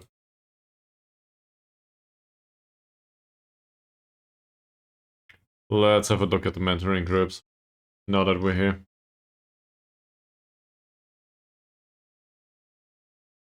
It's kind of Mickey Billion. I did not follow any sports, I think, for 20 years plus. Not even football. I had my times off, I think. So that's quite impressive, actually.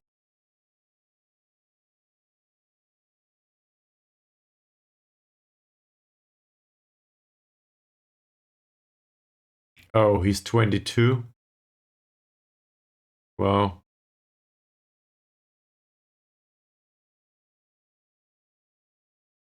We should give him a game at some point, shouldn't we? Isn't he homegrown?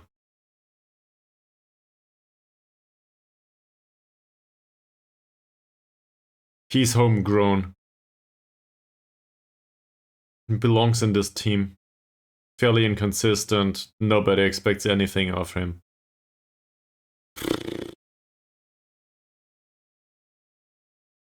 This is still an acceptable influence for Andy Rooney as well as Gavin Trainer.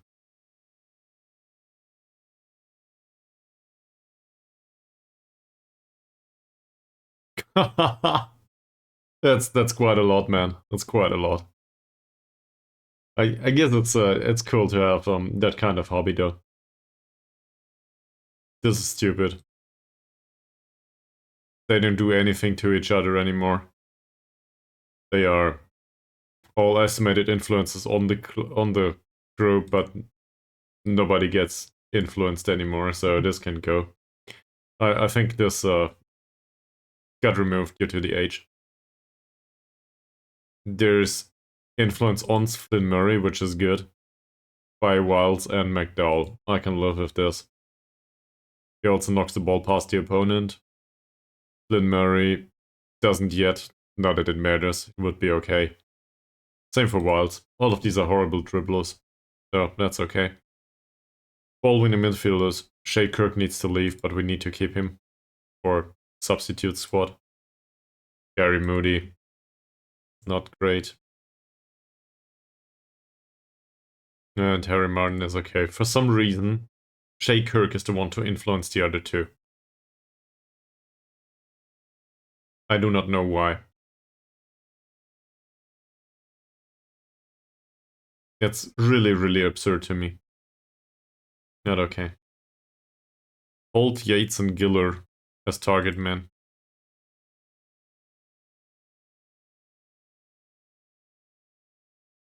I think we should probably drop Giller from here. His influence to them is not that big. You know who needs to be in here?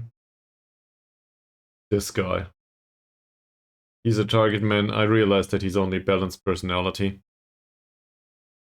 But at least he can help out a little bit. And also the trades would benefit him, in case he gets one. Not that I expect him to. Ishak is fairly pro. Adair is low determination. Toka is fairly pro. No, Ishak...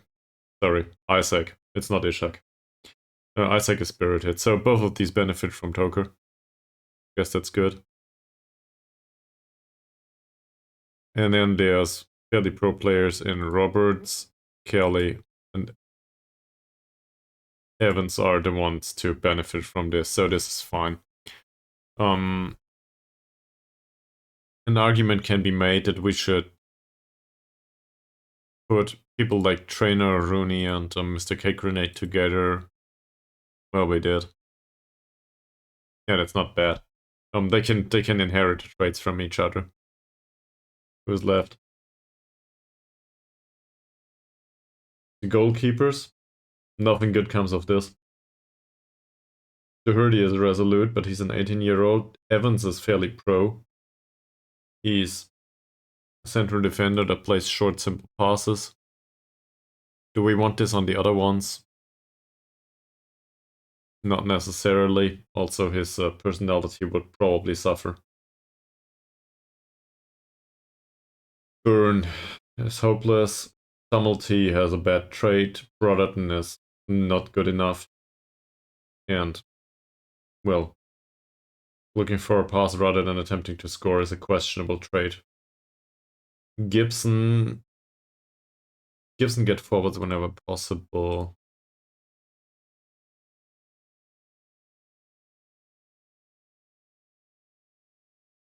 I think we've been here, but I will try this. Can we find 3 players that are capable to play Metzala? So Gibson doesn't have bad traits for this role. He's fine. He's an 18-year-old. The biggest problem is the fact that he's unambitious. Do we know someone else who can get forward whenever possible? We could use Nathan Giller. He's a great addition to this thing. Assuming we use him in some sort of Metzala role, which probably isn't viable, but we don't care. He will not be target man. He has the 13 points of jumping reaches. But with 3 points of strength, that's... no. That will not happen. And then... well, I guess the obvious choice is Adam Jones. Adam Jones argues with officials, though. Also, he's also 18 years old. So this is a horrible group. Mickey Lewis shouldn't get forward whenever possible. Hamilton shouldn't. Burns shouldn't. Evans shouldn't. He's too old. Definitely not the goalkeeper.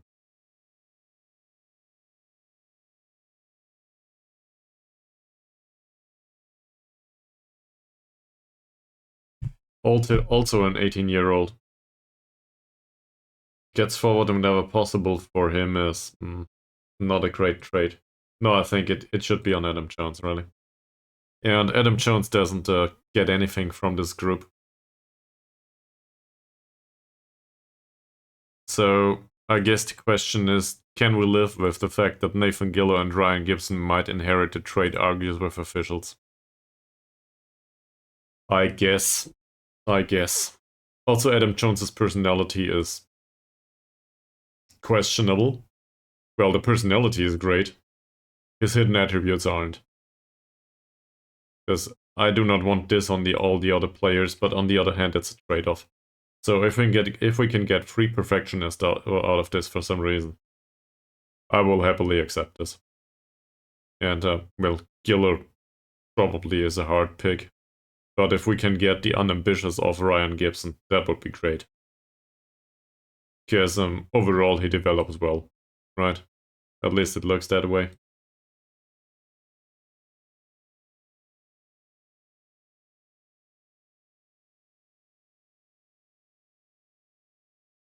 At least his attributes get redistributed in a reasonable manner.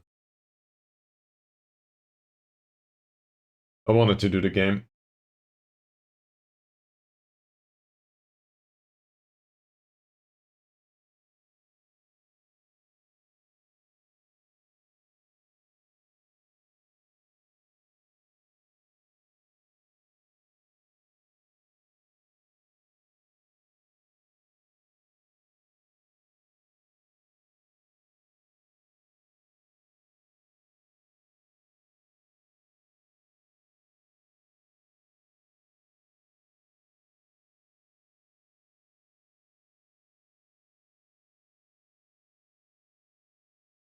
It's offsides.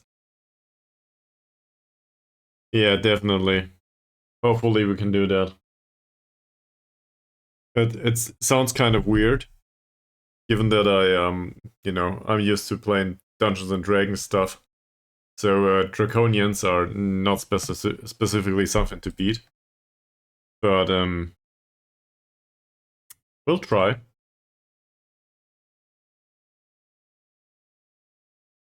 They're called Dragonborn there though. Draconians are probably something different.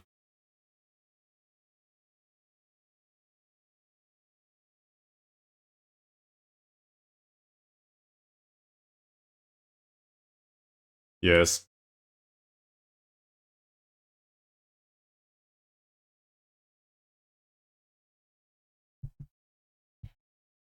I don't think so, no. They will go down. Stone Panther will go down. I do not see them getting saved. They need all the points and nobody else can have points. This will not happen.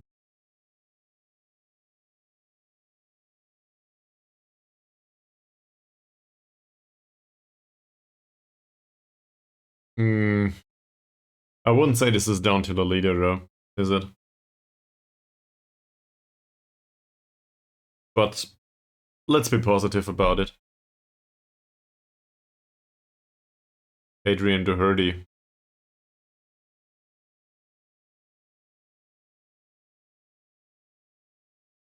Yes, it will. If this is the way it is, sure. Sure.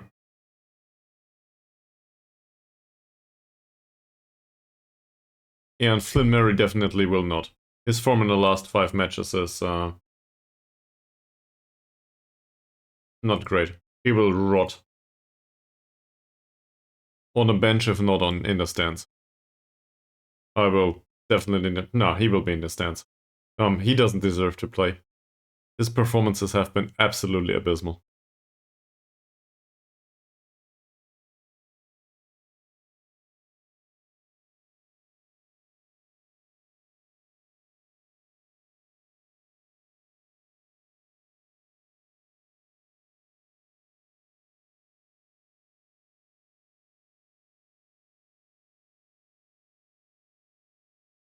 Thanks, boss. See you at training. Yeah, in fact, training is probably where you can make up for this.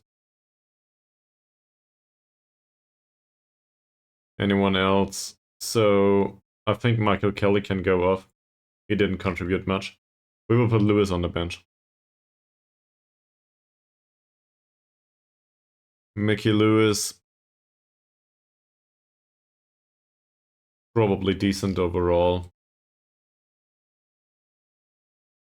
Maybe I overdid it. Mickey Lewis, because he's not a great player, other than a specific sample of attributes. And this is quite limited. He has wonderful leadership though, he's considered a leader after all. So to have him on the pitch, I don't know. Maybe we should just get rid of some of these players, as I mentioned, and I will do that at the start of next season. And if there's not enough players for squad registration, we will use youth players. I think youth players are fine for this, because they should be trained for 3 years with the club, so we will do that.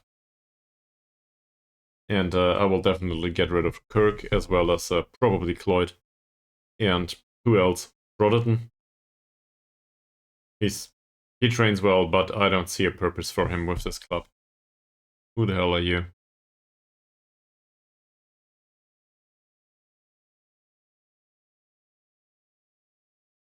He's on a short list? He's on a short list and has no work permit. The short list is even called that way. Signed for 17k. Nice.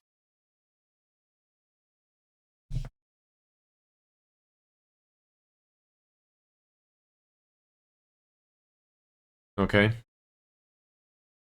There's some matches.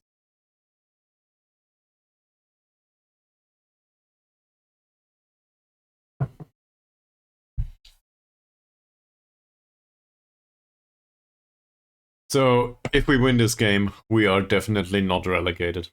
That's it. Yeah, it's 14 points. This will not happen. What were the results? Seven Sisters lost, unsurprisingly. Port Talbot lost against Plevenham Blues, not that it matters much. And very importantly, Pontypridd lost to Andy, which is also unsurprising, but still, it happened. Good job, man.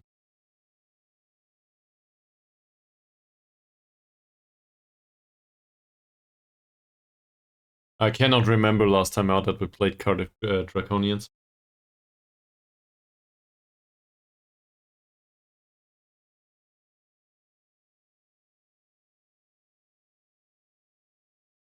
We should probably have a look on into what comes up, but we can do that after the match.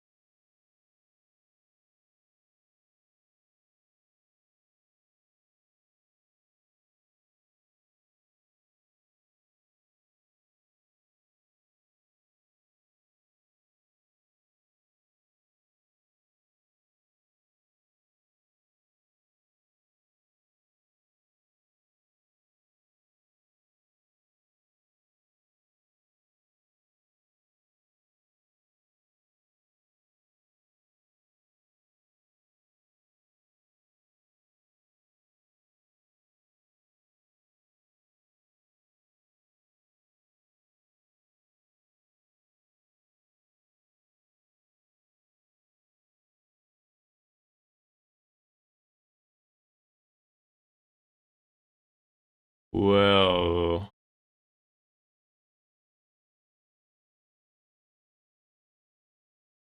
will we get to it today? Please.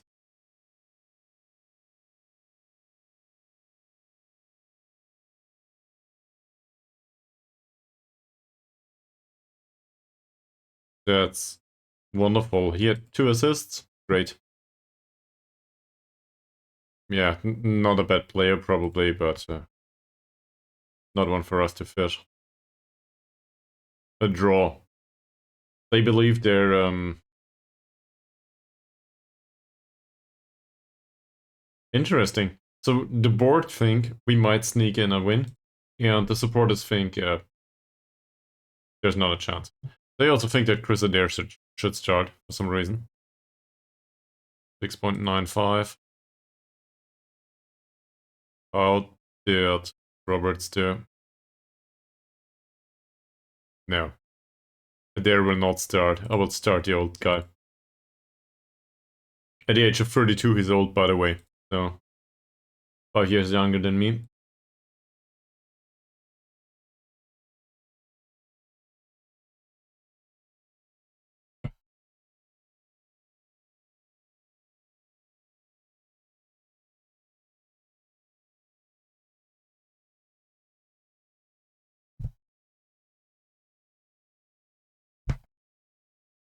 That's our match. Let's remove this guy. Let's go. So we definitely go to the match, and we do... Do we play Yates?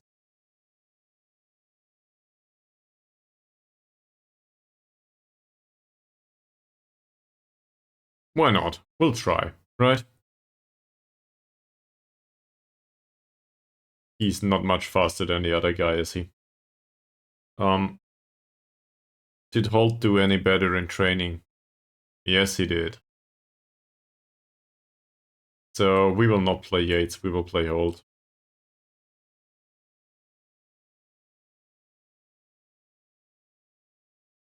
I cannot see where Yates is the better player, other than with technique. If at least he would be more pacey, but he isn't. So we kick him out of the squad, bring Adam Jones along, you know, for reasons.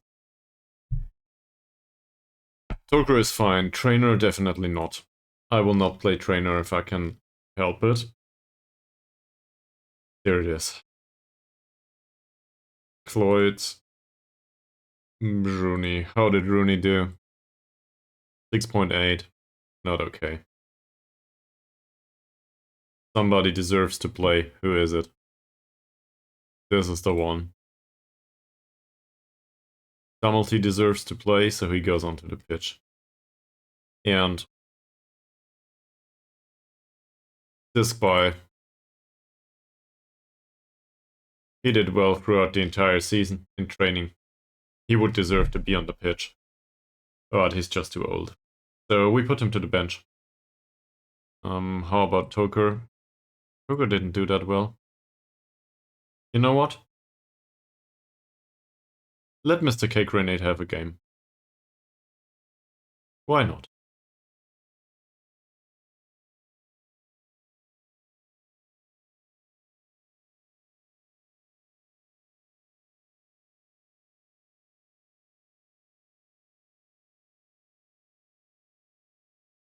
Yes. Passing isn't great, his flair is good though. I guess. Take as much risks as you want. Okay, Byrne, we brought him on. Roberts, we brought him on. The Hurdy had good training rating. These two are basically undebatable. We can have a debate if Sam Jones didn't train well. He did reasonably well though. How did Thomas do? You know what? Forget about it. Even if this doesn't go down well, we will play Mr. Thomas at one point. He needs to play in, at least one game. One match. So let's give him that match. Otherwise, he's with the club for no reason. Okay. Let's see. This one is not a great distributor. Josh Jenkins. Slow. Dribbling is okay. Off the ball movement is okay, passing is not great. We can probably trigger the press on him.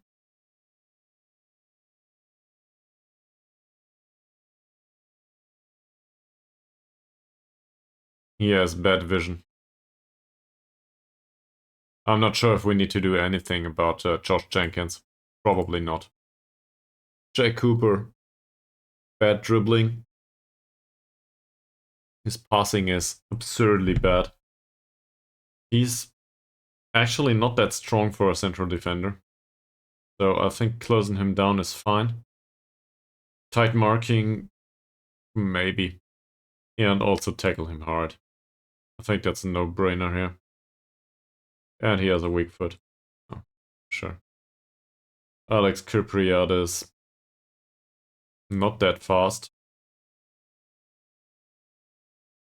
Left-footed. Dribbling is, for a defender, that's okay-ish. Good jumping. Not great passing. Let's try to trigger the press on him. And the thing is, his passing is better than the other ones.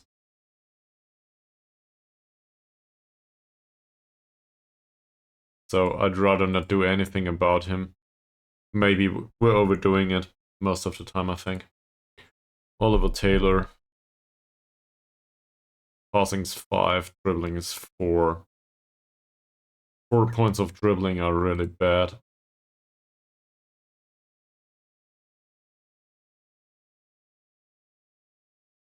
So I think we can tackle him hard. His bravery is 8, his composure is 4. Strength is 5. Off the ball movement is really, really bad. We should be able to mark him tightly. The problem is this would be, well, it's Tumulty's job. With 3 points of strength. And 2 points of jumping reach. So probably not a tight mark. That's it. Can we close him down? Sure. I guess he's not that dangerous, but if we trigger the press on him, he might misplace a few passes. This guy's good as a passer in defensive midfield. He knocks the ball past the opponent though, so this is dangerous. I think we can tackle him in a hard way, because dribbling is 2, strength is 3, bravery is 4. We might even need to man mark him. In fact, that's not a bad idea. So let's mark him tightly, and let's give the instructions specifically to somebody that can do this. Him. That drops him back to defensive to midfield, but that's fine for target man. I'm fine with this. I want him to compete with Hachi Oltsu. And so if he's close to him, long balls towards the target man should be distributed in a way that he needs to compete. Hachi also as well in withhold. And Hachi also has jumping reach 5, strength 3. And whilst his marking is okay, his positioning isn't. He's not great defensive midfielder, defensive-wise. So Holt should stand a chance here. In fact, he should stand a lot of chance. His passing is good. His off-the-ball movement is okay. This is a case of a tight mark, but we have a problem there. He's also a striker for some reason, with decent long shots. He needs to be marked tightly and closed down. Yeah, I think so. Dribbling's not that great. Not sure what to do about things here. He also has a weak foot, by the way. Ryan Spender. Bad passing, so close him down. That's probably not viable here. As I said, bad passer, close him down. Dribbling's not great. Strength is not great, bravery is not great, concentration is really bad, crossing is really bad. Do we tackle him hard?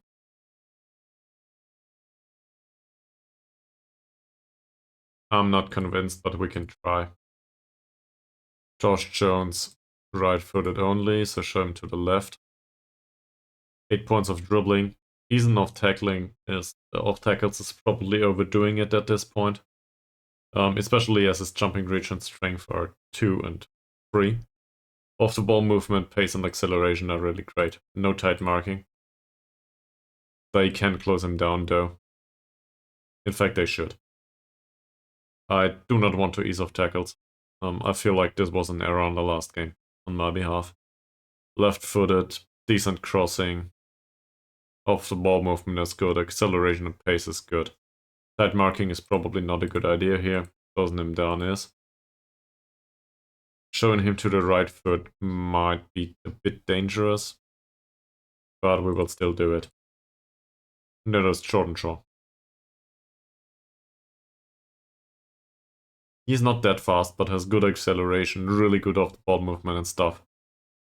Marking him tightly is probably a good idea, but we will not be able to keep up with him. Bravery is really good, his dribbling is shit though.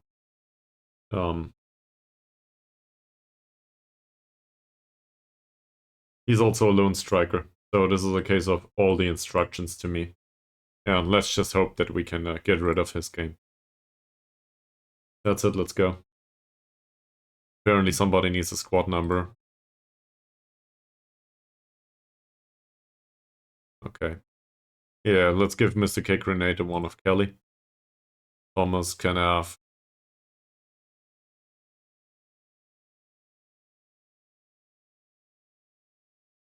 Coleman is not available. No, Coleman was available. Sure.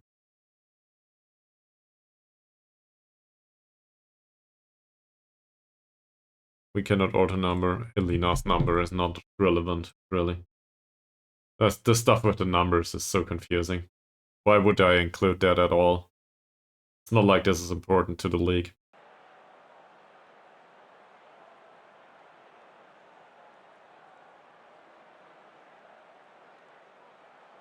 This is yet another away game. Do we increase the pressure? I feel like we should.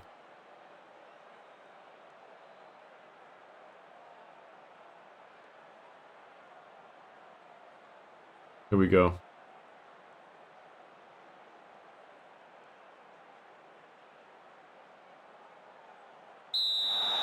They have the nicer kids apparently. Well,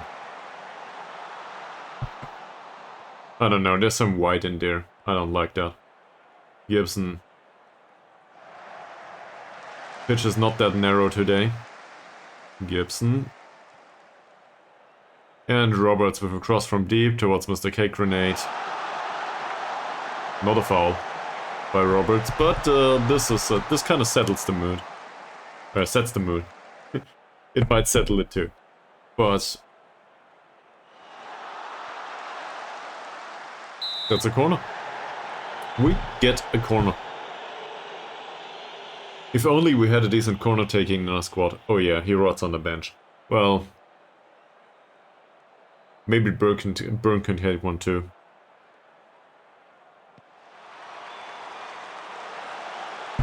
Easy one for Thompson though, sadly.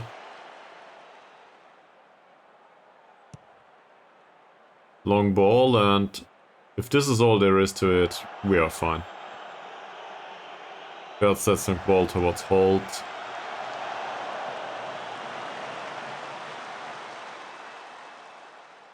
Burn. There was an opportunity for a nice penetrating pass there. Didn't get to it though. Taylor. Thomas. Oh yeah, we played a youngster. That's true.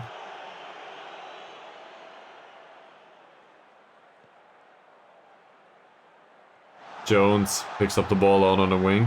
Yet another Jones. What's his name?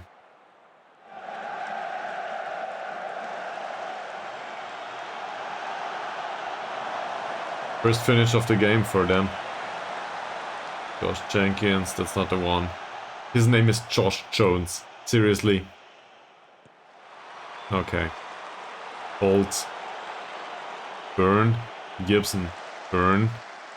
Playmaker up front. Hold. Nice ball towards Tumulty. Come on, man, run. That's not a bad choice of a pass in his defense. Nobody was there to pick up the ball, but overall that was okay. And I like Thomas' choice at the passing so far. Holt doesn't win the header. Wins the tackle though. Cooper, Keating. Again, this is Tumulty.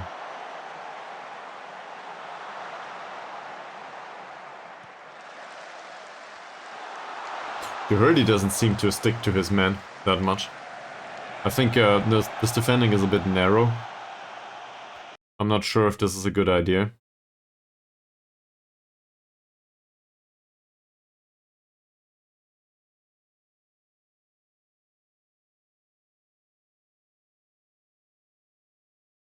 But I don't want to trap them on the inside either. Cooper, Keating. Again, he's too far away from Jones. This Cooper is this is not a central defender. It is a central defender. Jenkins is the fullback. Pick up by Byrne. Okay.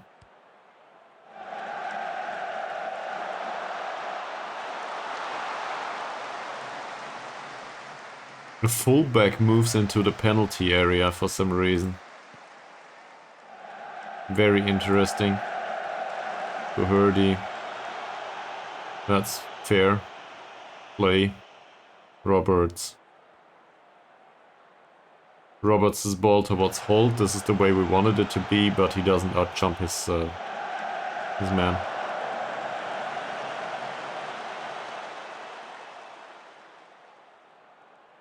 Long ball by Cooper. Alright, that's fine. Gibson. Hold. We have an easy possession pass towards Feldstedt. Thomas. Thomas's long ball, picked up by Holt. Didn't see the penetrating pass towards Gibson. Mr. K grenade with a great dribble. Martin towards Holt. Holt! He hit the crossbar. Or was it a post? Maybe both. Roberts. Nice cross. Gibson. Another ball towards Holt. Well, it's not great, but we're getting there. Little by little, really.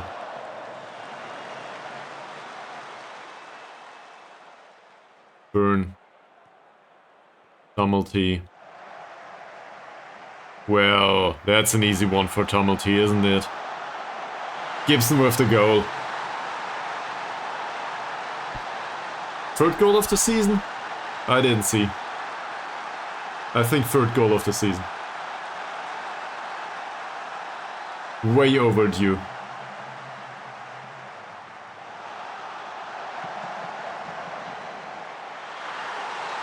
Decent finish too. It's not great, but decent finish. I am fine with this, and now we encouraged them after they scored. Oh man. Thank you, Football Manager, for doing this to me. Now they are all uninterested. Those suffer like this. With the exception of Gibson, obviously. Roberts. Okay, fine. Gibson picks up the ball? Yeah, he does. Doesn't manage to find a passing station, though. That's fine. Well done by Thomas. So this pushes us up to 36 points. We would be non-relegated in this with this result for sure. Thomas, Gibson. Gibson finds the playmaker role all of a sudden. Mr. Cake Grenade with a nice dribble. With more than one nice dribble. Roberts And across from deep. This might be offside. It is. He went for yet another shot.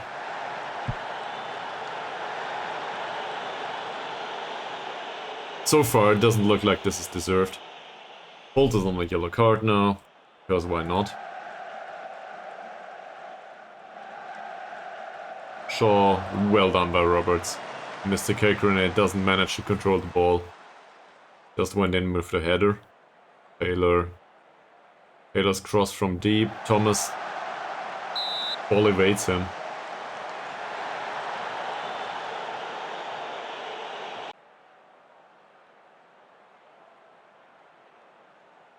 Doing fine overall though. Shaw, that might be offside. It is. I think there was an offside here. Yes, it was. So, praising is probably the better reaction, as it shows. Dummelsy, Doherty, that was close.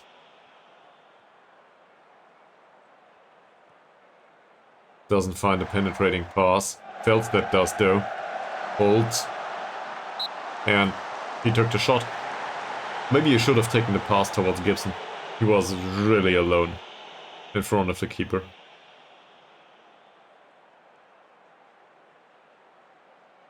Burn. Dummelsy. That's an interesting choice. It wouldn't have... it would have hit the post. For some reason. And nothing else. So, I guess we can be happy, even if the performance isn't that great. Let's just be positive about things. For a change. Archie Oddslu, keeper. It's Cooper. Heating. And Cooper's long ball towards Shaw, Felstedt, Martin. So this Shaw guy doesn't stand a chance up until now.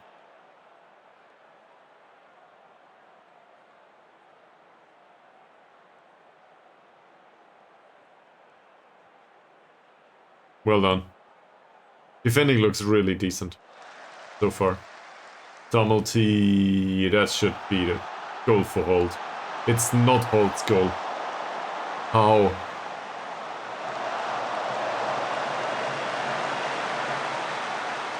Doherty, Dummelsy. Burn. I guess this counts as a finish.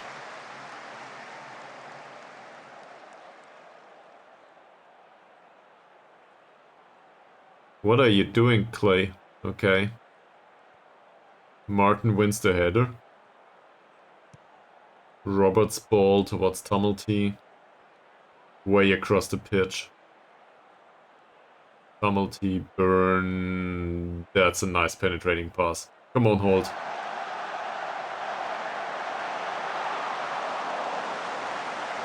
Well, I guess it was a nice play. But that's it. So, we will do something different now. This time I will not fuck it up, hopefully. Jones comes on. Jones is not a great passer, so that's fine. We will not instruct him anymore to play towards the target man. There's no target forward on the pitch. So let's not do this. Cross more often is not a thing for him. In fact, he should cross less often. And Doherty's crossing is fine, isn't it? Yeah, it is. But there's no target forward, so do not cross towards the target forward. Cross towards the poacher. Do we want to play pass into space? I don't think so. He's not that fast. We will still go for the man most of the times. And also, in transition, we will not distribute to the target man anymore. We will just roll it out and retain possession. And I want Adam Jones to score another goal and then we're done.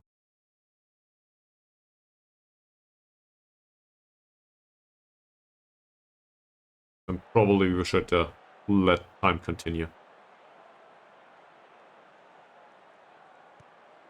Roberts. Well, the direction is the right one, right? So that's okay. Also, 66 minutes into the game, I will start wasting time now. I realized that there's 10 minutes to go. I don't care. 20, sorry.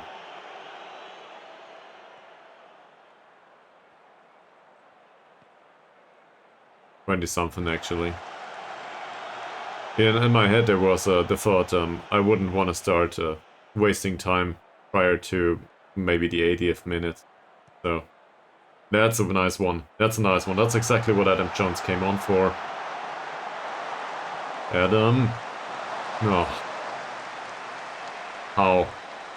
With, like, I think his finishing is 15 or something. He should really scored. That was well defended. Up until that shot. That said, it was a low-grade chance. Look, Sylvester comes on, that's great. We will substitute players too. Some of these are really exhausted. Doherty first and foremost, so Freddie Wilds can come on. That's fine. We need a central defender. We have a central defender. So let's bring him on. Luke Thomas had a great game, by the way. Really proud of the young guy. And in midfield, Gary Byrne doesn't have a great game, as expected. So Lewis can come on, even though I do not expect much. He's nervous, Toko is pleased. Mr. Cake Renee doesn't have a horrible game, he can have another 5 to 10 minutes. Go out there. Get the stuff done. Roberts. Jones's direction. Sylvester. Ah. Was nearly intercepted by Jones. Lewis. Gibson. Yeah, well, Gibson.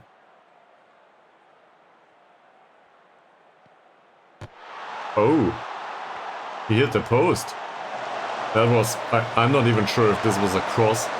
Or, you know, a pass. Or some sort of cross. Or, I don't know. Some sort of shot. From that angle? Really? Roberts, oh, that's a really bad header. Easy one for Clado. We should probably have a look at the opposition instructions too. I did that in previous games and it went well most of the time. That's just Sylvester though. Not a strong guy, not great off the ball movement. Dribbling isn't that great. We can probably trigger the press on him. I wouldn't say that we need this. Bravery is off though, and there's no yellow cards within our team, so why not go with hard tackling, right? We can increase the intensity a little bit. 20 minutes to go. Sylvester. This. Well intercepted by Feldstedt. Feldstedt drove the ball forward. That's an interesting pass towards Jones. We just retained possession though. Nice long ball towards Tumulty. Come on. Guts inside. There's a cross. Jones is not a bad header, by the way. He's a poacher after all. Jones. Gibson. Oh, whoa, Gibson. What a pass. Can somebody close down Roberts, please? Shaw. Gibson wins back the ball. Lewis towards Jones. And Sylvester with I guess to call this hopeful is probably an understatement. Roberts again. Jones wins the header. Tumulty. Nice long ball towards Gibson. And Gibson uses his head for some reason. We're not so sure. Evans long ball. That's a corner. We take those. And Mr. K Grenade is tired. So even though his performance was fine, but he will come off and we will bring on Toker back in his core position. We get the corner after all, so he can take the corner.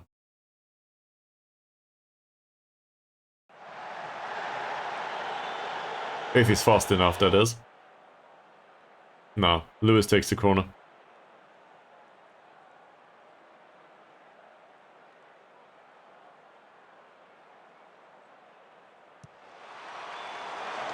Not a bad one.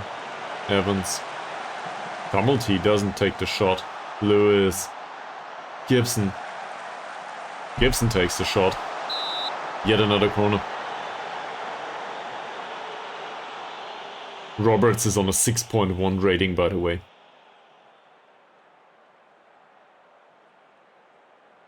Despite that, looks reasonable so far.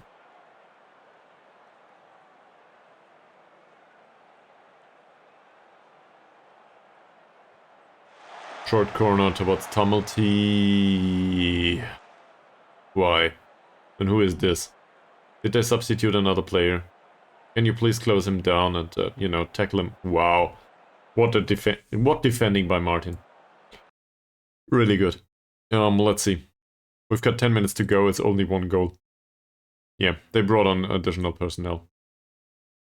So, not the ones I expected though. This Adian Mokoena, 2 points of strength, 4 points off the ball movement, places shots. Dribbling is 7.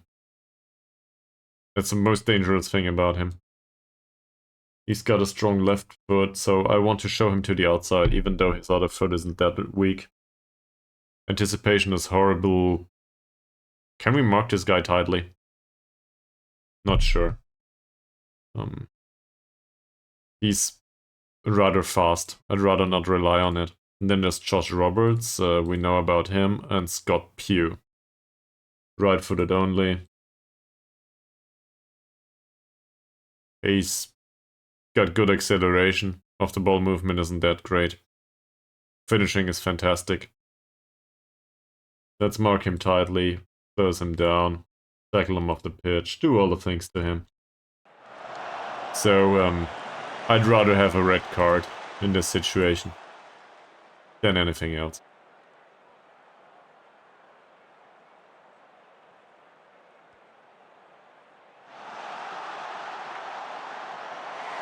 That was over. We gave away a shot though to Jenkins. So now it's 8 minutes to go plus stoppage time. Evans. Exactly. Just waste time. That's not wasting time, Roberts. Martin. Well done by Martin. Toker. Gibson. Mohamed Toker. That's a bad cross by Mohamed. What the hell? Are you willing to run for it, Adam Jones? That's an easy interception. Lewis. Mohamed Toker. Nice dribble, by the way. Lewis again. Mohamed Toker again. He didn't pick the pass. He picked the shot. Should have picked the pass. On the other hand, hindsight is 20/20, you know. Cooper.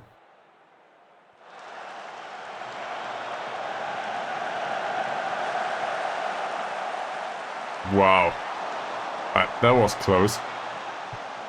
Much better than our shot, that's for sure. Let's praise the players.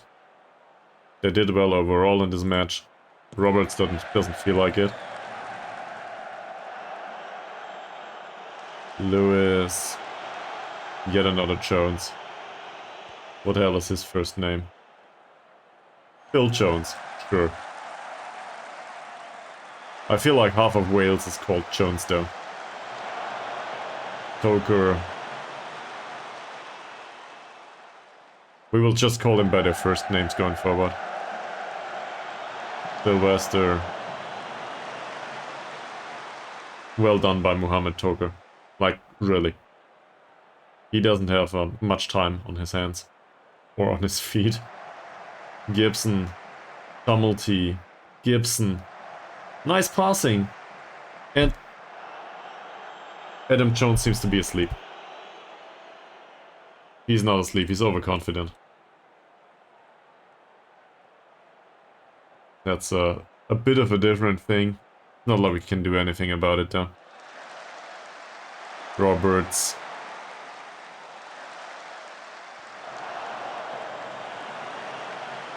Wilds.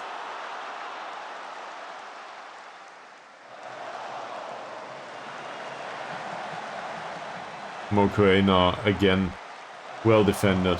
Evans, Roberts, can you finally get rid of the ball, please? Roberts can. In fact, that's all he can. But he did that job today. On a 6.0 rating. Lewis, Gibson, Evans. It's a corner. Yeah, that's fine. So we're wasting another minute.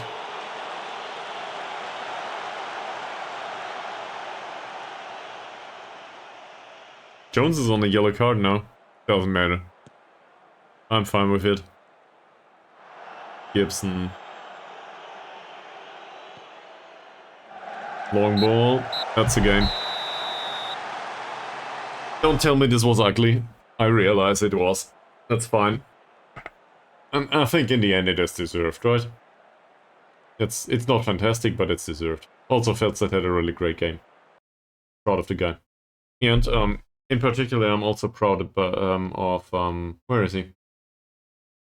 I'm also proud of Luke Thomas. 7.3 rating. That's fantastic.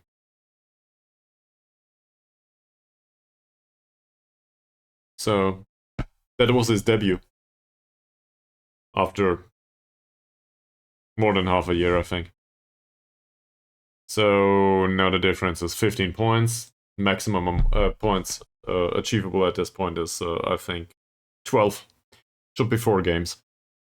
So this means we are non-relegated at this point, I think.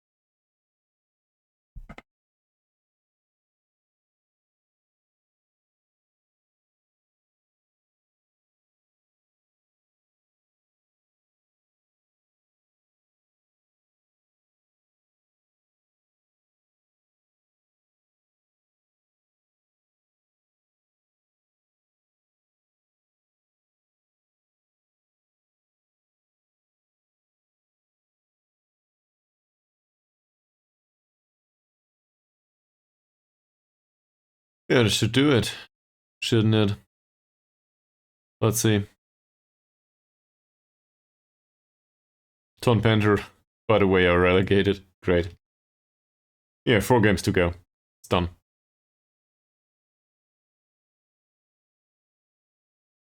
And he had a really great game, that's true. Headers won 93%. Maybe I wanna think about signing him too. He's on an extended contract there.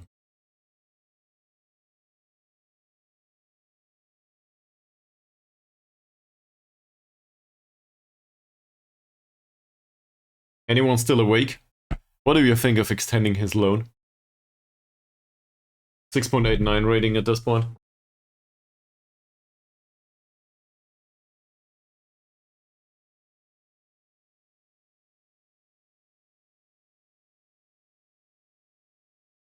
Maybe we'll wait for the next session of the stream with this. Alright. So, first of all, thank you all very much for watching. This has been, I think, this is the first time. Yeah, I do, but not central defenders. Like, in central defense, let me, this is all we have in central defense. And Elif Feldstedt is probably the best of those. Sam Jones is 33 at this point. He's a great personality, but that's it. So there's a reason why Luke Thomas played in the last game. Because at least he stands a chance to develop. And Darren Evans is probably the second best option at this point, but he's a new signing. So we take it slow with him. He will make an appearance time and time again, though, and he'll get there. But I guess the reasoning here is Elif Feldstedt did fine throughout the season. He would probably do fine throughout the next season too, if he doesn't decline all of a sudden, which I do not expect of a 22-year-old. And the medical report says average susceptibility to injury. Also, we don't pay the wages, so yeah, no big deal. If we find somebody else, that's fine too, but loan players come with their own benefit. And this benefit is they cannot go away throughout the season. You know, this is like all of these are non-contracts. We cannot give real contracts. So players on real contracts out on loan are some sort of insurance. That makes sense. So this is why I'm considering that, or we buy him. But if we buy him, even for €0, there's more risk to it, basically. On the other hand, you know, loans and their morale and so on, that's a story by itself. You know that stuff. That said, it's 10 minutes past midnight, at least here. I gotta wrap up the stream, but I wanted to say that I appreciate very much that you all watched this until this late in the day, at least for me. So you're welcome back anytime. Hopefully, I don't know, maybe we will find time tomorrow or on Sunday. Perfect finish. This is the way it should be. Yeah. Thank you for your interest, and thank you for for blessing me. Maybe we can bless the squad next season too. So yeah. I will wrap it up now, and we will see each other soon. You know, I'll try to inform you either on the Discord or via schedule. Have a good night, sleep well, and have a nice weekend.